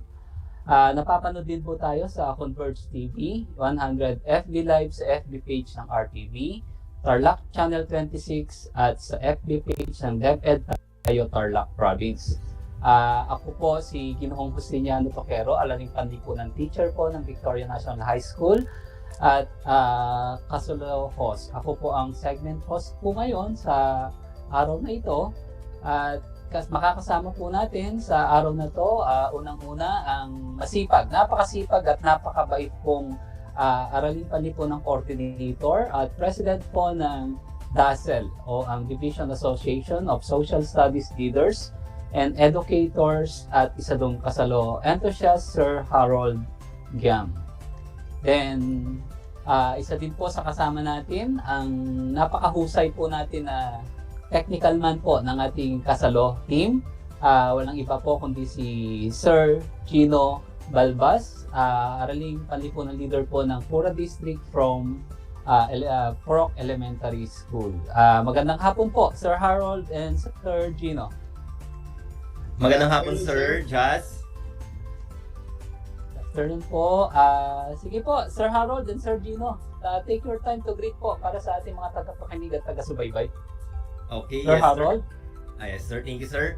Binabati ko po lahat ng mga taga-subaybay ng Project Shine Aral TarlakHenyo, sa mga nanonood sa kasalo sa radyo. Binabati ko rin po ang lahat ng mga kasama ko sa school, ang Mababana Banasyong High School, ang aming school head. At ganyan din po, binabati ko ang project component po ng kasalo sa radyo, si Sir Lambert. Alam ko busy siya at monitor po siya, sir, sa ibang school na supposedly siya ang panelist ng Sir Jazz. Ikaw ngayon ang supervisor namin, Sir Harold. Ay, sige sir, ako muna for 30 minutes. Sir Gino, please. Magandang hapon po sa ating lahat, lalong-lalo na po dun sa mga nakikinig sa atin dito sa RTV Tarlac, Channel 26 at saka sa FB Live. Ganun din po sa mga kasamahan ko po dito sa Purok Elementary School. Andito po ako ngayon sa aming RBI room, and shout out po sa aming PSDS na si Doc Marilu F. Santiago at sa mga kasamahan ko po sa kasalo. Okay, thank you very much po, Sir Gino and Sir Harold. So, welcome po sa ating lahat sa ating Project Shine, Aral TarlakHenyo sa Division Virtual Project Kasalo sa Radyo. So, for today, tatalakayin po at pag-uusapan natin sa araw na to sa ating kasalong radyo ang Katabing Bayan po ng Santa Ignacia. Event po, nabanggit po ito kanina nila Ma'am Jen, Sir ni Doc Anthony and Ma'am Love and Doc Love. Tungkol sa kasaysayan ng bayan na katabi po nito. At ito nga po yung Mayantok. Matatagpuan po yung Mayantok sa silang bahaging paanan ng kabundukan ng Zambales na may isang maganda at nakakaakit na bayan. At ito nga po yung Mayantok, isang dating magubat na lugar na sagana sa tanim na yantok. Ang bayang ito ay isang dating barangay o baryo ng Kamiling na dating bahagi naman ng lalawigan ng Pangasinan. Ang Mayantok ay kilala bilang summer capital po ng lalawigan ng Tarlac. So yan po yung kanilang pride of Tarlac po talaga sila pagdating sa summertime. Okay? Then, sa unang tanong po natin para sa ating mga panelists from Sir Harold and Sir Gino. Sir Harold, sino na unang nanirahan dito sa Mayantok? And for Sir Gino, paano nagsimula yung kasaysayan nito? At bakit ito tinawag na Mayantok?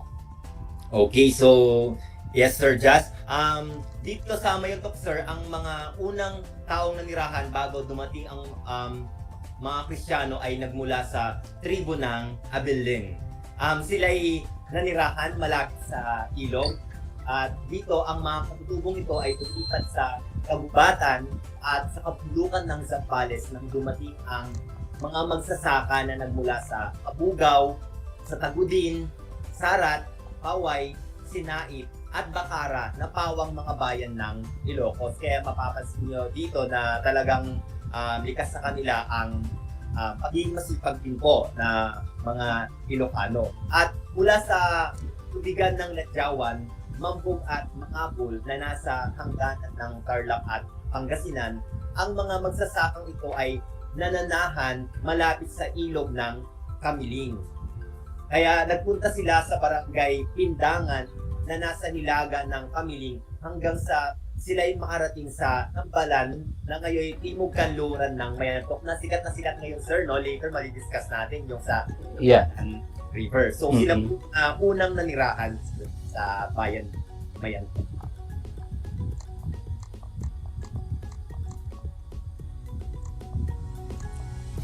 Sir Gino, please.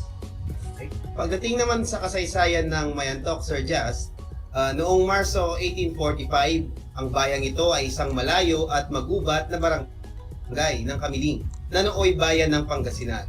Ang kagubatan nito ay sagana saratan na kilala ng mga mangangalakal at mga panauhin dito bilang uway ng mga Ilocano at yantok ng mga Tagalog.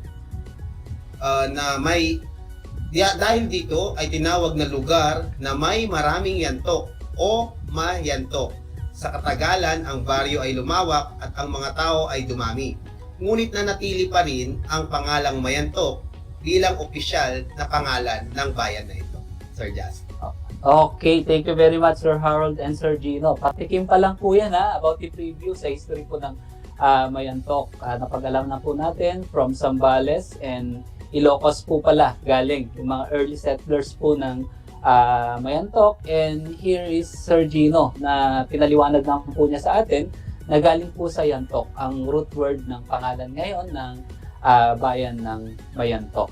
So, sa puntong ito naman po, isa-isahin po sa atin ni Sir Harold yung mga unang namuno sa bayan ng Mayantok at ilalarawan din po niya ang pamahalaang umiiral dito. Then, kasunod po nun, aalamin naman po natin kay Sir Gino ano yung mga makasaysayang kaganapang nangyari sa Mayantok.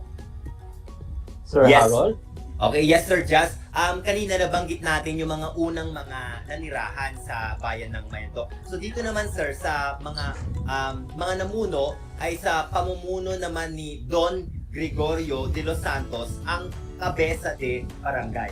So ang lugar na ito sir ay naging opisyal ng Barangay Mayantok ng bayan ng Kamiling o 1899.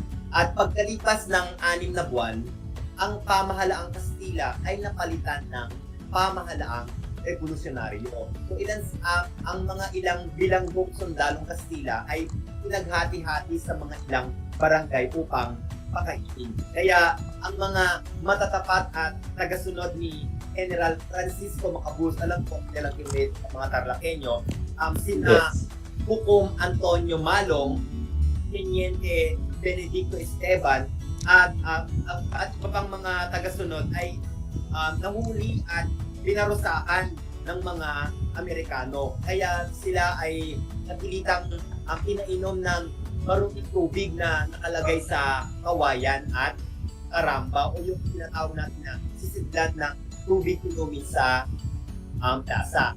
So dito sir, ang mga magigiting na Pilipinong ito ay nanatiling matapat kasi very loyal talaga ang mga namumuno dito sir ng Amerikano at kung dumating mga sila. Kaya ang taguan ni General Francisco Macabulos ay nasa tangadan, nasa ngayon ay mapapakasalan ng tanda ng kanyang pakikihamo sa mga dayuhang mananako. Ang sityo tangadan ng barangay David ay sa sayang po. So karagdagan lang mo sir, ang mention natin ang tangadan dito na ito ay isang makasaysayan barangay David na kung saan ito yung naging parang lugar taguan ni General Francisco Macabulos. Okay, thank you very much, Sir Harold. May enrichment pa, Sir Harold, yan, ha? So, Sir Gino? Karagdagan pa sir dun sa mga makasaysayang kaganapan sa bayan ng Mayantok. Sa bayan ding ito nakipaglaban ang isa sa mga bayani natin na si General Antonio Luna noong 1901 sa mga sundalong Amerikano mula sa Mamonit hanggang sa kabundukan ng Pitong Bayog. Ito'y tumagal ng 1 linggo sir. Noong unang araw ng Enero 1917, ang barangay Mayantok ay naging isang ganap na bayan sa bisa ng kautusang tagapagpaganap bilang 96 na pinagtibay noong Disyembre 23, 1917.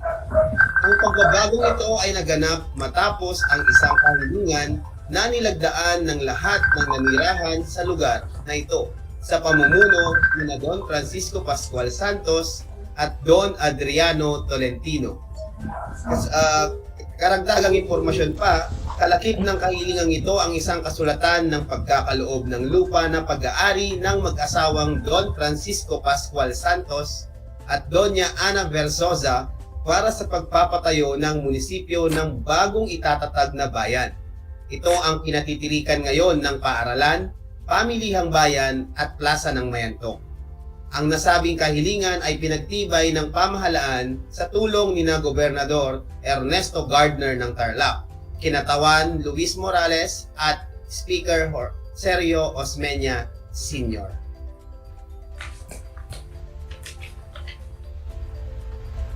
Okay, no, I think nawala si Sir Justin. Kaya nga sir. Sir Gino. Yes sir. Hello. Yes, Sir Just. Ayan. Sorry po, sorry. Sorry. Thank you very much, Sir Gino, sa napakaraming dinagdag mong kaalaman tungkol sa kasaysayan ng Mayantok, ano? So, tunay nga hitik sa kaalaman ng kasaysayan ng Mayantok, na kung saan sa puntong ito, isa-isahin naman ni Sir Harold, sino-sino yung mga naging presidente municipal dito, at kailan naging ganap na bayan yung Mayantok mula sa isang pagiging barangay. Okay, yes Sir Just, thank you. O balikan natin no sa mga taga-subaybay at nakikinig sa atin. Natalakay natin yung mga unang taong nanirahan, mga unang nanirahan at unang mga tao. So ngayon naman pag-usapan natin yung mga unang mga naging leader. So dito sa pagkakatatag ng bayan ng Mayantok, hinirang ni Gobernador Don Manuel de Leon ang isang Kastila na si Don Antonio Sanz bilang unang pangulo ng bayan o presidente munisipal. Ngunit tumagal lamang ng 6 na buwan ang panunungkulan dahil sa kanyang kapabayaan at iwastong paggamit ng kagamitang pambayan. So dito nakita na hindi naging maganda yung pamumuno dahil hindi naging maayos yung paggamit niya sa pondo ng kanilang lugar. At si Don Francisco Santos ang siyang bumalik bilang pangalawang pangulo. Kalaunan, siya'y nahalal sa nasabing tungkulin at yung unang tulong nahalal sa bayan ng Mayantok hanggang noong 1922. So ganoon naman diba sa ating politika na kapag hindi pag nawala o yung sa posisyon ng pagiging pangulo ay nawala o yung namumuno, ang papalit o haliti ay yung sa pangalawang pangulo. So nanungkulan din sa bayan ito si Alejandro Asuncion taong 1922 hanggang 1925. At si Francisco Lanuza ay nanungkulan noong 1925 hanggang 1931. Sa kanyang panunungkulan, Sir Jazz and Sir Gino, isinaayos ang munisipyo, ginawa ang daan nila sa Mayantok, patungkol sa Nakapta, at nailagay ang monumento galing kay Gobernador de Leon. Alam niyo, Sir Gino, since ang Mayantok kasi, Sir, malapit siya sa, kasi katabi siya ng San Jose, isa doon ako nakita ko talaga, Sir, na napakaganda yung lugar nila at kitang-kita nga na may development, may growth and development yung kanilang lugar at nagagamit talaga yung kanilang pondo para mapaunlad yung kanilang lugar. At pinakahuling presidente municipal, si Pedro L. Quines, isinaayos ang mga lansangan at naging matatag ang kalagayang pananalapi. So kitang-kita, Sir Jazz, na ang mga napuno sa bayan ng Mayantok ay talagang nagsisilbi at pinapakita para mas mapaunlad nila ang kanilang bayan. Sir Jazz? Okay, thank you very much, Sir Harold. So ayan, pinakilala po sa atin ni Sir Harold yung mga naging presidente municipal ng Mayantok at ganun din po yung kanilang pamamahala kasabay ng mga bagay na nagawa po nila para umunlad po ang kanilang bayan. Gusto ko lang pong dagdagan, talaga yung sinabi ni Sir Harold, since magkatabi po yan, mamaya makikita po natin sa mapa, kung nature lover ka po talaga, the best place in Tarlac po talaga is Mayantok and San Jose. Talagang mapapahanga po tayo sa ganda ng kalikasan pag namasyal po tayo sa dalawang bayan na yan. Okay, dadagdagan ngayon naman ni Sir Gino kung sino naman po yung mga naging mayor sa Mayantok nang mapasailalim po ang Mayantok sa transisyon at nagkaroon ng pagkakataon ng kapwa natin Pilipino na maihalal sa pamahalaan po ng Mayantok. So, Sir Gino, sino-sino yung mga naging pinuno ng Mayantok sa panahon ng transisyon? Salamat, Sir Jats. Sa ilalim ng pamahalaang Commonwealth, ang mga namuno sa bayan bilang mayor ay ang mga sumusunod. Nariyan si Thomas Asuncion, Maximo Tolentino, namuno magmula 1940 hanggang 1941, Bernardo P. Santos, 1942 to 1944, Thomas Asuncion muli, 1944 to 1945, at si Pantaleon Naval, 1945 to 1947. So mula naman sa pagiging alkalde ng bayan ng Mayantok, ang mga sumusunod ay mga pinunong bayan na nanungkulan sa panahong ito at ang kanilang mga kontribusyon sa pag-unlad ng Mayantok. Una, si Generoso S. Sona. Ang kanyang mga naging kontribusyon sa bayan, una, pagsasaayos ng mga daan, pagtatayo ng mga unang gusali ng pamilihang bayan sa kanyang kasalukuyang kinalalagyan, pagbabakod ng bakal sa liwasan, pagtatayo ng gusaling PTA Kuwangko, paglalagay ng palaruan sa Aquino Park na nasa ibabaw ng isang burol. So napili rin ang Mayantok na isa sa dalawang modelong bayan sa buong bansa na tinangkilik ng USAID at MEC o Ministry ng Edukasyon, Kultura at Sports. So ikalawa dyan, si Rosendo C. Tomas. Ang kanyang mga naging kontribusyon naman sa bayan ay ang pagpapagawa ng mga daan na nag-uugnay sa mga baryo. Pagdudugtong ng daang Tarlac, Burgos mula San Clemente patungo sa barangay Gayong-Gayong at San Jose ng Mayantok. Pagpapatayo ng 20 poso ng Nawasa at 4 na posong Liberty. Pagpapatayo ng gasolinahan. Pagpapatayo ng patubig ang Kamiling River Irrigation System. Pagpapagawa ng silungan o waiting shed at ng paskil Welcome to Mayantok. Nagsilbi bilang direktor ng NAMARCO o National Marketing Corporation at ngayoy kasapi ng Sangguniang Panlalawigan. Isama rin natin si Iluminada V. Pobre. Pagpapatayo ng mga sumusunod, paaralang Marcos type na may 26 na silid at isang 2 palapag na Marcos Coangco type. 4 na gusaling pantahanan, 3 pansamantalang gusaling pang-industriya o industrial arts, bakod ng Mayantok Central School at 11 bakod ng paaralang pangbarangay. Pamilihang bayan at munisipyo ng Mayantok, palaruang sementado, liwasang bayan, aklatang pambayan, paaralang bayanihan, lansangan at tulay, pagsasaayos ng mga pangunahing lansangan, tulay na nagkakalaga ng 1,000,000, tulay na nagdudugtong sa Barangay Karabawan, 11 imbakan at dam ng tubig. At magpasa hanggang ngayon ay patuloy pa rin naman ang mga proyekto na yan na ginagawa ng mga administrasyon na nanunungkulan ngayon sa bayan ng Mayantok. So maidagdag ko lang din, Sir Jas, karaniwan na yan talaga ang mga proyekto na ginagawa ng mga nanunungkulan sa bayan. Dahil nga gusto nila maganda, maayos ang kanilang bayan, kaya isinasaayos nila ito. At syempre para tangkilikin at makilala pa ng mga taga-ibang bayan at maging sa buong Pilipinas kung ano ang bayan ng Mayantok. Yun lang, Sir Jas. Wow! Wow! Ang ganda ng last slide ni Sir Gino. Thank you very much, Sir Gino, sa pagpapakilala sa amin ng mga naging pinuno ng Mayantok. At ganun din nung mga napakaraming nagawa po nila para mapaganda nga po yung kanilang bayan, Mayantok. No? So truly, magagaling na pinuno nga po sila dahil ang dami po nilang naambag kung nakikinig po tayo kay Sir Gino sa ikauunlad po ng Mayantok. Subalit hindi po dyan nagtatapos ang pag-unlad ng Mayantok ayon sa paliwanag kasi 1950 may patuloy po na pag-unlad na nangyari sa Mayantok. Tama ba, Sir Harold? So ilalarawan po sa atin, Sir Harold, yung mga karagdagang pag-unlad at ilalarawan din po niya ang kalupaan at ang mga hangganan na Mayantok. Gayon din po yung mga produktong pwedeng ipagmalaki at makikita po sa bayan ng Mayantok. Yes, sir.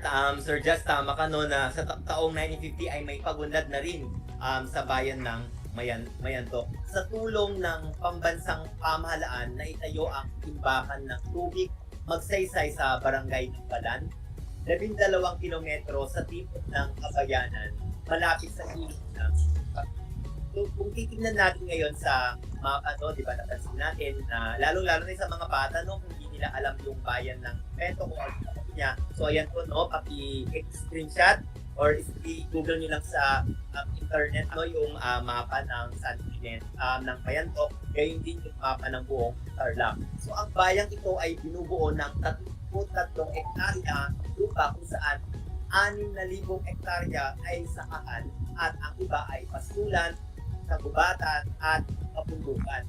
Ang Mayantok ay kapaligiran ng mga bayan ng Kamiling sa Hilaga at Hilagang Silangan, San Clemente sa Hilaga at Hilagang Kanluran, Santa Ignacia sa Tipog at Silangan at sa Kanluran na may ang lalawigan ng Zambales. Okay. Sa Santa Ignacia naman sa Tipog at Tipog Silangan at sa Kanluran na may ang lalawigan ng Zambales. Ang poblasyon o kabayanan ay matatagpuan na may 4 na kilometro mula sa Hilaga ng kahabaan ng Daang Romulo at 156 na kilometro. Ang kabundukan nito ay sagana sa kahoy, ratan o yanto at ayo lubat. Ang klima nito ay higit na malamig kaysa sa iba pang bayan ng lalawigan ng Tarlac. So, Sir Just, alam lang po yan, lalo-lalo na nung nag-board pa ako sa San Jose. So, halos hindi na kailangan tumingin ang pintan ng Baguio kasi mararamdaman mo parang nasa Baguio ka kasi magkalapit lang ang San Jose at ang Mayantok at mararamdaman talaga yung malamig na simoy ng hangin lalo na kapag ng December, January, ang pag-ihip ng hangin mula sa mataas na tulog ng lamig kahit sa panahon ng tag. So yun po, Sir, just yung larawan ko sa bayan. Okay, thank you very much, Sir Harold. So ayan po, narinig natin yung mga boundaries po ng Mayantok. First time ko po narinig ngayon kay Sir Harold. Actually, hindi ako masyado sa Mayantok, pero akala ko San Jose lang, Sir Harold, yung may malamig na klima pagdating ng mga Burmans. Ngayon, first time ko nalaman from you na even Mayantok pala, nagkakaroon din po pala siya ng malamig na klima pagdating ng Burmans. Kalitulad din po niya nung sa Dweg po siguro ng San Clemente. Sa sinabi mong yan, Sir Harold, siguro sa Burmans, try ko mamasyal sa Mayantok para ma-feel ko yung lamig ng klima ron gaya ng Baguio. Lalo pag nature lover ka, sir, talagang mapapamahal ka talaga sa Mayantok at San Jose. Yeah. O, pinapasok ko talagang San Jose, no? Thank you. Kapitbahay kasi, sir. Katabi. Ayan. Sir Harold, dadagdagan ngayon ni Sir Gino yung sinasabi mong kaunlaran ng bayan ng Mayantok. And I'm sure marami din masasabi at madadagdag si Sir Gino pagdating dito sa pagunlad na to ng bayan ng Mayantok. Salamat, Sir Jazz. So, ang pagunlad ng Mayantok ay nagsimula noong itayo ng pambansang pamahalaang Magsaysay Dam. Timbakan ng tubig, 12 kilometro sa timog ng Kabayanan. Ito ay isa sa ipinagmamalaking lugar ng mga taga-Nambalan dahil sa kagandahan at katahimikan ng kanyang kapaligiran. Isang sementadong daan o tulay ay nag-uugnay sa iba pang barangay ng Mayantok gaya ng San Bartolome, Gasod, Maninyog at iba pa. Ang kasalukuyang munisipyo nito ay tinayo sa ibabaw ng isang burol sa kalagitnaan ng bayan. Ito rin ay may sentrong pangkalusugan, pamilihan at paaralang pang-elementarya at mayroon ding Mayantok Pakoma o ang kooperatiba ng mga magsasaka. So ayon sa senso ng 1995, ang populasyon ng bayang ito ay umabot sa 22,950 kung saan 99% nito ay binubuo ng mga Ilocano na nagmula sa mga unang taong nandayuan sa lugar na ito. Mayroon pa ring mga Aita na naninirahan sa malayong baryo ng Labne at kalapit sityo nito. Karamihan sa mga naninirahan sa mga lugar na ito ay mga Katoliko, ngunit mayroon ding mga Aglipayano. Mababakas natin sa kasaysayan ng Mayantok na ang karamihan sa mga mamamayan nito ay mula sa mga masisipag, matatag at matitipid na Ilocano. Sa pagdaan ng panahon, napanatili ng mga ito ang magagandang kaugaliang namana nila sa kanilang mga ninuno. Sila ay magalang at matulungin. Makikita ito sa kanilang iba't ibang gawain tulad ng pagkukumpuni ng bahay, pagtatanim, pag-aani o paghahanda para sa isang kasiyahan. Ito ay ginagawa nila na tinatawag ng mga Ilocano na amuyo, tagnawa na ang kahulugay bayanihan.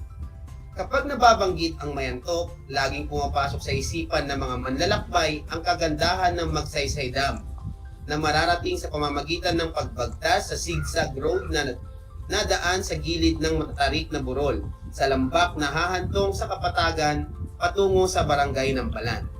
Sa kasalukuyan, hinihintay ang proyekto ng Kalipkip Electric Dam at planta na magbibigay ng lakas elektrisidad sa Mayantok na nasa pagpapasya na ng World Bank at Asian Development Bank. Kung ito ay matutupad, inaasahang magiging daan ito sa pagpapaunlad ng summer capital ng Tarlac, ang bayan ng Mayantok. So may dagdag ko lang, Sir Jazz. So hindi dyan yung patuloy na pag-unlad ng bayan ng Mayantok. May mga nakabimbin pang mga proyekto para sa ikauunlad ng bayan na ito. Nandyan yung kasasabi lang natin na Kalipkip Electric Dam na makakatulong sa mga kapatid natin na naninirahan sa bayan ng Mayantok na mabigyan sila ng elektrisidad na natural. So, sana sa pagdating ng panahon ay maaprobahan na ito upang sa gayon ay makatulong din sa ating mga kasamahan sa bayan ng Mayantok. Yun lang, Sir Jazz. Okay, thank you very much, Sir Gino. Ayan, napakaraming pag-unlad po ang narinig natin kay Sir Gino. And there's still more coming, sabi nga. So, good news po ito sa mga taga-Mayantok. Patuloy po ang pag-unlad ng bayan. Okay? So, ngayon na po, may mga piling larawan po kaming nakuha mula sa Wikipedia na kung saan pinapakita po nito sa ngayon ang kagandahan ng Mayantok, ang kanyang kaunlaran, at ganoon din po ang dahilan para sabihin or tawagin po itong tunay na summer capital po ng Di pa ako nakapunta dyan, sir. Lalawigan. Pareho tayo, Sir Gino. Pareho tayo. Ako din. Sir, narinig ko yung Nambalan, pero... sikat na sikat siya nun, sir eh. Oo, Sir Lambert, set natin to, sir, oh. Tama-tama, nagyayaya kanina. Yeah, sir, nadadaanan ko yan, napupuntahan ko na, pero di pa ako nakapunta dyan sa mismong tubig niya. So, kasi na-associate ko din yan sa bayan ng San Jose, yung Saipan Beach nila. So, hindi naman nagkakalayo. Pero pareho. Parang ganyan, correct. Ang Nambalan River. Ang mga napupuntahan ko dito, sir, sa Mayantok, yung falls nila. Ayan. Kalyaw, sir? Yes, sir, yan. And twin, may twin. Ayun, makikita sa slide, yung twin falls nila. Yes, But sir. aside from that, may Kalyaw falls pa sila. Ang pinagmulan daw yung pangalan ng Calao Falls is from yung ibon na Kalaw. Opo. So, madami daw kasi dyan sa lugar na yan, yung ibon na Kalaw, kaya yung falls ay tinawag na Calao Falls. Yes, sir. Ang dami Sir, talaga. Opo. Sir, kung hindi ka pa masyadong sa trekking, masyadong bihasa, pwede mong maging starting yan na pagpunta sa Calao Falls. Dahil nga, hindi naman masyadong, para maglalakad ka lang. Hindi masyadong matarik, walang masyadong matataas na aakyatin. Mabilis lang, around 5 to 10 minutes, mararating mo na ang yung falls na yan. Pero sir, yung Twin Falls na yan, sa Twin Falls, naku sir, parang ang difficulty level niya, around 8/10. Sobrang hirap ng pagpunta ng Twin Falls. Pero, makakabilis ka talaga na may ganyan palang may pagmamalaki ang bayan na Mayantok. Wow, Sir Harold. Sa tono ng panalita, Sir Harold, mukhang nalibot na niya Mayantok, Sir Dino. Loging-logi tayo, Sir Dino. Nakikinig na akong mabuti, sir. Parang gusto ko na rin tuloy pumunta. Kaya nga. Yes, sir, sabi nga ni taga-Tarlac lang tayo, libre, malapit lang. Correct. So, diba? Promote natin at bago mo pasyalan ng iba. Tama, Sir. Pagkatapos yung segment natin, sir, baka ipasyal tayo. Correct. Sabi ko nga, paging Sir Lambert, boss, pasyal tayo. Lahat ng bayan, sir, puntahan natin. Pwede, Sir. Pwede. Yes. So, ayan po. So, thank you very much po sa pakikinig sa amin pong talakayan sa kasaysayan po ng Mayantok. At nakita po natin, narinig po natin, marami po tayong natutunan. Napakabunga po at umaapaw po ito sa kasaysayan natin. So, muli po ako nagpapasalamat sa aking napaka-lively po na panelists, Sir Harold and Sir Gino. Napakalaking bagay po na nakasama ko kayo bilang panelist dito po sa paksang ito, and maraming salamat po sa inyo. Muli po, ako po si Ginoong Justiniano Topero. Shout out lang din po ako. Makikigaya ako kay Sir Harold, please. Sa lahat po ng guro at estudyante po ng Victoria High School.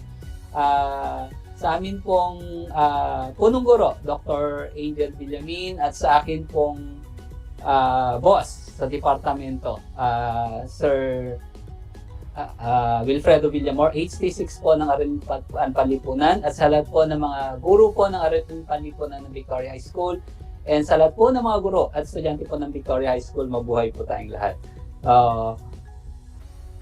Sir Harold, Sir Gino. Yes sir, din po at marami akong natutunan sa ating segment na to at first time pong makasama si Sir Gino sa segment na to, so excited ako. So maraming salamat Sir Gino. Ang karangalan din po na makasama po kayong dalawa, Sir Jazz and Sir Harold. Sana may next time Thank you, Sir Gino. Thank you, Sir Harold. Thank you. Yes, sir. Salamat sa support, Sir Gino, Sir Harold. So, ayan po. Muli po, maraming salamat at magandang hapon po sa ating lahat. Thank you.